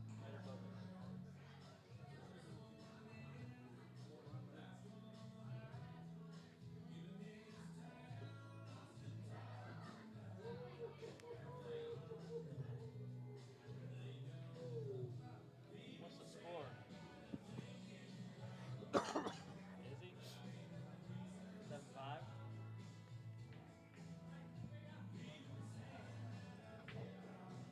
Raymond loading up some bottom there on that 7 ball. Brings it right on back over. He's just below the spot there. Yep, excellent shape for this 8 ball. And again, you didn't have to do a lot to really manipulate that in that direction either. Raymond with the best opportunity right now to tie it back up, but technically take the lead here.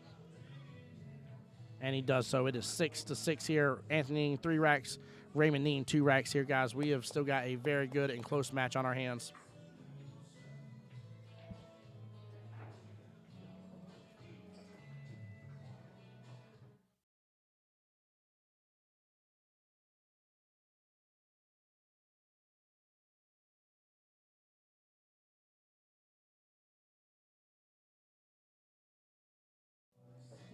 Guys, update y'all real fast here. Shannon's match versus Chris.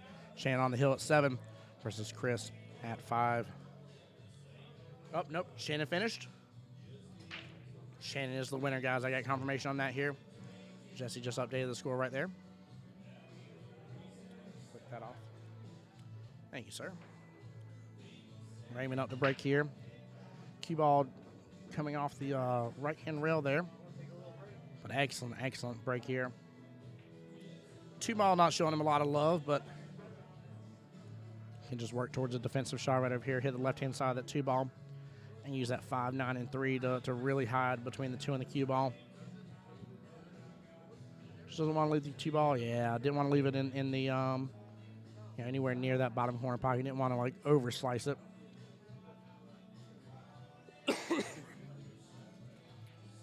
Well, big congrats to Shannon Fitch. So that means that Shannon Fitch and Billy have at least guaranteed themselves 4th place winnings.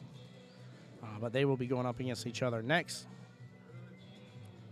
And then the winner of that will take on the loser here. And then the winner of that will take on the winner here. So we are definitely dwindling down to the final little bit here.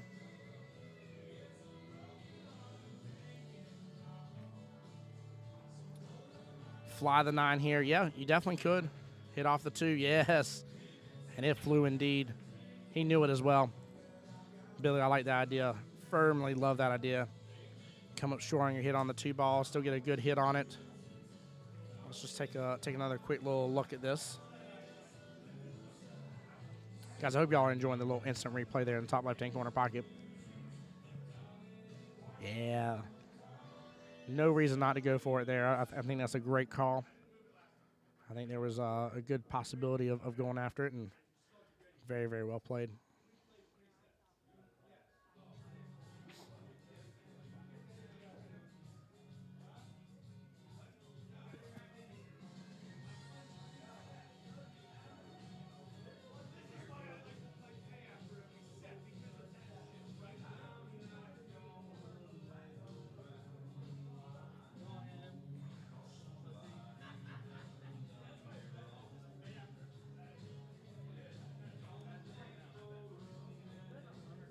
A lot of table right here to go after that 2 ball, but it wasn't, I mean, I don't think anything. Let's see when he gets down. Yeah, 9's not poking out enough here. 2's very doable. It's about getting back to that 3 ball afterwards. A little thinner cut. He does pretty good here. 4 might have helped a little bit if it's going to drag all the way down, and it's not. It's going to stop. Just a little bit to the right of that side pocket here, making that 9 or that 3 a very tough cut. Do not like this angle at all on this 3 ball. Luckily, the shot leads him to the 4 regardless, but he has got to drain this in that top left-hand corner pocket or start looking at a potential safety option instead.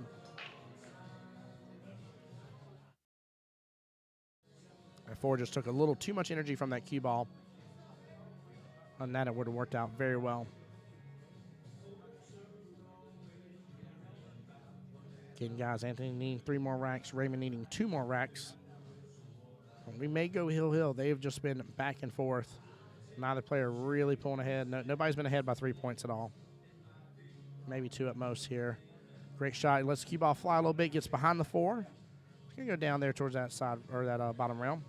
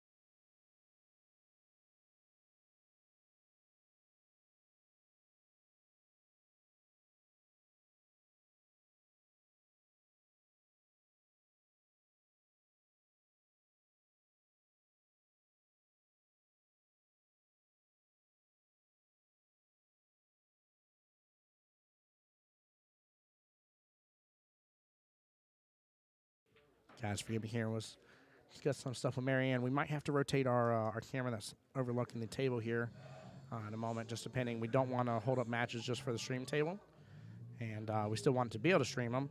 So we may just have to rotate our camera here to keep things just rolling along as we need to.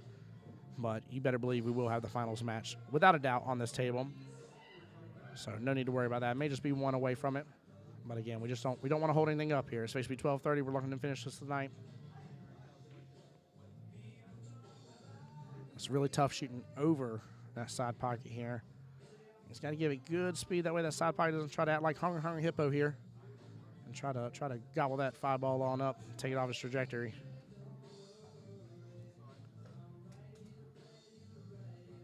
So I think I'm using a little bottom on this shot here. Pretty much try to let it hit into the rail and still be able to take that 7 in the bottom left-hand corner pocket. Yep. No, comes off. Almost a little two-way shot there with where he left it. I don't know if Anthony, or if Raymond can reach across and be able to jump that. It's a lot of table to reach across to be able to jump. He was looking at it right off the bat too. Right off the bat looking for a jump shot. He's looking at the single rail kick here.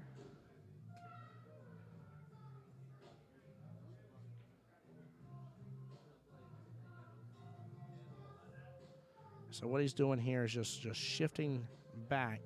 So his middle finger is pretty much the point in which he wanted to hit that ball.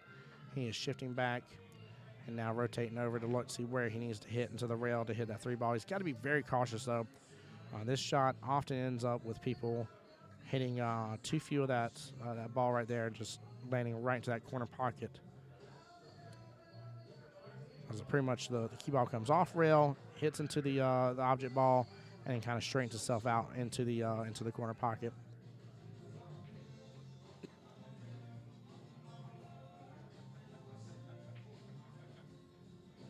Luckily, though, both these gentlemen know that that's type of issue here. Something I still do from time to time. Don't know what they said, but what did they just say? Hey, no, not stream.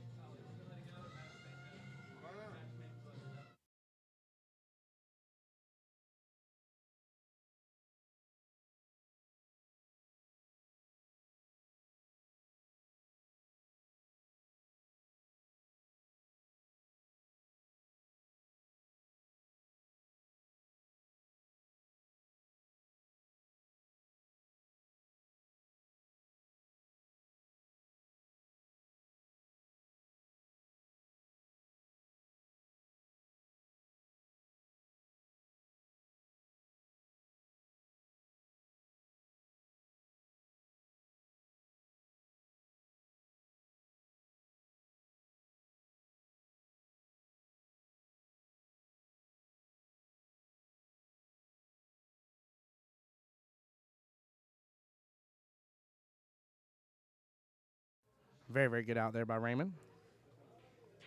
Also, I got Nick joining me back in the booth here again. Nick, we got Raymond now with 7 racks. Oh, it looks like he's measuring something out here, looking at something from before.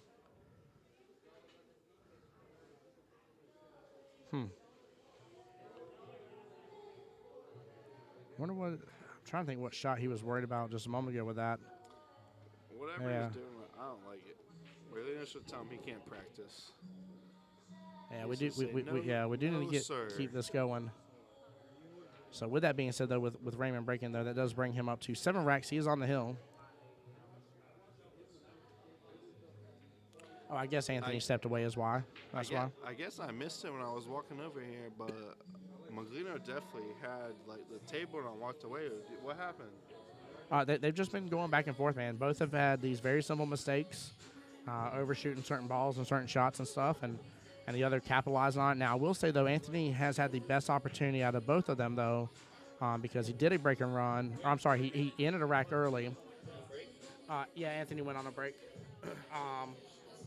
But Anthony had a... So, are you positive Raymond won the last rack, or did Maglino go on the break and it might be his break? I'm pretty sure Raymond won the last rack. I mean, now they're updated the score, so we'll see here in a second, see if I'm wrong. But I mean, I could be completely wrong, but I swear Maglino played it like a jam up safe, and I thought he got back to the table after. I could be wrong, man. It's gotten late tonight, to be honest with you. I mean, it's almost 1 o'clock. It is getting pretty Yeah, late. and I've been here since 8:30 a.m. I've been up since 6 a.m. That's why Tim Bob makes the big bucks, guys. You don't even know about it. Don't make the big bucks. I try to make the big bucks. Try to repair the computers for a living. Okay, Logan's correcting me here. Anthony won, so that puts it 7-6 here. Forgive me. Thank you. Yeah, that's what I was thinking. Appreciate it, Logan. Sorry. Like Anthony did play a jam up safe, so yeah. So he ended up getting That's out. right. That's right. That's what it was, Jordan. Thank you. David Andrasco, look, just stop commenting. If you want to talk, just come back. Just talk to me and Tim Bob when you get here, all right? Everyone else, Logan Lane, Jordan Tucker, Billy Berger, like we like all you guys. David, we like you too, brother. You're good. Keep chatting, brother. Thank you for this great pool hall. Appreciate having the fun experience here. All right, so we have a 2-2 race. This is when it gets good. It's an even race, 2 top players. This is when it gets good. Yeah, like I told Marianne a moment ago here, because we were worried about keeping the matches on the stream table. We were sitting there discussing. I said, look, I was like, this goes hill. I was like, I'm not surprised if it does. These guys have had back and forth. And again, the only one that's had a real opportunity to really break away is there was a rack where Anthony ended the rack early, hit the 9 in early, and should have had a break and run overall, but did not end up getting the break and run and left it where Raymond was able to finish up on the rest of the rack. But he definitely had the ability to be up 3 total points after it was said and done, and just missed out. So, and guys, this is for the hot seat, but don't underestimate anybody that's left. Like, we have Shannon Fitch left, we have Chris Daly left. Who else? Can we do the other matches? Whenever you had them up. Yeah. So it is Billy versus Shannon Fitch. Oh yeah, we have Billy Burke left, Shannon Fitch, Chris Daly. Nope. Chris Daly's out. Oh, Shannon just beat him? Shannon beat him, yep. Okay. Yep, so that's why it's Shannon versus Billy. And then the winner of that will go to play the loser of this. And the winner of that match will go to play the winner here. 4 people? We're 4 people. We're in the top 4. Great break overall here.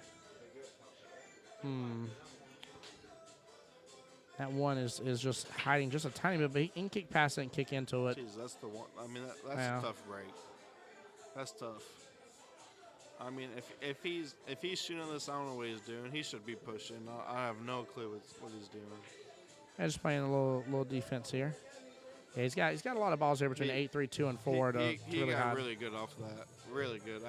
We can't tell the angle he had on stream, but he definitely had a good angle to do that. So. Yeah, I definitely like that choice better. And granted, I'm not good at pushes, so of course, if I feel like I can kick out a ball and play defensive, I want to feel far more comfortable than going after a push anyways. But regardless of that, I still think that was a great call to just go for that defense here. Raymond really examining the table here for his options. Again, if he goes for a jump, that's a massive jump to go after. He's not jumping that, Tim. We can definitely get that out of the way. The ball to jump is so far away, like no one's jumping that. So he's like, there's a 1-rail kick there. It's not ideal. I don't know if maybe a 2-rail. I mean, possibly. But I really just think if he's trying to hit it, he's going for a 1-rail kick.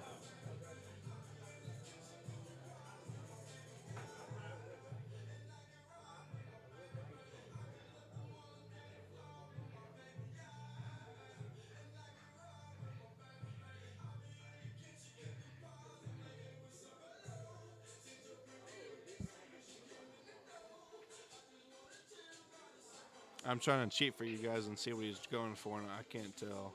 Yeah, just went to the right hand side of the one ball. So he spun it. He spun it a little bit. Let's see the other angle. I can't even tell off this angle if he can cut this in or not. I don't know. Tough cut. Yeah, I would say you can cut this in. It's just not one of them easy cuts.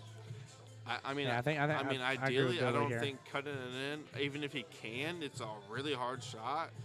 I don't think there's really anywhere to get straight for the 2. So I don't think he's going for it. I think he's a play safe from here. Well, he has a small window between that 3-8 to get shape for the 2. It's a dead perfect window. It's not a small window. That's what it is, a dead perfect window. He's looking at it, though. He is looking at it. I just feel like there's... Because as he gets further away, that window opens up further, right, with the angle here. It does, but I just feel like he has a better reward not going for it than he does going for it. That's what I... He's going for it. This is Anthony. Anthony's got it. He is ranked to 760 Fargo, so we'll see what happens, but... Chat, what do y'all think? Y'all think he's got it here? We always question it a couple times. I've not seen him realign back up on a shot like that before. No, he went for the bank shot. Okay, good.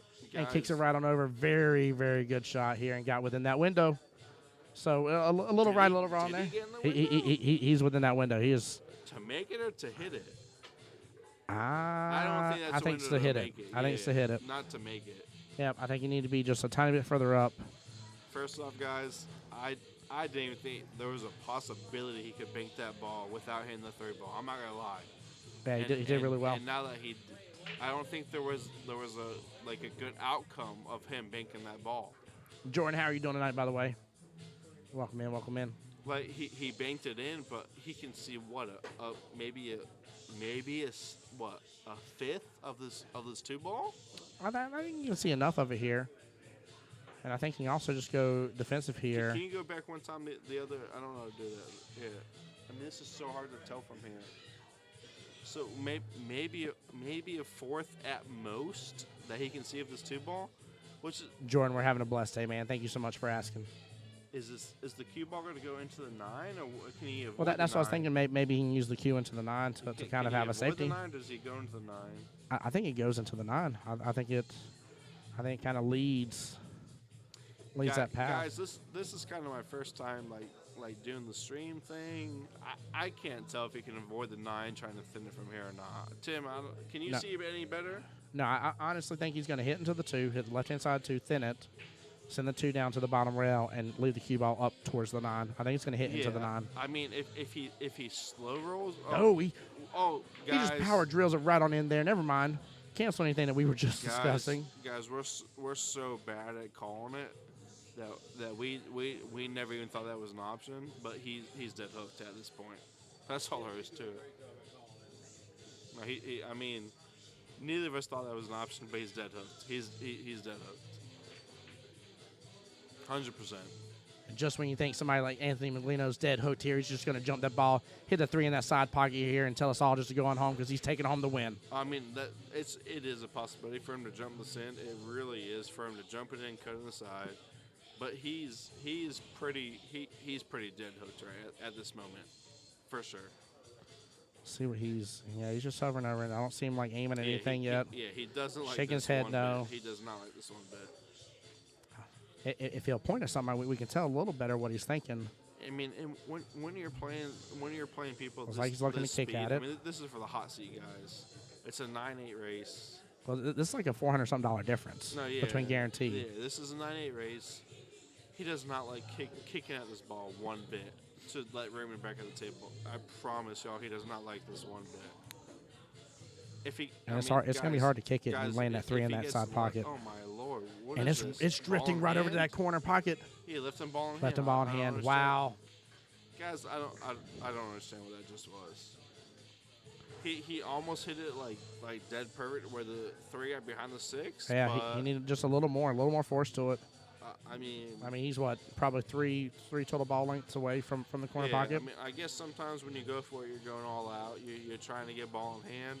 If Definitely he give did a hit it chance there. perfect and he got the 3 behind the 6, maybe he had a chance of getting ball in hand. But he hit it too soft. Raymond's a good. I mean, if Raymond doesn't run this rack, I don't know. Tim, what do you think? Raymond's Right what is now, this? I don't see. This is a 6 ball out. If I don't see anything that's standing in his way. I mean, I really think. if an almost 700 forward doesn't get out from here, I think the decision is something just wrong. how he affects this 3 ball to manipulate to get back to the 4. yeah, I don't think there's anything else that's standing in his way. I'm with Tim. If it really is the 3 to the 4. If he gets good on the 4, he's out. Yeah, he I don't. has to be. If he gets bad, he 6 might has a not ton be. of options on the right-hand side of the table. Billy already calling it here, saying Raymond will be on the hill in just a second here. Shoots it well, gets to the right-hand side of the side Yeah, pocket. And he can draw that back. Yes, he can, Yeah. but guys, that's he can draw it back. That is not where he wanted to be. I'm 100% positive. That is not where he wanted to be whatsoever. What do you think he wanted to be? Where would you have wanted the cue ball? He wanted to be about 2 or 3 inches off the rail. So just a little further up Yes, from where he is yes. right now, just a low angle. There's no chance he wanted to be where he's at right now. No chance. I mean, he could even do top right here and follow it and use the short rail to kick, I mean, Tim Bob, be above the 8. Tim Bob, he has the slightest angle ever. Yeah, I mean, it's a small angle. There's But an angle there, but it's not big whatsoever. yeah, I think I'm drawing this back. I think I'm putting that draw on it. We're drawing better than Bob Ross on this one. Yeah, buddy. Do you see what happened? Yeah, you overdrew it No, here, but yeah, 100%. but still, even overdrawing no, it, no, he no. still has an option between the side pocket or the corner pocket. I mean, it really, you couldn't go wrong with this. Even if he gets out here from here, because it looks like he's made. Well, actually, I'm not gonna lie. It looks like he's kind of hard in the side pocket. Honestly, everything happened from when he had ball in hand. He can drain that right there in that top right corner pocket if he wants to. Can he pass the 6? Yeah, he can go Okay. past the 6. Yeah, Tim just shows a different angle. He can't go by the 6. Yeah, and then with No. that, with how he has to hit into the I 5, just that's want going to you leave him a guys to shot on the know, 6 easily. If anything does go wrong on this rack, it was from his very first shot. Yep, it was from the When 3 he to had the ball 4. in Yep. hand. He got so bad on what was that, the 4 ball? 4 ball, yeah. He got so bad on that 4 ball, guys. Yeah, he Like, was that's all- off just by a little bit where he wanted to be. 100%. If he doesn't get out here, what's up, bud? it's because of the 4 ball. Joey was in chat this whole time and now has made it to the ball. He said he would. Good to see you, bud. Glad you're here with us. I don't know. I mean, what's the score? 7-6 now? Yeah, so Maglino needs 2, Raymond needs 2. Yeah, so it's a 2-2 race. I mean, if I shoot as good as Raymond does, I'm shooting this ball, but I think he's a little bit hesitant just because of it, like what He might what go can 5-9 come and from go this crazy ball. over here. Yeah, what can come from this shot? No, he lets it roll up, just drains around and down like I thought. He He missed it, though. He missed it, yeah. It was a lot of table. It was a lot of table. Maglino's out from here, 100%. 100%. We'll see. Raymond should have been out from there as well. That 5 ball Raymond just had wasn't a gimme whatsoever. No, it definitely wasn't a gimme. No, for sure. I think Maglino comes two rails from here and is dead out. Yeah, 100%. Yeah, there's that cue ball back center of the table a little bit. Oh wow, is this ball going? It's dying on him. Wow. Yeah. No, he's good. He's good. Still would have liked a little easier of a yeah.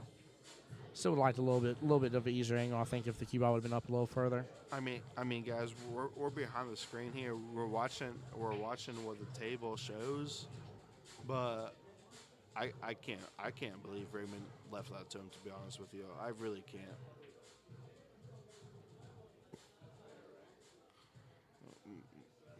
But then I was feeling a little bit funny about this shot. He's went down on it, got back up twice now. So we'll see what he leaves himself. I don't think he has any problem making the shot. The leave could get him a little bit funny. Yeah, he let loose on the 8-ball, or the cue ball, I'm sorry. So Did a very good job on it. I mean, that's not where he wanted to be, whatsoever. He basically has to just spear the shot in, and he's good. He's gonna be on the 9, but the cue ball's on the rail. He wanted to be about 3 inches off the rail. 100%.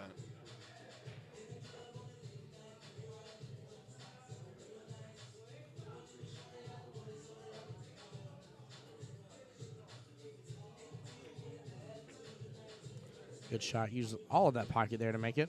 Now he's on top of the 9 here. I mean, he does what a 760 does. 760s don't miss Good too out. many fucking. They don't miss too many shots. That's what they do. He just did that. Who's in the chat right now? Billy Burgess. Where are you from? Do you know Tin Bob? Do you know Billy Burgess? Mm-hmm. Where's he from? Here.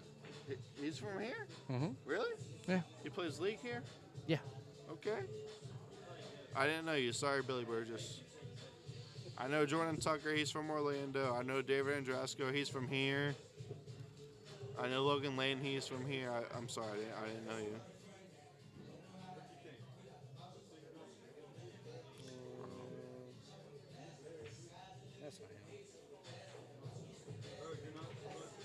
Oh, California. Billy, I Wait. thought you were one of the guys from here.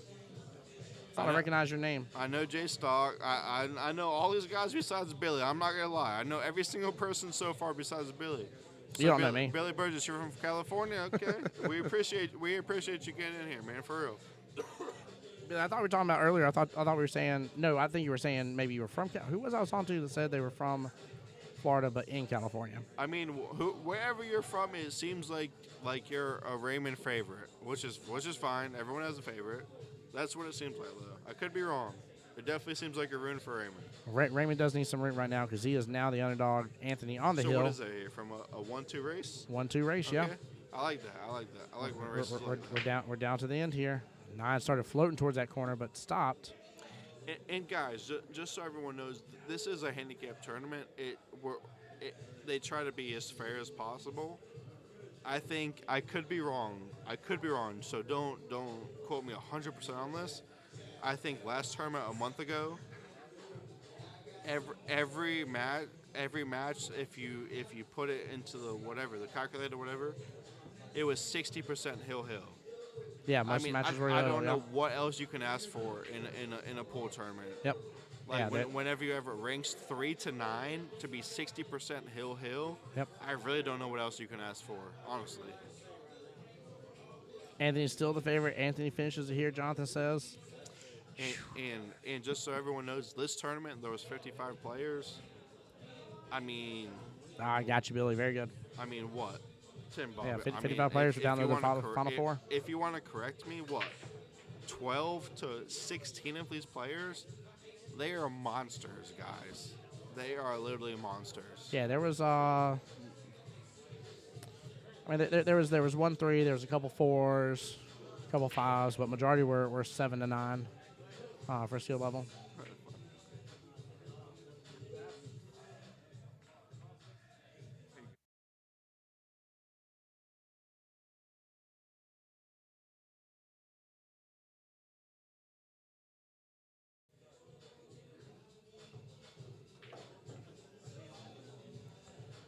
Anthony with a great opportunity here. I'm really not seeing a lot of things other than himself standing in the way here. Pulled that right down that long rail here and back on up. He's got a lot of good opportunity. This table is really open. Nothing is clustered. Nothing's really hung up anywhere. I mean, not sitting right up against the rail, making anything more difficult. Guys, I mean, me and Tim Bob are just going to say, if he makes this shot, he's basically winning this rack. He's basically out from here. I'll say this much. He'll be his own worst enemy if he doesn't finish this up here. Oh, 100%. Yeah, pulls that up and over. Everyone always says, like, "Oh, it was me. It was me." Like, if he doesn't get out from here, it 100% was him.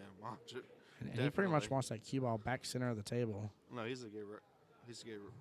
Yep. Yeah, I mean. There we go. He got the perfect And then angle. he'll be on the right hand side of the 8 to get over to the 9. Yep. He wins the rack.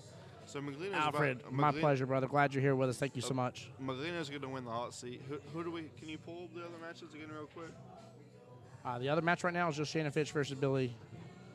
That's the only other match going on right now. Wait. He just got really funny on this. Yeah. I can't believe he just did this, to be honest.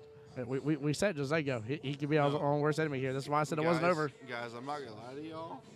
Raymond literally made he made a move in this chair that he was about to get up and shake his hand. And now McLean as funny as can be. I can't believe he just got like this. I don't blame him though. I mean there was no reason for him to not be out on that. Let's see if we got a little. Yeah, there. Yep. He's beating himself up on it. Oh yeah, no. This is Raymond's greatest opportunity right here with the tail end of this match. Guys, I've been watching Maglino, and he's I'm going for the bank here. He's not happy. No, I don't think I'm going for the bank here whatsoever. I don't think he does that whatsoever. Billy's saying it's gonna be hill. See, I like this. I thought it was gonna go hill from the beginning. I don't think he goes for that whatsoever. I think he goes for the bank. If he goes for the bank, I think he ends up rattling in that top left corner pocket. If anything, I think he goes for the top English. He shoots the 9 ball right back to the middle diamond of the bottom rail. He plays it safe, I think. He's thinking about it. I think you're right. I think that's what he's going for. What he's a little bit more left-hand side of the 9 ball. It looks like he's going for your side. It looks like he's gearing up to go for the bank is what it looks like. I would go for the bank. He went for it. He went for the bank, and he still made it. What a shot. Wow. Guys, wow. This is crazy. Guys, Goodness gracious. I don't know what to say. Oh, my gosh. That was amazing. Very well played. Guys, I really don't know what to say. Let's watch that again. I can't believe he just made that, guys. What a shot and a half. If I had to bet anyone, I'd bet on him to make it, but I can't believe he just made it, honestly. Ladies and gentlemen, I just want it notated here for the record. The voice of Jacksonville Pool just said he was going to go for the bank shot, said that's what I would go for here, and he absolutely nails it. What a beautiful, beautiful bank shot here. Very, very well played. Tim Bob did 100% call that. But my gosh. But you only call that when you're that good. Like, that's the only time. Like, he knows McLeano's that good. That's why he said that. Well, it was just such a pretty much a natural shape there, and I think you could hit it pretty good. I don't know what Raymond's practicing because I don't know when that shot came up. I don't know what he's practicing right now. I don't know either, guys. We're gonna see. I think if we can twist the camera here. So give Jesse just a moment here. So what do we have left, Tim Bob? So Nick asking what we have left here. So the loser of this is waiting on the match that we're fixing to show you guys. Give me 1 second here. Jesse is trying to rotate the camera. Show you guys what he's rotating towards. So we have Shannon Fitch against who? Who's he facing? Shannon versus Billy right now. So So the winner of that. We didn't figure out the score or something. Yep, I can get the score. Hold on. I highly doubt they're using the thing.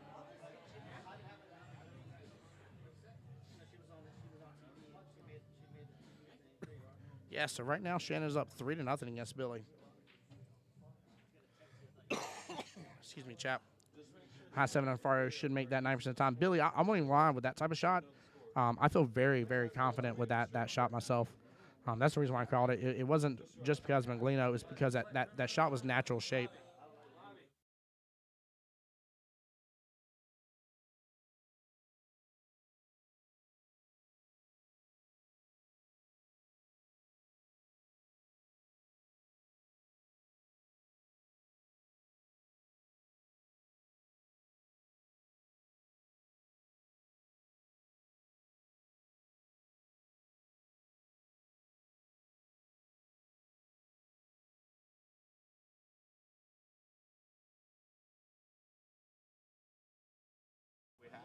Yeah, this is the stream going on right now. Yeah, we're still live. Henry asked for the bracket. Henry, there isn't much left here. So the match we just got done finishing was against Raymond versus Anthony Maglino, and so the loser there. So Anthony's in the finals. The loser there plays the winner of this match that we just swapped on over. Ignore the match score at the bottom here. In fact, I'm going to take that away. There we go. Let's take away the score here at the bottom. So right this very second here, this is Billy versus Shannon Fitch. The score is 3 for Shannon to 0 for Billy. This is a race to 8, though, so Billy's still needing all 8 racks. Shannon needing 5 racks here. But that's it for the match here. There's literally, we're in the final 4. So the loser here is out. Finishes up 4th place. The winner here goes on to play Raymond. The winner of that goes on to play Anthony in the finals. Now keep in mind, this is a true double elimination. So whoever comes up through this one-loss side has to double dip against Anthony to be able to take home first place. Did he get a little, I mean, is the camera a little weird here? I mean, that looks kind of funny. I mean, never mind. Billy shot it straight in. I don't know. Well, I mean, it's just because we don't want to adjust too much of the camera because we want to be able to get back to the stream table when it comes time. And so all he did was he just turned the camera. He didn't really make too many adjustments.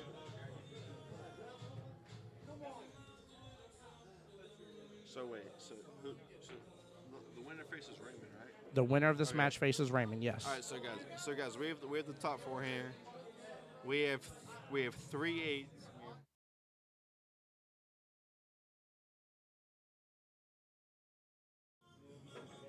All right, so we have Tim Bob just said this. I'm gonna say it one more time. We have 3 8s here. We got Billy, Shannon Fitch, Raymond.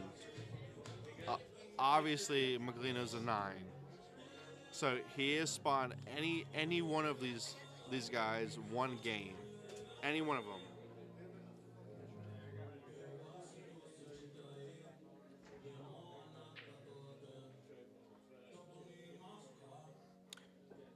And honestly, whenever the difference is between an 8 and 9, it really comes down to break-in. That's really all it is.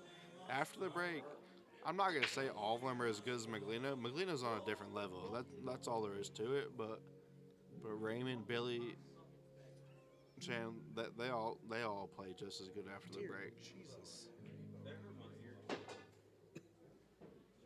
That should have hurt more than your ears. Just some choice words said on stream. Not said on stream, but just said in real life. And guys, again, we're not going to ask people to go moving around and stuff like that here. We're just trying to give you guys just an eye on, so that way we didn't have to move matches over, leave you guys hanging here. The winner of this goes on to play Raymond again, guys. So loser here, guaranteed 4th place prizes. And Henry, how are you doing tonight, by the way, my friend? If y'all do want to see the bracket, just see overall everything, guys, I won't keep that from you. That is at digitalpool.com. If you click on the tournament from Digital Pool, you'll see a search menu. Type in the word precision, and bring up the Precision Billiards monthly non-ball tournament. I will say this is definitely a harder angle for us. Does the 9 go? Or, okay, never mind. Never mind. He 100% shot the 2. So this table isn't the one they've set up for the main table, and I could just be crazy, but that angle was a little bit difficult to tell if the 2-ball went, if he was shooting the 2-9. Shannon one-stroked it and made the 2-9. I mean, when you're that good, I guess you just one-stroke things. I don't know. Could you tell if the 2 went or not? Henry, there was definitely some really good ones, my friend. We had a skill level 4 take out Tommy Kennedy, then play against Lauren, and then go and play against Billy Burke just a little while ago. Do y'all know that crybaby Chris? Oh, I don't know who you're talking about. So I do know Chris Gentile. He has not been to one of the precision tournaments. I mean, we can't comment on if you're talking about a crybaby or not. I do know him, but he has not been in one of the precision tournaments. This is only the second one, guys. You do have to understand that I mean, this is only the second one. There is room for improvement. It is a ranking system. There really has not been any complaints about rankings whatsoever so far. So that's really good to hear for two tournaments now. I mean, I don't know what else to say, honestly. Everything's been ran smoothly. Yeah, I agree. Nothing against you on this one, Billy, but I just don't want to talk bad about anybody. And again, also in case I'm wrong, because I had this during last tournament where somebody had a specific nickname, and I was like, yeah, we don't want to call him that name. They're like, that's the nickname he goes by, legit. And I'm like, oh, well, it just sounds like we're making fun of him. But never mind, if that's the nickname he goes by and that's what he loves, like, my bad. So I don't know if that's a nickname or what, but if it isn't, I just don't want to speak poorly of somebody just in case. And I'm not saying that's what you're trying to accomplish. That's just not what I want to do. on stream is all. Who's this? Billy Burgess? Do you know Carly Pashanta? No, I don't know him right off the bat. I mean, Billy. I do know the guy. Tim Bob does not know the guy. I do know the guy. I don't know what you're asking about him, but I do know him.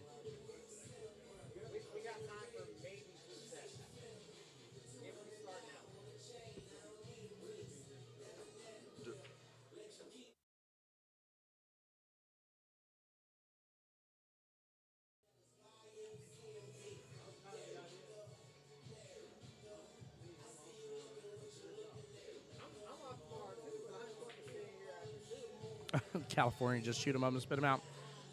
I'm assuming you're talking about in some of the tournaments maybe over there. Yeah, he. And again, I know Chris. I don't know the specifics of everything. He did take a job running Oscar's room. He moved from Florida to run Oscar Dominguez's room in California. Oh, okay, all right, cool. And I don't know what happened with that. He does not do that anymore. So obviously something happened there, but Yeah, not we're going to discuss any further on stream though. Exactly. No need to.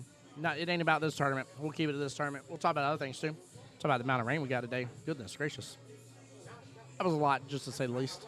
And guys, right now we're watching. Shannon lost his second match of the day.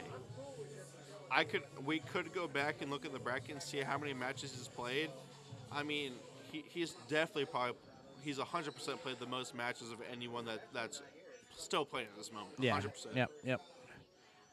But he's been shutting people out in this one loss bracket though. I mean, he has absolutely kept people like 8-1, 8-2, 8-3, that kind of stuff. Like he's been shutting people out left and right. So he lost his second match of the day to Jordan Burden, who anyone that knows Jordan knows he's an incredible shot. Jordan's great.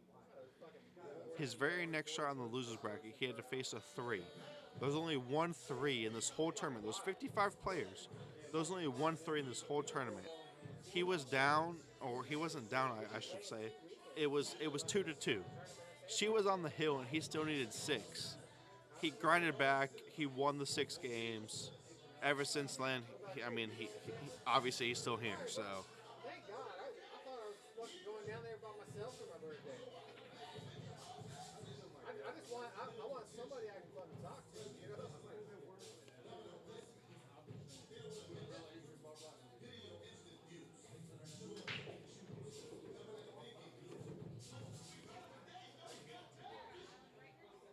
And just so everyone knows, what do we have? 4 people left? 3 people.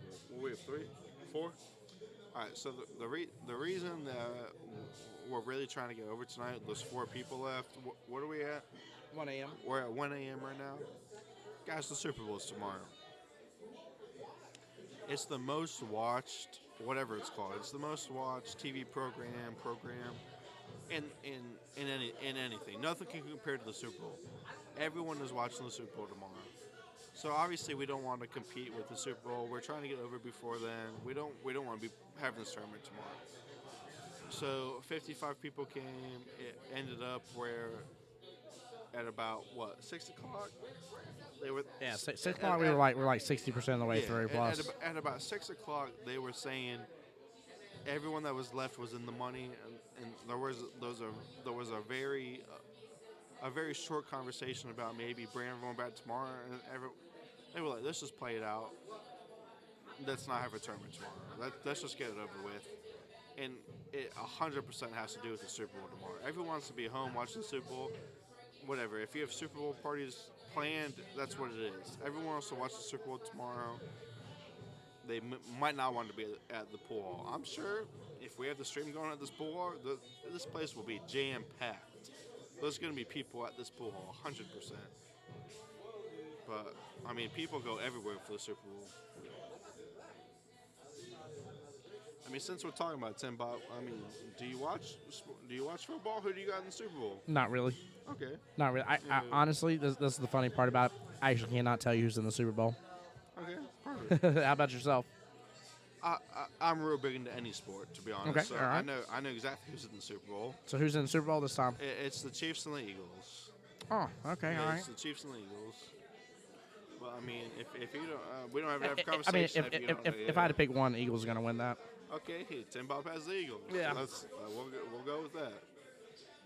Yeah, nothing against the Chiefs, but I got a rep for a couple of my boys out there I know love the Eagles, so I'll say Eagles on their behalf here. We got an interesting shot coming up here. Shannon kind of looking here. Looks like the 3 ball may be against this this long rail here. And guys, you kind of have to think. Shannon, he has a different mindset right now. He's playing Billy Bart. They're both 8s.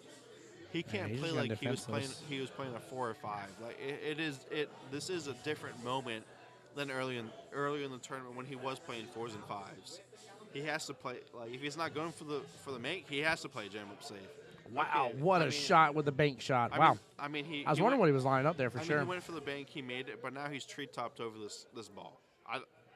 I mean, and I can't tell 100%, but this 5 ball looks messed up. Tim Bob, do you see the same thing? Yeah, I definitely agree. He's tree topped over the 6, and this 5 ball is not looking good afterwards whatsoever. Yeah, should still be able to make this 4, but so it does come in question of what you do afterwards. I mean, all I'm thinking at this moment is I don't even know why Shannon banked that. Honestly, I don't know why he went for the bank. I think the bank was also to ensure to bump that. I think he was looking to get the hit into the 6-5 and maybe send if he was trying to send the to 5 break down out just a the tiny bit. 6-5, Yeah, but I just don't understand. If not, I don't know why he went for the bank. Okay, I mean, and he's going to get a rail here. Looks like he may have hooked Billy. yeah, it looks like Billy has a jump shot. I don't think he can. I mean, we have a weird angle from where we're at. Let's see what he does. I think he has to jump it though, and even so, I think the 8's in the way for like a clear pot. And no matter what happens, I think that 6-5 is messed up. No matter if you drill the jump or not, I think those 2 balls are messed up.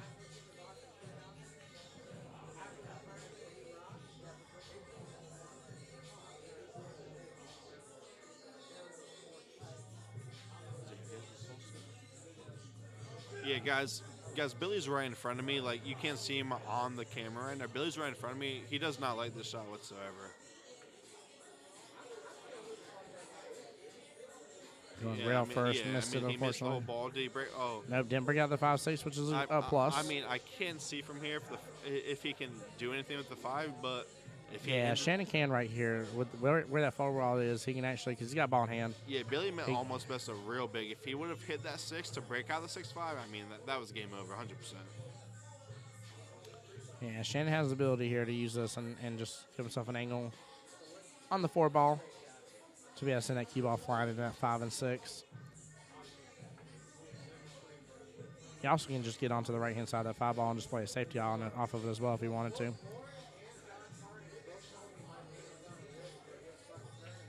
I think he's just trying to get the breakout here and does so. I don't know if it popped up enough just because of our angle here.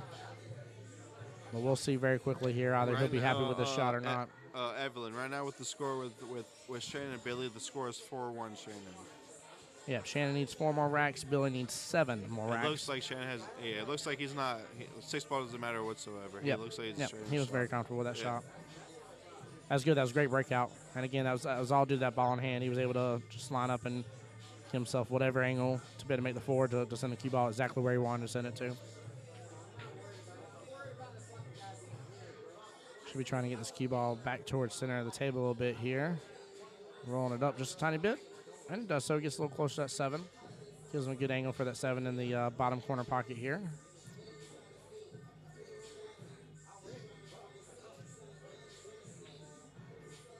He's going to let that cue ball loose just a little bit here off the short rail and bring it on back up towards center of the table. Yeah, so Shannon's about to be a 5-1. I mean, that's definitely all there is to it.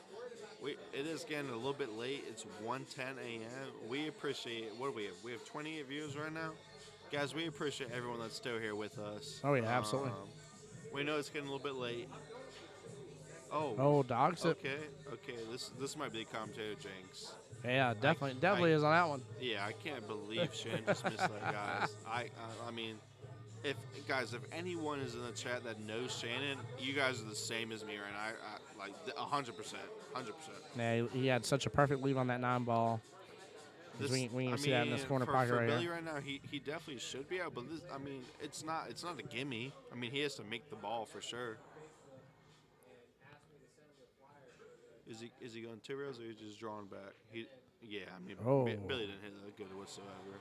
He tried drawing back and yeah, Shannon's not going to mess up twice. Oh, whoa.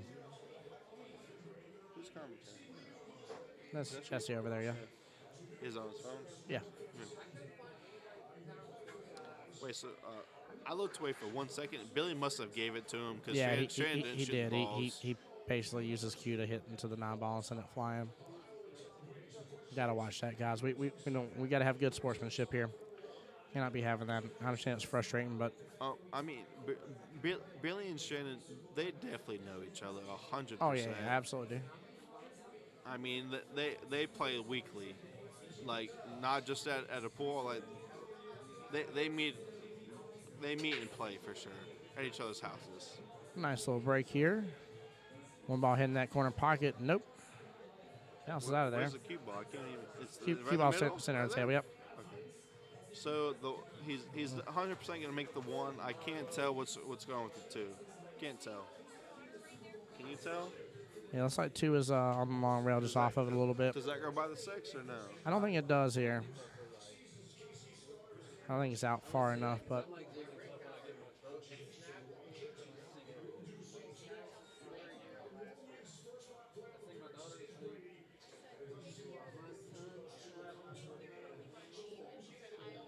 Tim just wrote said save me. He texted me and said save me. Get him out of here. So he just,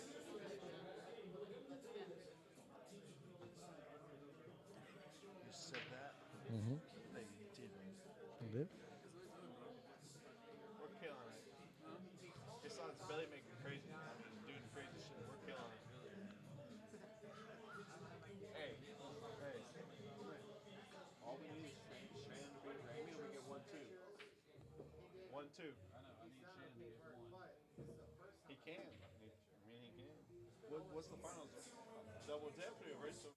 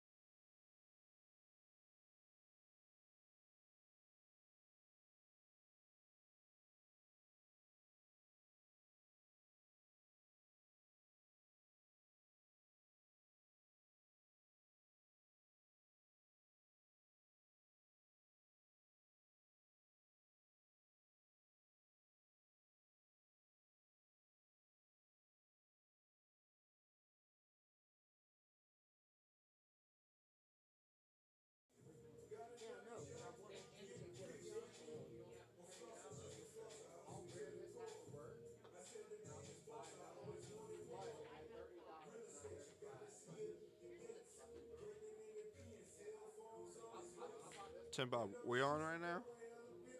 What is it? Are we up? We're up. You can hear me right now? Yeah. Okay. Guys, I know I already said it. I have to say it again. Let's just see if he gets. Yeah, he's out. The score's about 6-1 Shannon. He lost his second match of the day.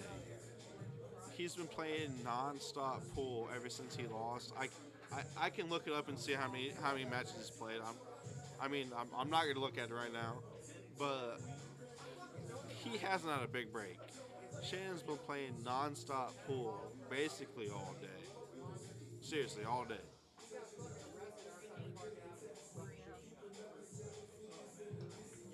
He lost his second match. Jordan Burden beat him his second match, Hill. He had to face a 3. There's only 1 3 in the entire tournament. Only 1 3 in the entire tournament, guys. He was tied 2-2. He was tied 2-2 and came back and won. He won 8-2. Shannon's an 8. He won 8-2. It was a lady. She had to win 1 game to his 6. He came back and won. Ever since then, I don't know if a match has been close. I think he's been just running over everyone ever since then. Honestly. Timbo, did you know he played that 3? Oh yeah. Yeah, absolutely. That was that three did pretty well. And then, like I said, we had those 2 4s there towards the tail end of the tournament between it was Jake and it was the other gentleman. The other gentleman was playing Billy, and Jake was playing Tommy Kennedy. And both matches went Hill. So both 4s had a chance to take out an 8 and a 9 in the process here. Jake did take out Tommy Kennedy, and the other 4 lost to Billy. I don't know how Billy just got ball in him. I'm not gonna lie. I have no clue what he did. I don't know what he did wrong. I thought he made a good hit. I'm not. Did you know Tim Bob? Yeah, I didn't see it. I'm sorry. Yeah, I don't even know if he was looking at if he would have known. I don't know. It was something very very close. Billy is running out like it's the easiest thing in the world right now. So we'll see what happens. Well, looks like he's got something tied up with the 5 ball here. No, below the 9. No. He draws it back about a foot. He's a good. No, there's something tied up with the 5 ball.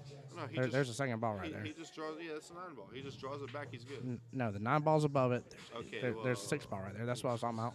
Oh, I didn't even see that ball. I literally just told you there was something tied up with that ball. Guys, Tim Bob is way better odds than me. I'm not gonna lie. I never saw a 6 ball ever. It must have been on top of one of these balls. I mean, I think that Shannon only has a combo. I'm not gonna lie. I think he has a 4-9 combo. Can you do the different angle? No, we don't have a different angle set up, unfortunately. Like I said, we just did this just for the. Yeah, I forgot. For the time being. This is the main table. I forgot. Okay, look in what he's looking Looks like at. he's looking at the 4-9. Yeah, I think that's the only shot he has. I think he only has a 4-9. And it's not ideal, but I don't know what save he can play besides for going for the 4-9.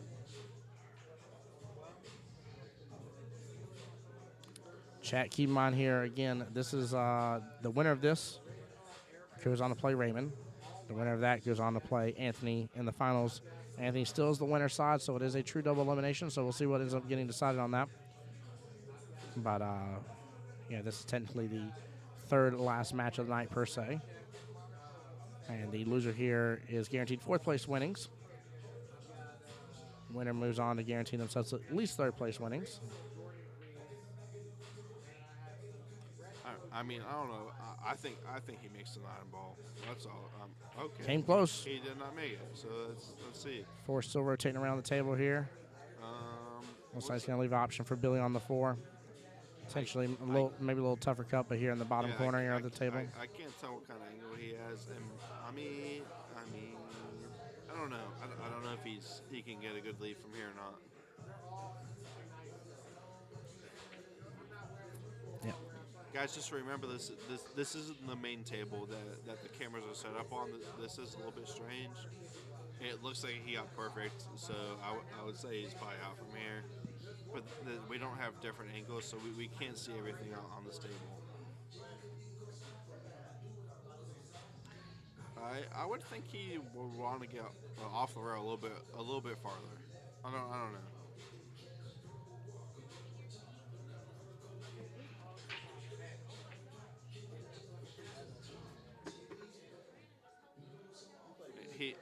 He hit it fine. He's what's the score? 6-1. It's 6-2, guys. But it doesn't miss from here.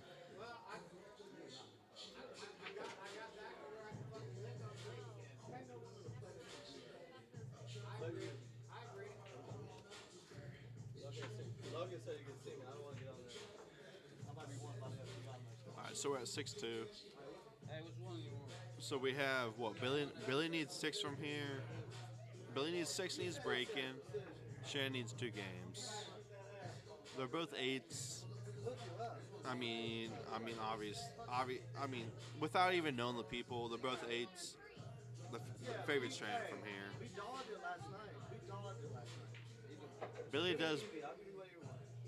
He breaks pretty close to the best of anyone in the tournament. So, I mean, if he gets going, he can put a package on someone for sure.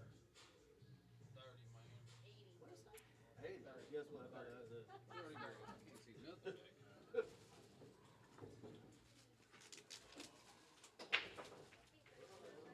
All right, so he made the one. I mean, he just made 5 balls, guys. What's the next ball? The 4 ball? Guys, I can't tell if he has angle to cut in the side or not. I really can't. Tim Bob, can you tell? Yeah, looks like he has an angle to take the 4 ball on the left-hand side pocket.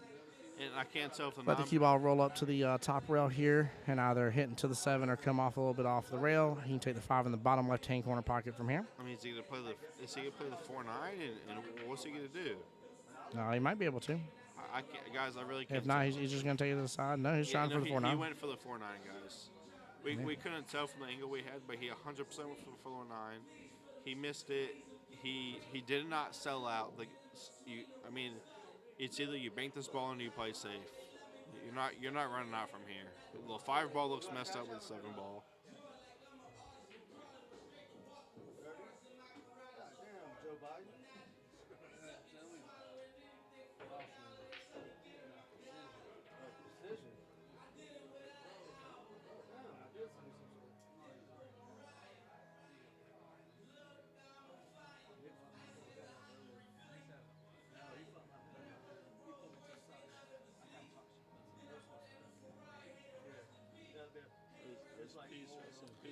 Jordan, you got Tim, the voice of Jacksonville Pool here, and Nick as well. Wait, did he hit the 4? I'm not on right now. Did he hit the 4? Yeah, he did.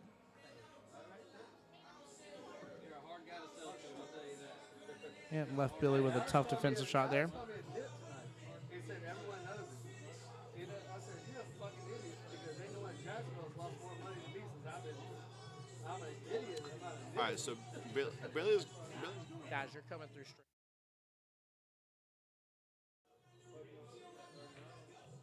Trying to run the quiet down.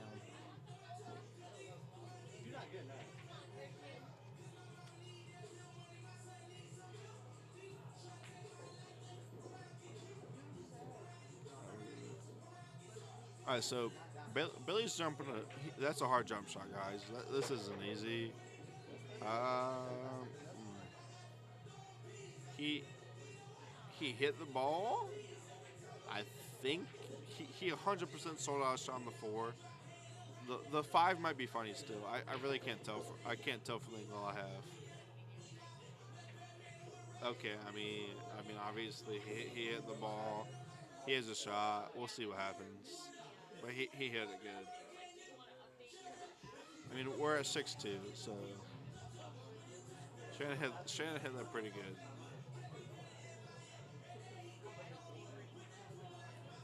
Wow. Nice little side pocket shot there. Very well. Good leave to be able to get the 7 after this. Yeah, I didn't know he had that angle whatsoever. I would have said he was shooting the corner.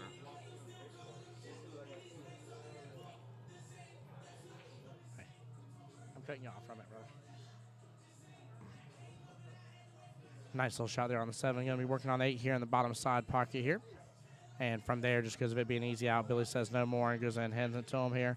Now, that does put Shannon up on the hill. So it gives him 7 out of his 8 here. Billy needing 6 more, though.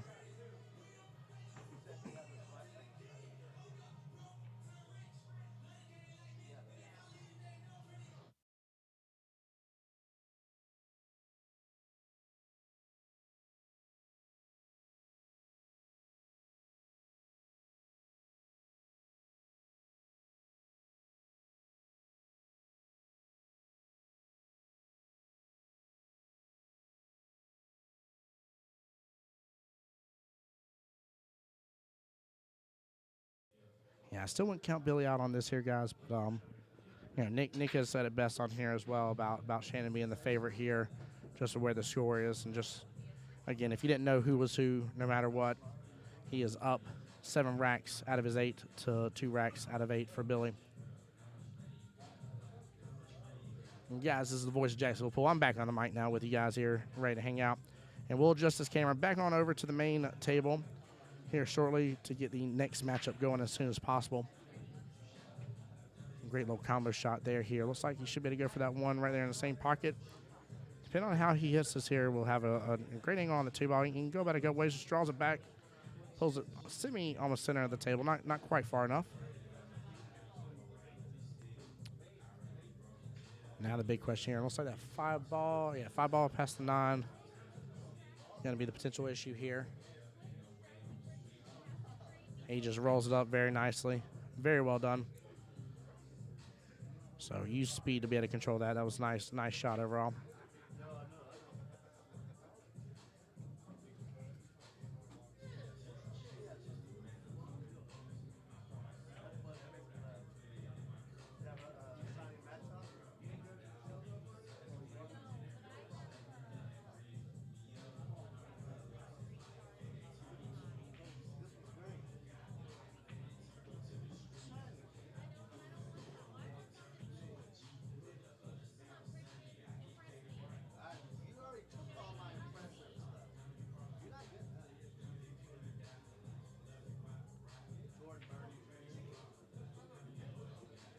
And guys, with that last shot here, great shot on 8 here. Shannon, Billy going to fist bump, and that closes it out here. So Billy will be taking home 4th place prize winnings.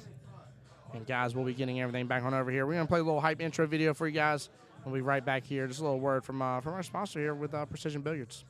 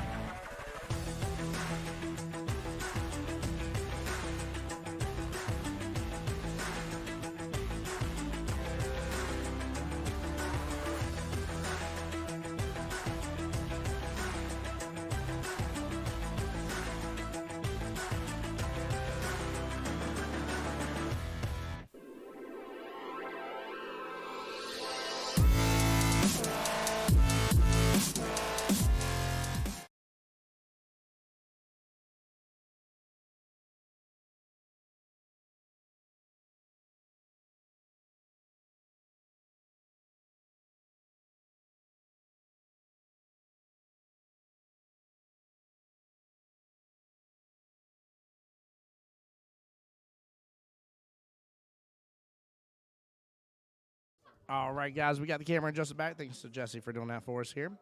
We still got our top overview here. And because Shannon beating out Billy here, it will be Shannon Fitch 8 versus Raymond Lineras 8. Winner here goes on to play Anthony for the win here. Keep in mind, Anthony is still on the winner's side. This is true double elimination, so we'll see what ends up playing through there. But technically, Anthony is owed two wins against him to be able to take home first place away from him. And guys, we will be going here. We're not even going to end stream. We're just going to keep everything going. And again, we're here with you guys until we finish this up.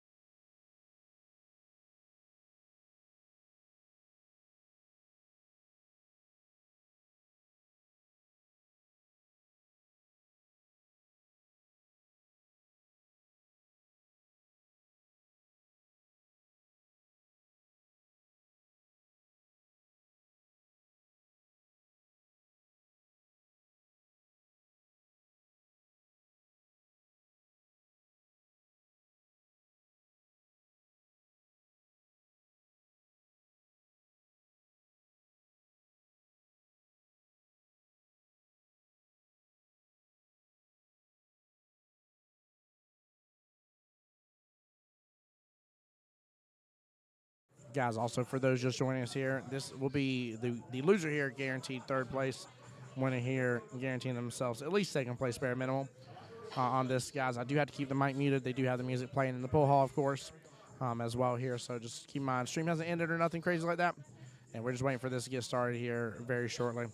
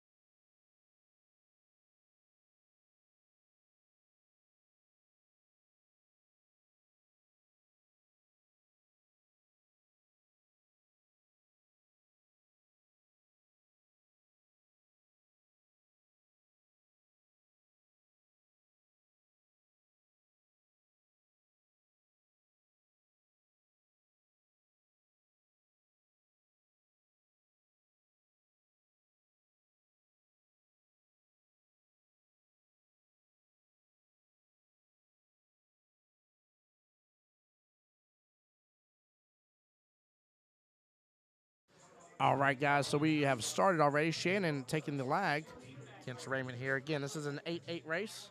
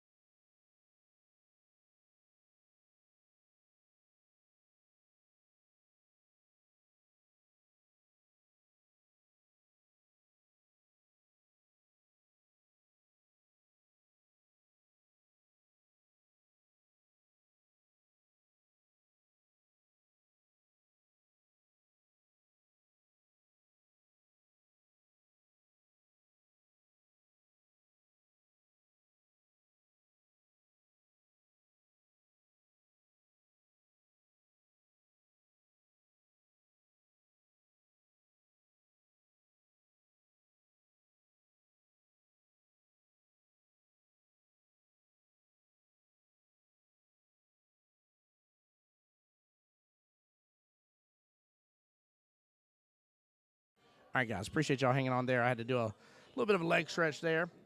Get ready and get dialed in for this this matchup here. Again, this is Shannon Fitch versus Raymond Lineras. Guaranteed a third place of winnings here, no matter what happens. And the winner goes on. Winner goes on to play Anthony. Nice little try there. A little kick shot by Raymond. 2 definitely goes in that bottom right-hand corner pocket. Just pull it back just a tiny bit. Nothing crazy. Be able to take 3 in the exact same pocket. Could even use the 4 ball to kind of carry him the 3 into the corner here. Yeah, he decided to go behind it here instead, and that works. Use a little left-hand English to get the cue ball back behind the 4 there.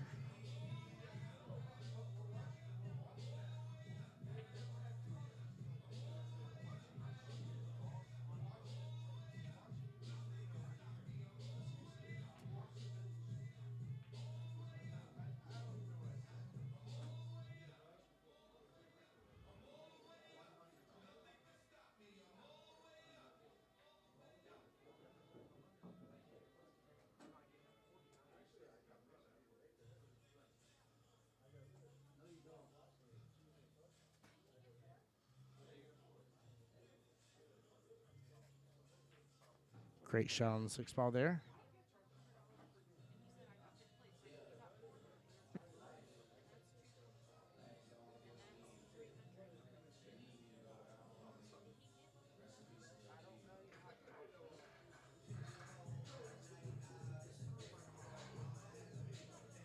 Just hanging up right there. Raymond with the ability to take out the rest of this rack.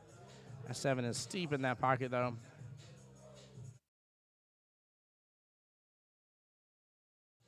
Should still be able to go rail first into it. Let the cue ball fly back out towards the middle of the table.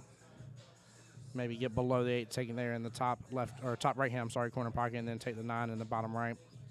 It's the ultimate goal here. And if for some reason either you get that cue ball back above the 8, you could try always for the 8-9 combo. Obviously, that's not the ideal situation if you don't have to. All right, no, he hits right into it, hits into the rail second. Very nice done. That cue ball did drift down just beautifully.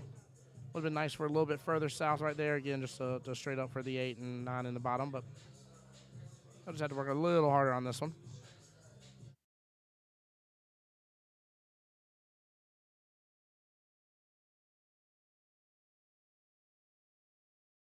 Wow, just a small miss right there with the 8 ball. Raymond absolutely kicking himself. Shannon feeling very confident that he'll be able to finish up this right. Cannot take those for granted, but that wasn't an easy shot, chat. Like that wasn't a give me at all. Shannon let the cue ball fly up a little bit here. Sure does an excellent job on it.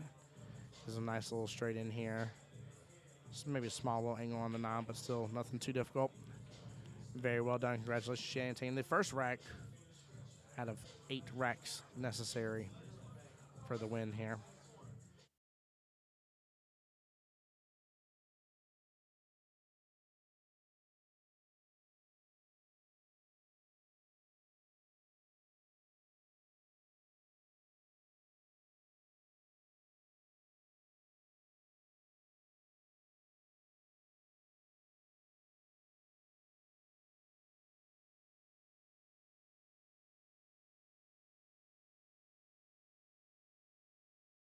Chat again for those still sticking around. I know it's getting late, but appreciate y'all so much for being here, helping us be able to finish out this tournament. Love the support from each and every single one of y'all. Love the great conversations we had all day. As well, we've had a lot of people cheering on multiple different players in here, asking how the tournament's going, what all's happening, asking about the rules, asking when the next tournament is. We've had just a heck of a lot of participation, and I do not want to miss the opportunity here to say thank you sincerely from the bottom of my heart. Just how much that means to us, and just really just making this a excellent stream today. It has been one heck of a good time, to say the least. And again, we're going to be here with you till whatever ends up happening for the end of this tournament happens. I don't know what that's going to be, but it's 1:41 a.m. and we're finishing up with you guys. So whenever we're told to leave, we're going to leave, and whenever that is, that happens. But we're definitely here to hang out with you guys and be here till the end.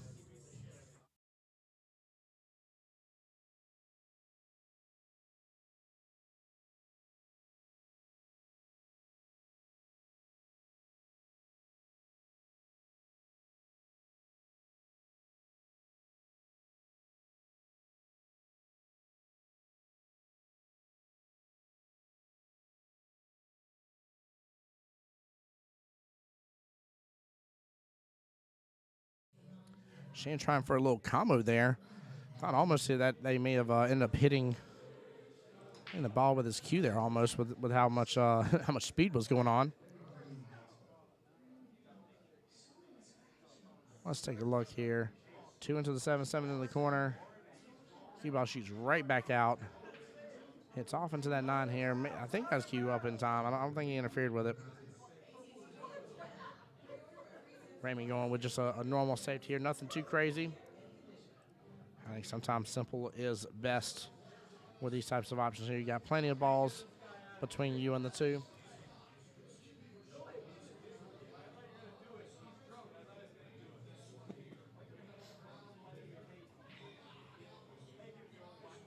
Oh, was there enough of a window for him to get through? There was more enough window for him to get through to play a defensive shot as well. Chat, Marianne is going home. Good night, Marianne. Take care. Be blessed. Thank you, my dear. It was great spending the day with you. Marianne did an excellent job keeping this game just going and going and going for us. Again, the fact that we're this close to having a 55-man tournament done in one singular day is mind-blowing, to say the least, and just feels really good.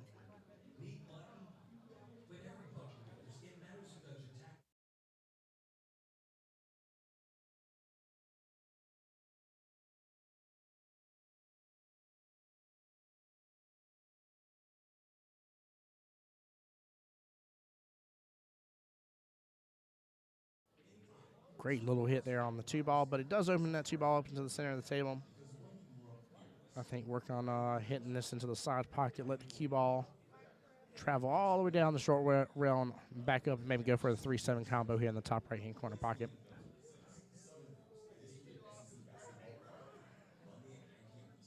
Yeah, great shot here. Cue ball's just going to travel right back on over. And they're looking at that 3-7 combo here.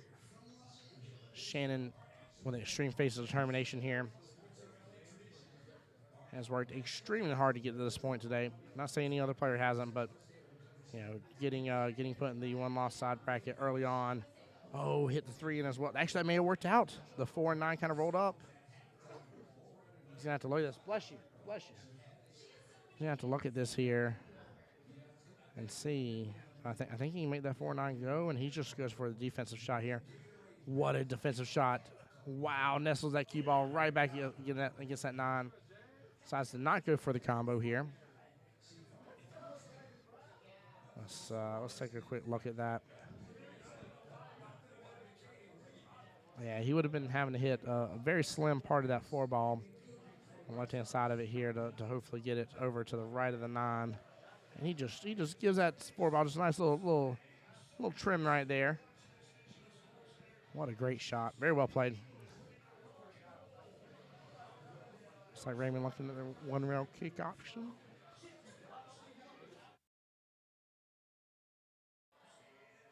I do apologize, Chad. I'm yawning now. Oh, my goodness gracious. Great little one-rail kick option. Hits it into the top right-hand corner pocket. What an amazing shot. And gets a pretty decent leave here for the 5-ball. He has a great opportunity for an out here. That 5 should slide by the 8, but he's got to have it with nice little precision here.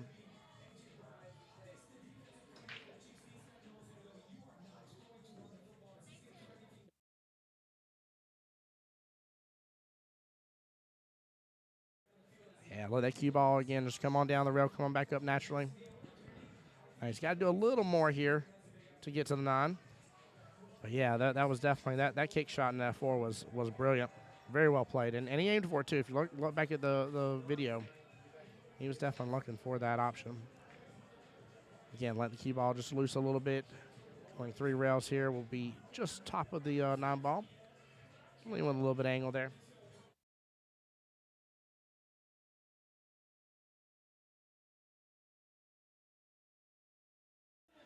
Billy and Lauren heading out for the night. Just told them goodbye. Great shot on the 9 there. Very well played. Good out right there. That 4-ball being just super crucial in that shot. That was extremely well done here. Good little pace on that run as well. Love to see it. Absolutely love to see it. Raymond showing why and how he's gotten here to this spot in the race and to the tournament. And just definitely proving his spot. bare minimal within the top 10, if not the top 5 of the race, both times around or both times for the tournament.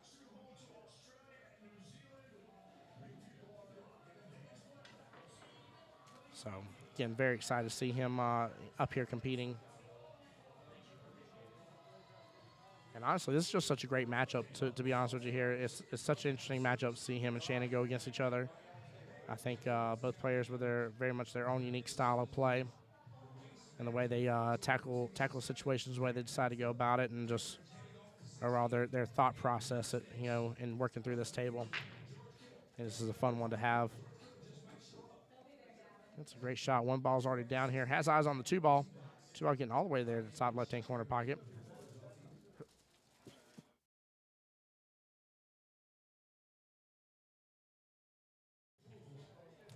He does have to get back to that 3 ball, though. There's a lot of table between that 2 and that 3.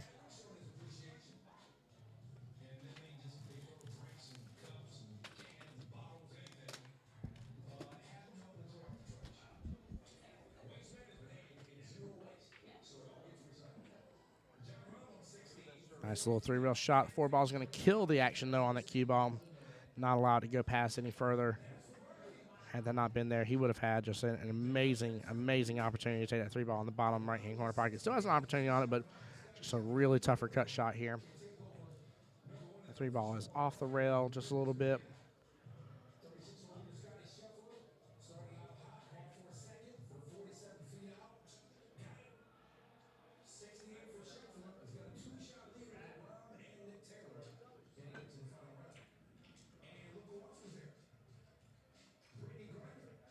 Yeah, just doing a little left on it. Gonna play defensive shot here. Now, unfortunately, where that cue ball landed, he's still got eyes on the 3 ball.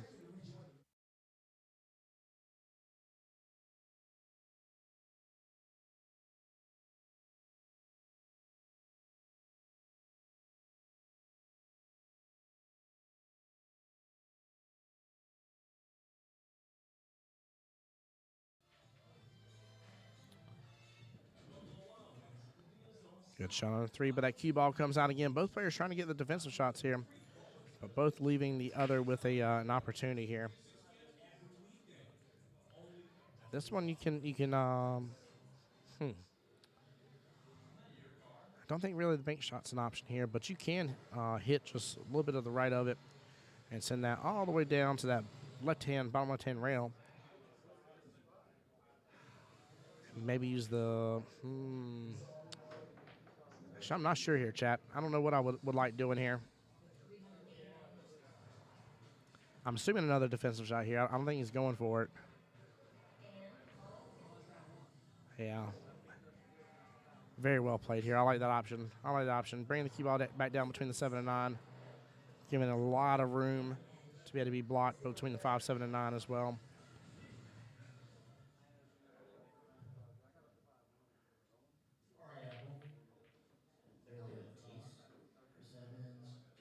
Shannon's going to have to figure something out here. Could jump over those balls.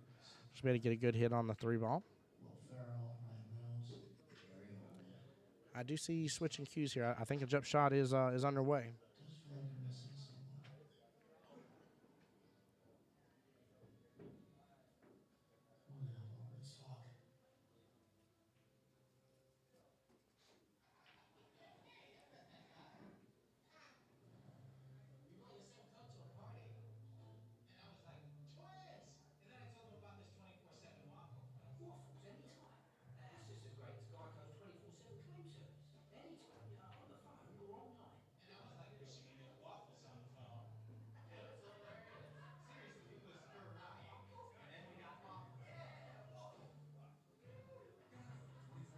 Because he's trying to decide whether he hits the left or right-hand side of that 3 ball.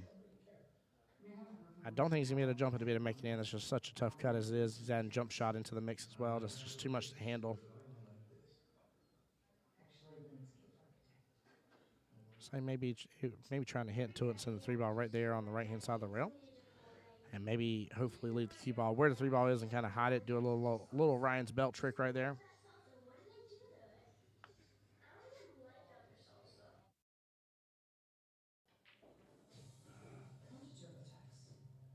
Oh, he's going to go with the rail kick.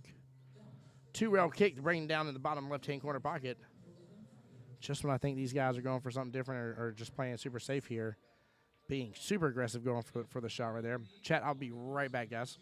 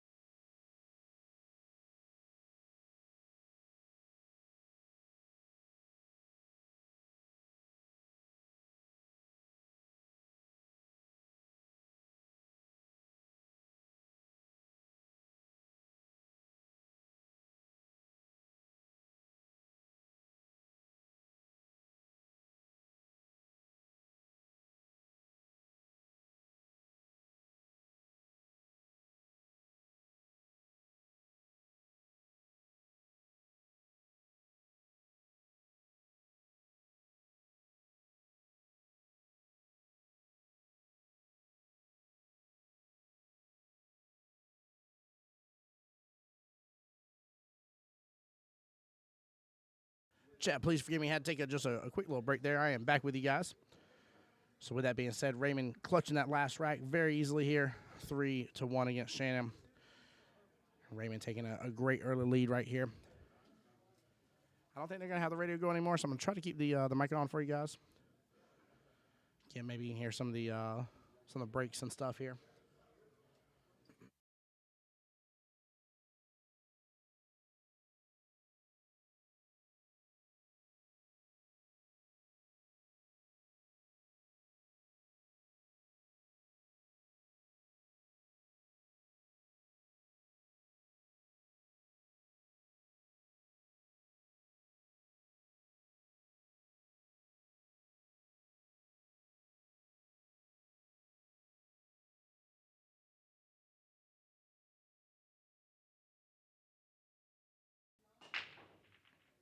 There we go. I hope y'all got to hear a little bit of that. Ooh, scoots right up against that 8-ball. I think that may be clamping on pretty hard to where he may not be able to get a hold of the 1. I don't know if he can kick it down past this 9. This is a tough situation to be in here. You can just do a push shot here.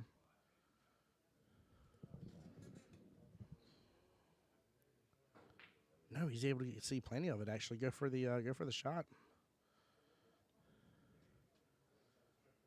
Very well done overall with that. I did not think he'd get enough of a piece of it. Neem, thank you so much for the subscription on YouTube. Appreciate you, my friend. Again, chat, please forgive me. I had to take just a quick little break right across the pool hall for a moment.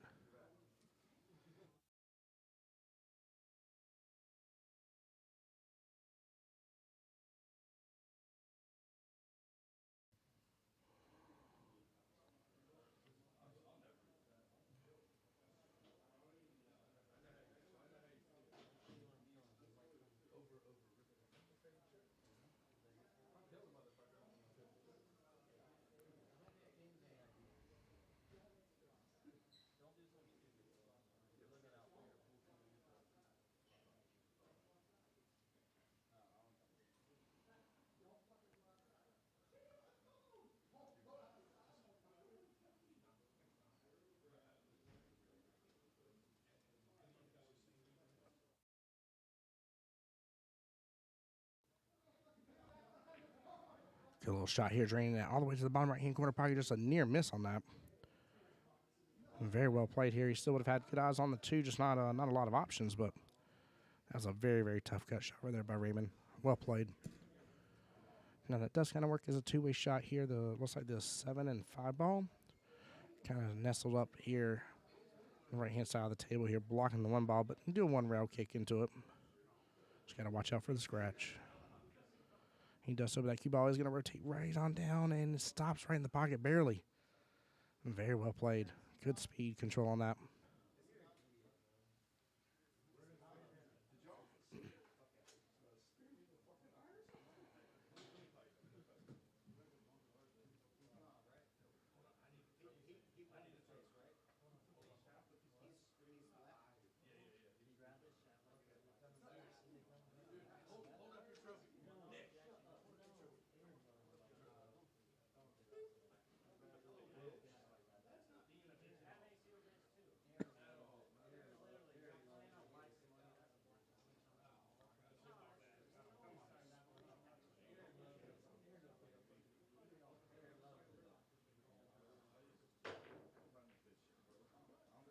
Nice little try there.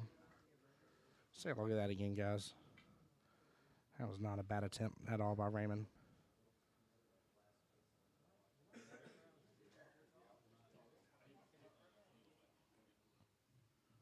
Tried for a jump shot here. Just didn't have a lot of options. Just in the pocket and everything.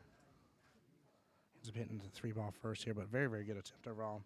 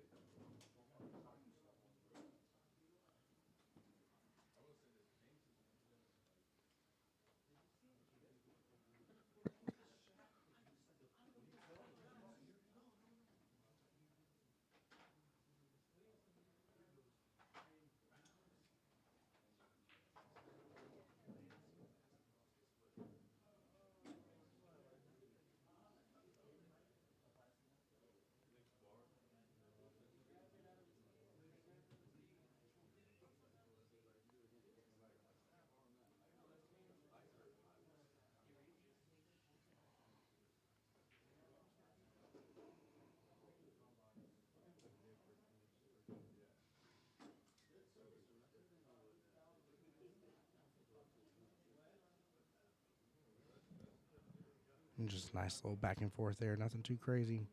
Questions about this 5-7. Is he going to hit down onto this ball to break those out? No, just going to get behind it, look at taking the 5 ball, maybe in the bottom left-hand corner pocket.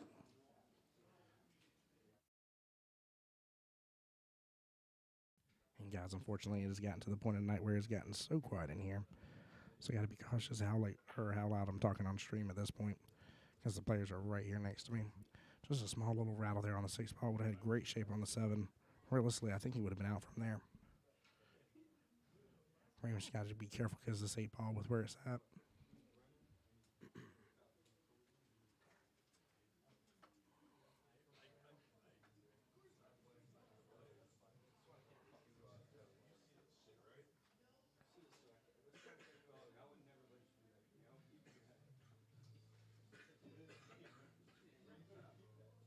There we go. We got a little bit of music again now. Excellent job avoiding the 8 ball right there. Here should have more than enough room. Be able to take that 6 in the top right hand corner pocket. Work on the 7 in the bottom side pocket here. And the 8 back in the bottom left hand corner pocket. Ain't got to do much of anything just to be able to tic-tac-toe these. That 9 is making work from almost every angle on the table.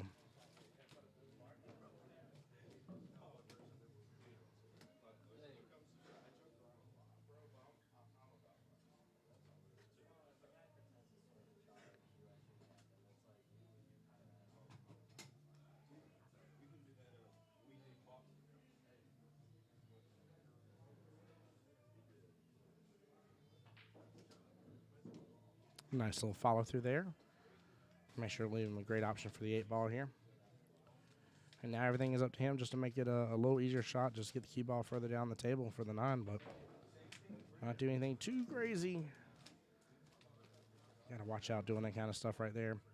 May end up causing it to scratch in the side if you get a little too carried away with it here, but he doesn't.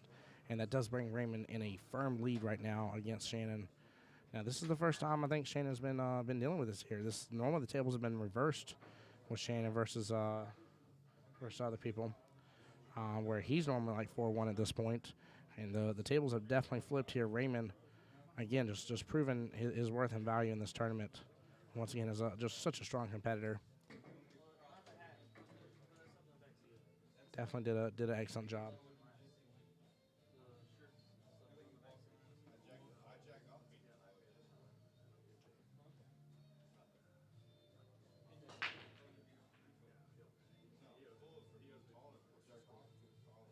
Oh, 4-1, Raymond. Huh?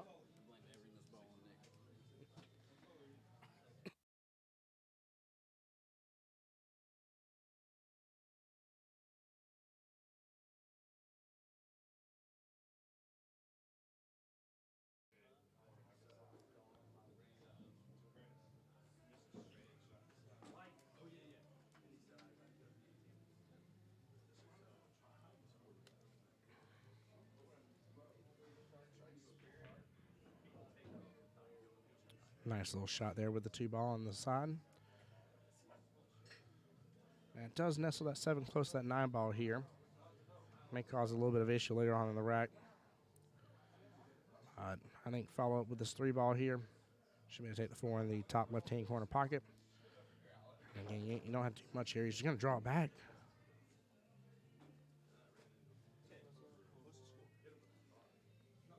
Raymond.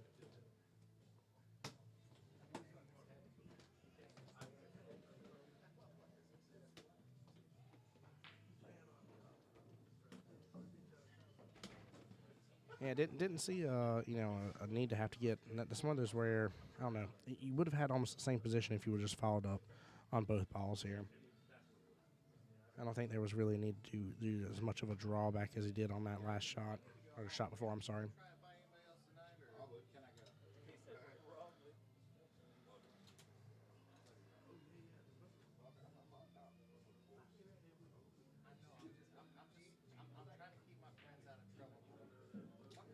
Great shot. Let the cue ball follow down that long rail here. Shoot back up. Just the question is about the 7 ball. What are we gonna do about 7 ball?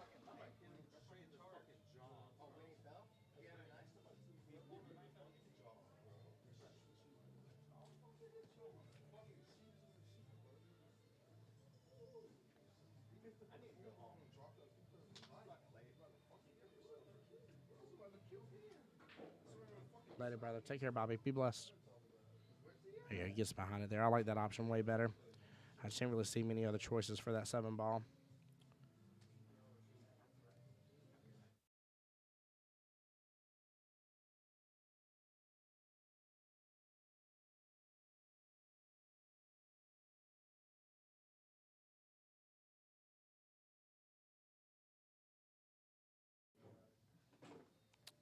Excellent work on that 7 ball in the side pocket. Again, I didn't really see many other options for that 7 ball, so I think he did excellent getting behind it. Drawing that back just a little bit, and now should be working on 9 ball in top right-hand corner pocket. Shannon secures the second rack there, making it a 2-4 overall score. So it is a 6-4 race left in this battle. Again, loser here, no matter what, has secured 3rd place. Winner here goes on to take on Anthony for the win here. Keep in mind, as we said before, this is true double elimination, so I don't know what they're going to do in terms of playing it out or what with it getting as late as it is, chat. But right now, Anthony does have to be beat twice, no matter what.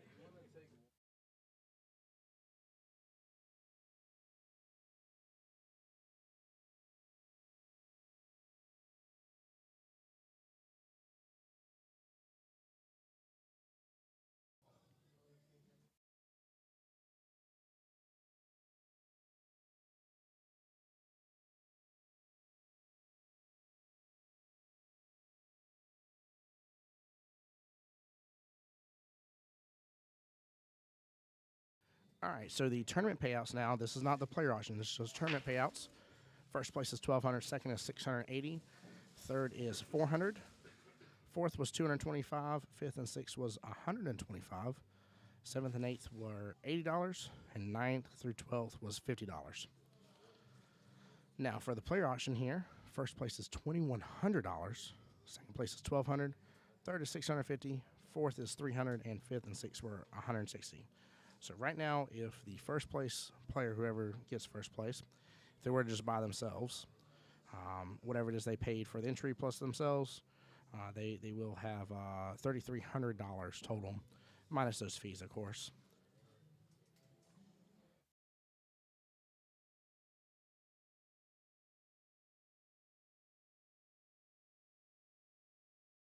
Yeah, lots of payouts here, guys. Again, this is very similar to last time. There were a lot of payouts for the last tournament here. A lot of great opportunity here to really take home some good prize money. Imagine paying $40 for the pre-registration, landing in first place, getting $1,200, and then that first place auction for $2,100. Even if you bought half yourself, I think the highest person that was bought was Anthony. I believe at like $600 something. So even if you bought half yourself, paid $300, walked away with $1,200 for first place, walked away with what was that, $1,050 for first place when it split. So you're talking about let's see, 1,200 and 1,000. That makes 2,200, 2,250 for all of $350 worth. Can't beat that with a stick, chap.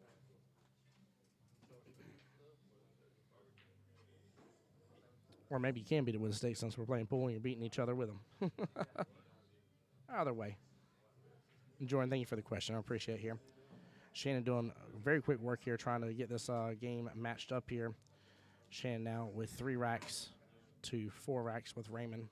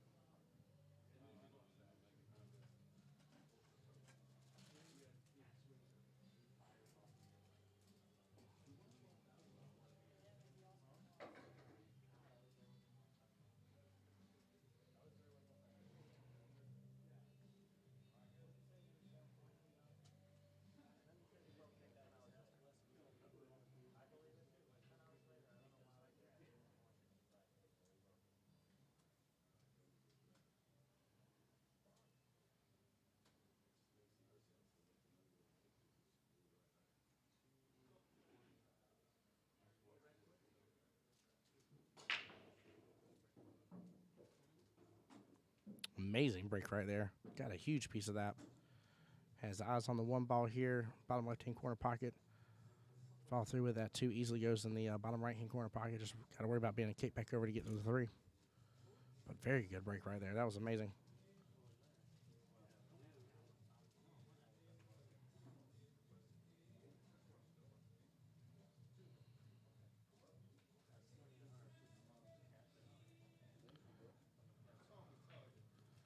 Ooh, rattled right there, but he still was able to get it. That one ball was about to hang up there for sure. Very nicely done there, though. Overall here gives him great angle on the 2. Should be able to get him to the 3.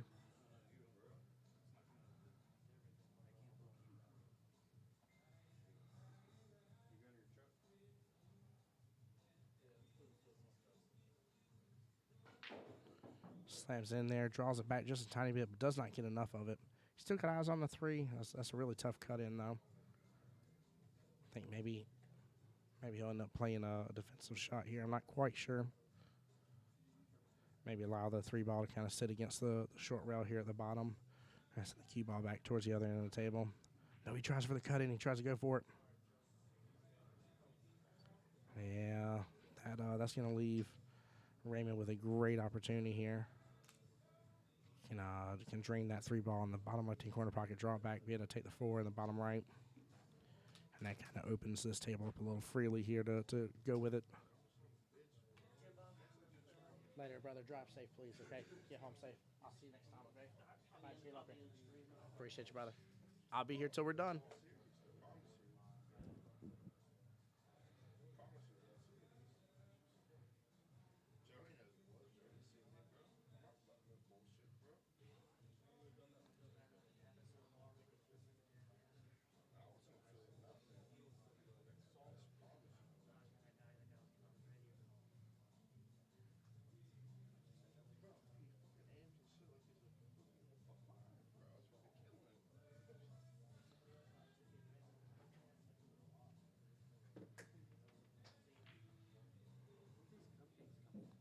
Your wife.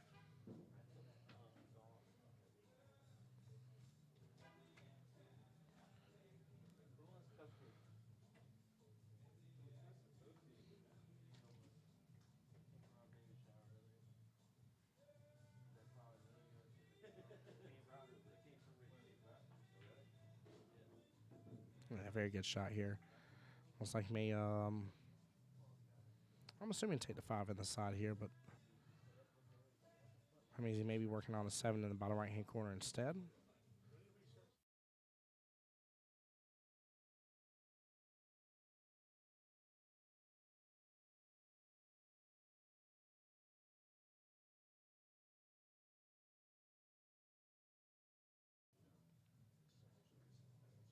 Yeah, I think go with the 5 in the side pocket here. Let the cue ball. Wow, he pulls it on over. That was excellent. Very well played.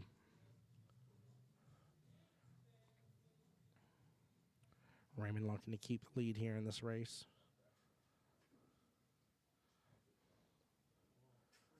Definitely going to take the 7 in that top side pocket here, in my opinion. Let's just be able to pull it back over, work on the 9 maybe in the top right-hand corner. Let's drift on over here. No, it's going to go with the 9 with the bottom right. Very well played here, letting it drift on over like he did. Instead of trying to over control it. Nicely done. It's giving him a great opportunity.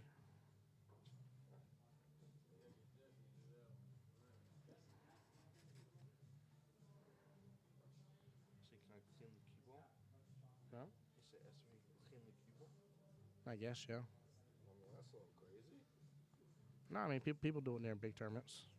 They do that in Moscone Cup. Mm-hmm.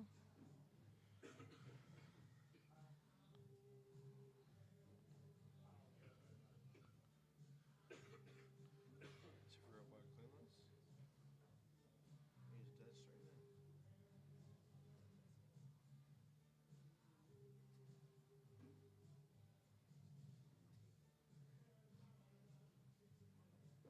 in. Raymond calling for the ball to be cleaned here.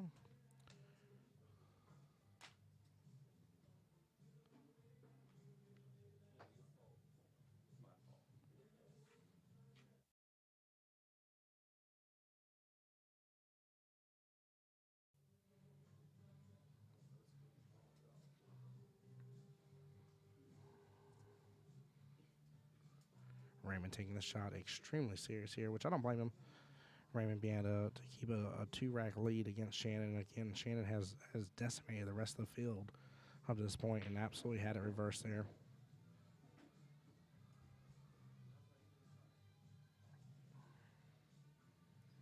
Very good out there by Raymond. Chat again. Let me know. I'm trying to whisper a little bit, not talk too loud, just because it's getting quiet here in the pool hall. So I don't want to affect the players. We're not too far with the booth from them.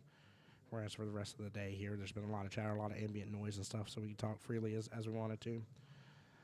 But yeah, let me know who you're rooting for, guys, on this. Again, no matter what, loser guarantees third place winnings, and third place winnings are very hefty already as they are.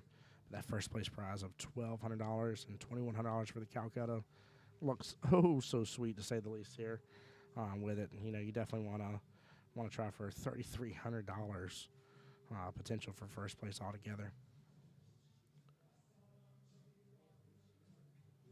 Golly, imagine spending your entire Saturday in a pool hall and knowing you left, maybe putting in a few $100s after a send down between the Calcutta and the entry fee, and you left with $3,300. That would just be mind blowing. That would be a great Saturday for you, to say the least.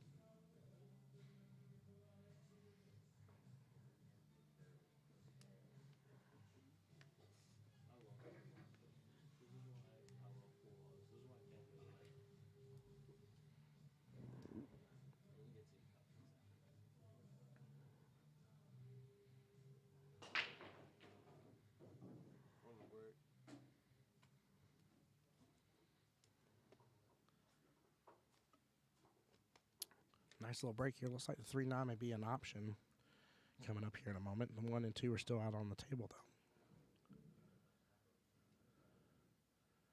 though. Hopefully, we can get this cue ball a little bit further back up the table, up the center of the table, in between the two side pockets, be able to easily take the 2 ball in the top right-hand corner. But he's got to focus on getting this 1 ball. This is not an easy cut at all.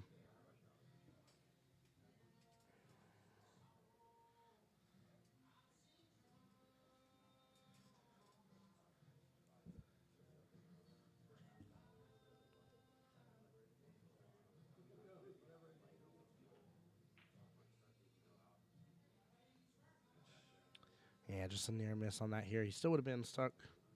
Still would have been stuck here between the 8 and the 4, unfortunately, after that leave here. He was hoping to be a little bit, again, just further up above that here, take on the 2 ball and handle it 3-9 combo.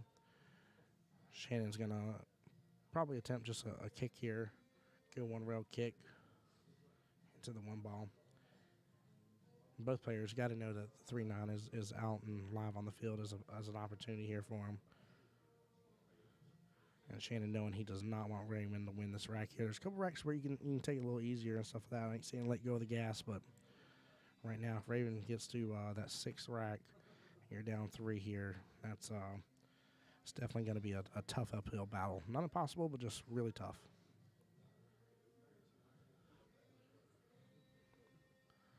I like this. Shannon walking the entire table here, really taking his time on this shot.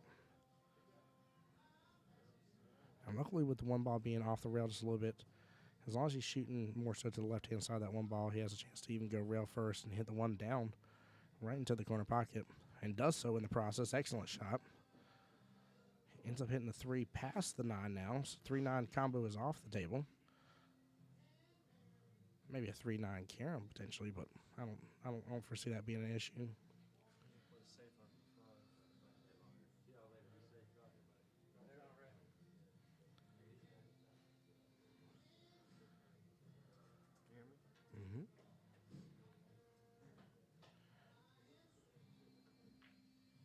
Yeah, unless he got it broken up right there. He's already playing safe right off the bat on the 2. There we go, John. That's what I want to hear in chat, brother. Thank you for that. He's saying, let's go Shannon Fitch. There you go. Definitely cheer these 2 gentlemen on. Again, they worked really hard to get to this point today. They deserve a little viewmanship, love, and support here.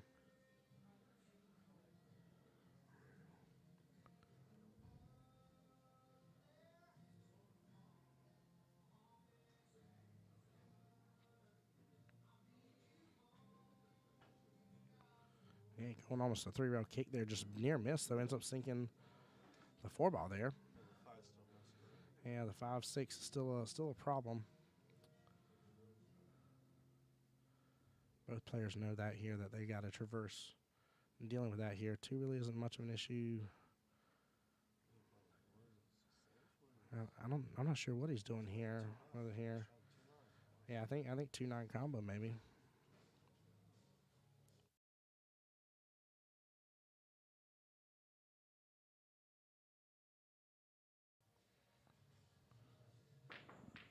Yeah, he was going for the 2-9 combo. Sinks the 2 still in the process. What a shot. What a shot. You still see more enough of the 3 ball here to bring the 3 in the bottom right-hand corner pocket.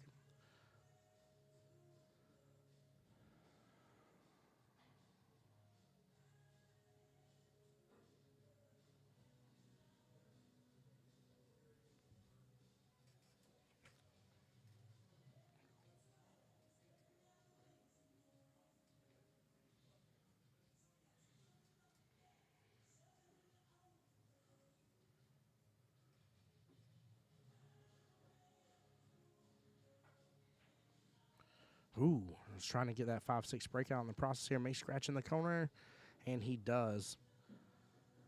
That's going to give Raymond a great opportunity here to see if he can get a breakout on that 5-6 instead, or just work towards playing a safety on him as well. Either option.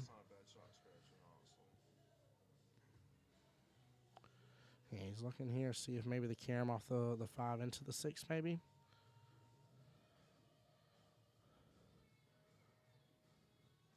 I guess that goes with it here based on this angle. But again, I'm assuming he's going to try to get a little breakout here, and he's not. No, he's going to go for the carom. He's already lined up on it before. And he pretty much got the cue ball in a nice position here. Yeah, it went really smoothly. Very well played. Very nicely done. Now he's got to worry about the 5 ball here. But he can cut. No, he doesn't have just a combo.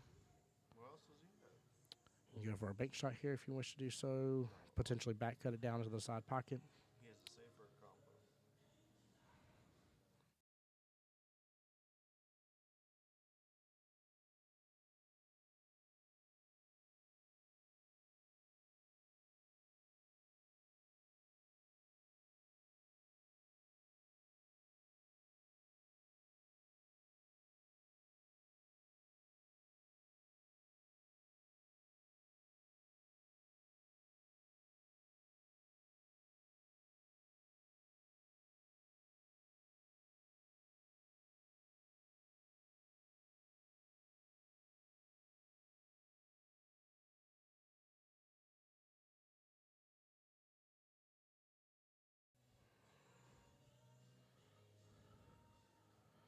Yeah, he's got to make a tough decision here what he's going to do.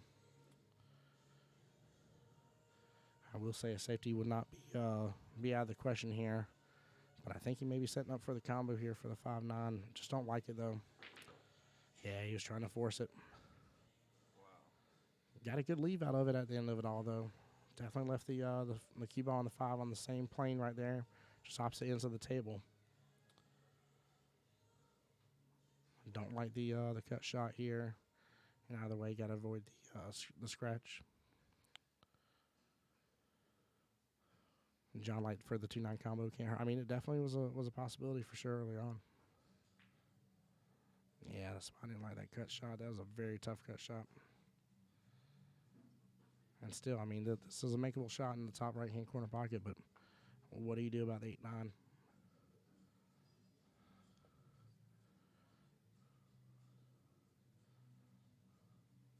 Will he be able to get the cue ball all the way back down, maybe hit into the 8-9 maybe? And break him up a little bit.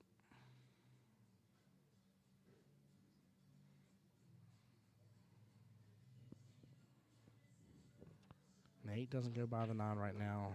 Drew it back. Maybe trying to carry him off the 8 into the 9 and bring the 9 just into the bottom left-hand corner pocket. Yep. He's looking at the angle here.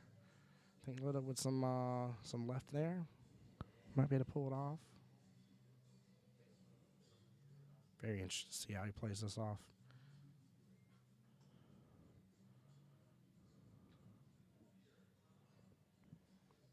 I don't know. I feel like if the 8 was just a little bit more closer to where the cue ball was, this will be a little bit easier.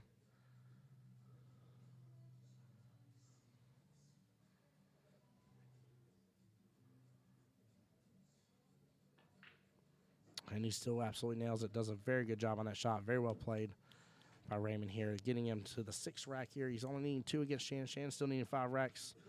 Let's take a look at that shot again here. Got to give Raymond mad props on this shot. Definitely took his time on it. Lined it up really, really well.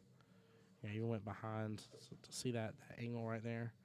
And had good speed to really just force it down in the pocket, go and get it in there and be done with it. Very nicely done. Raymond is an 8 in this, yes.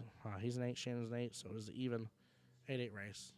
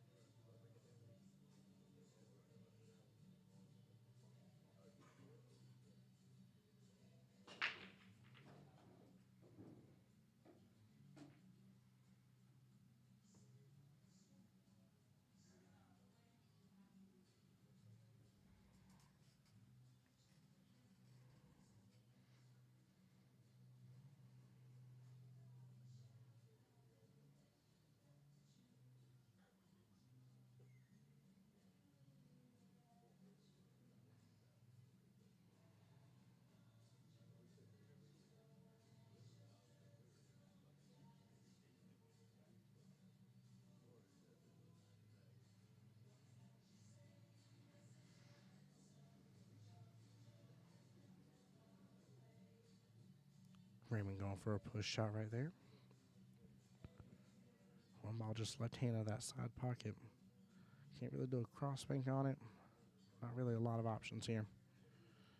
Again, Shannon, with this being a push, will have the choice to give it back to Raymond and let him shoot it or go after it himself.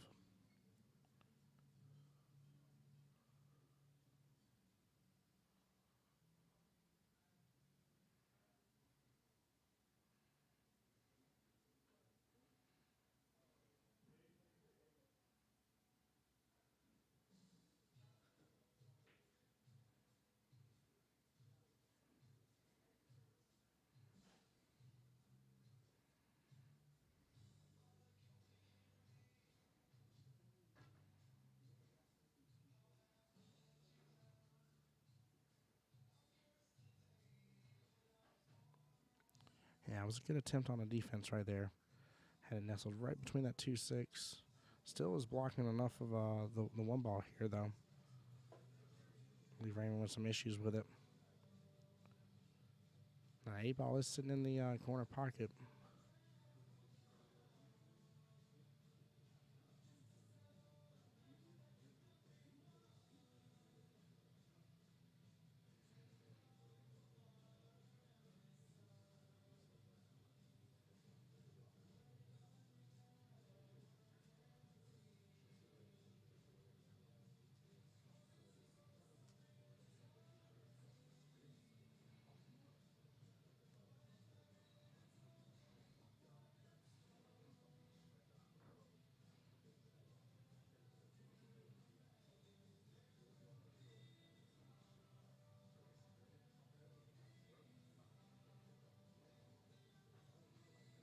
Going a nice little 2-rail kick there.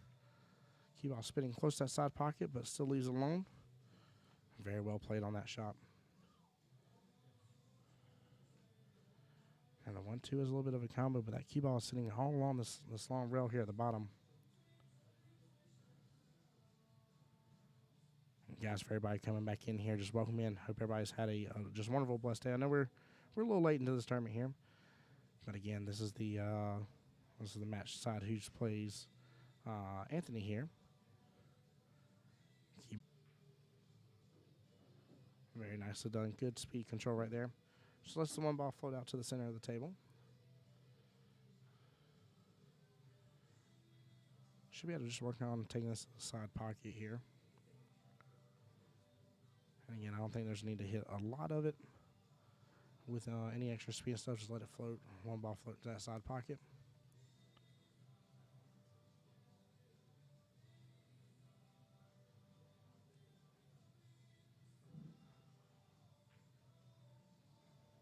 Excellent shot. Well played here.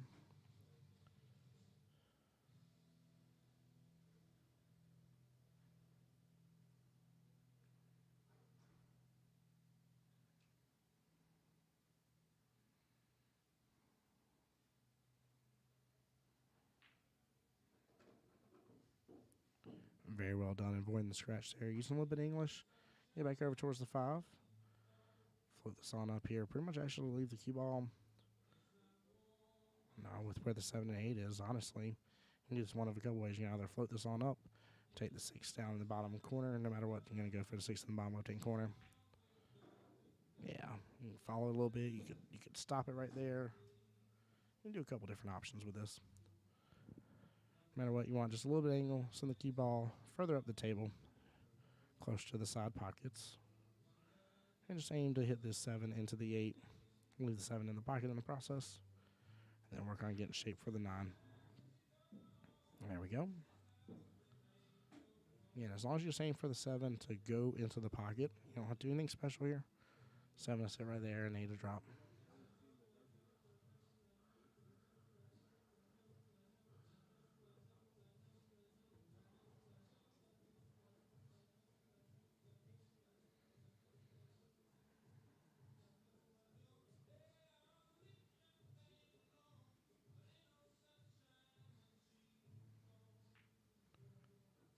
There we go.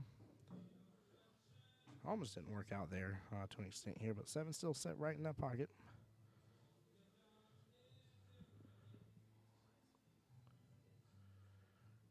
You can just roll this up here if you want to do a slow speed roll. You might not have to bring it on back. Yeah, he just stops right there. He's able to take the 9 there in top right hand corner pocket. If he is able to succeed with this, Raymond will be the first one on the hill for this matchup. Really giving him the best odds to be able to go up against Anthony, and he does so. Very well played. Raymond now needing 1 rack to 5 racks against Shannon.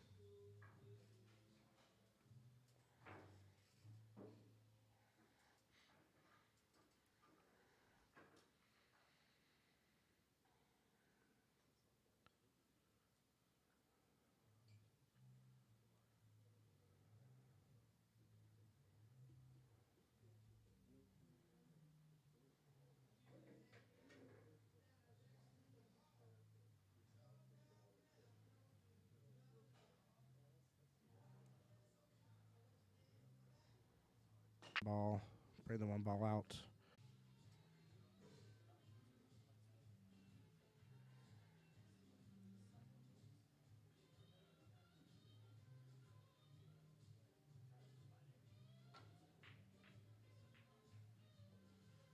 Might get lucky here with the 6 ball in the side pocket, sure does.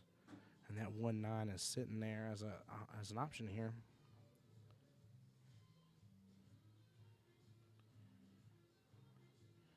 Shannon knows it too. He's taking a look at it.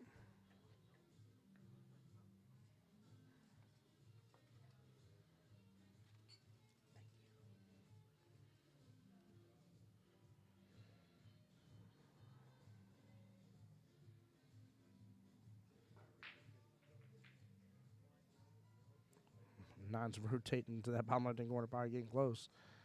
The 1-9 option still in play here. Raymond knows he has an opportunity to clutch the win here and a bare minimum guarantee himself second place winnings. If so, that'll send Shannon to 3rd place here and out of the tournament. And we'll be in the finals, ladies and gentlemen.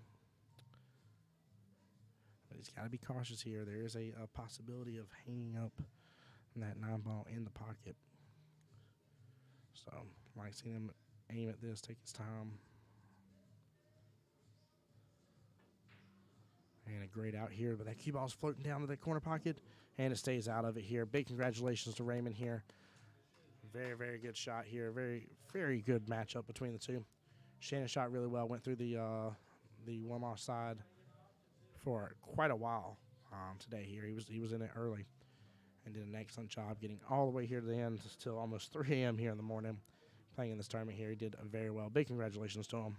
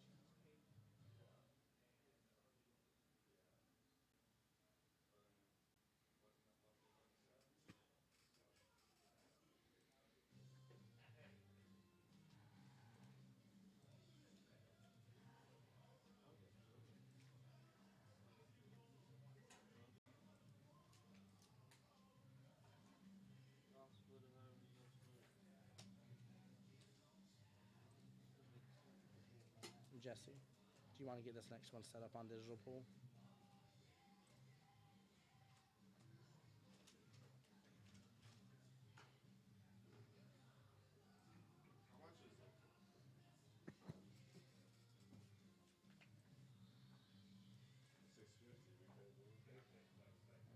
So it's 8-3. Savement. Oh. They submit the score. Winner. There we go. Oh.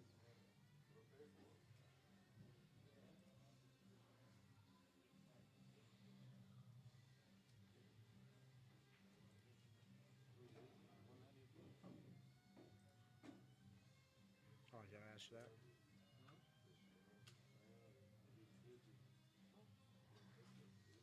Yep. Again, I'm 6.5 hours in. Yeah, restart the stream. All right. This could go a little while. All right, guys. With that being said, give me just a moment here. We're just going to do a quick little stream restart here while they get ready. And then we'll be right back to finish this off here. This will be for the finals, though. Raymond will have to double dip Anthony to be able to take home first place.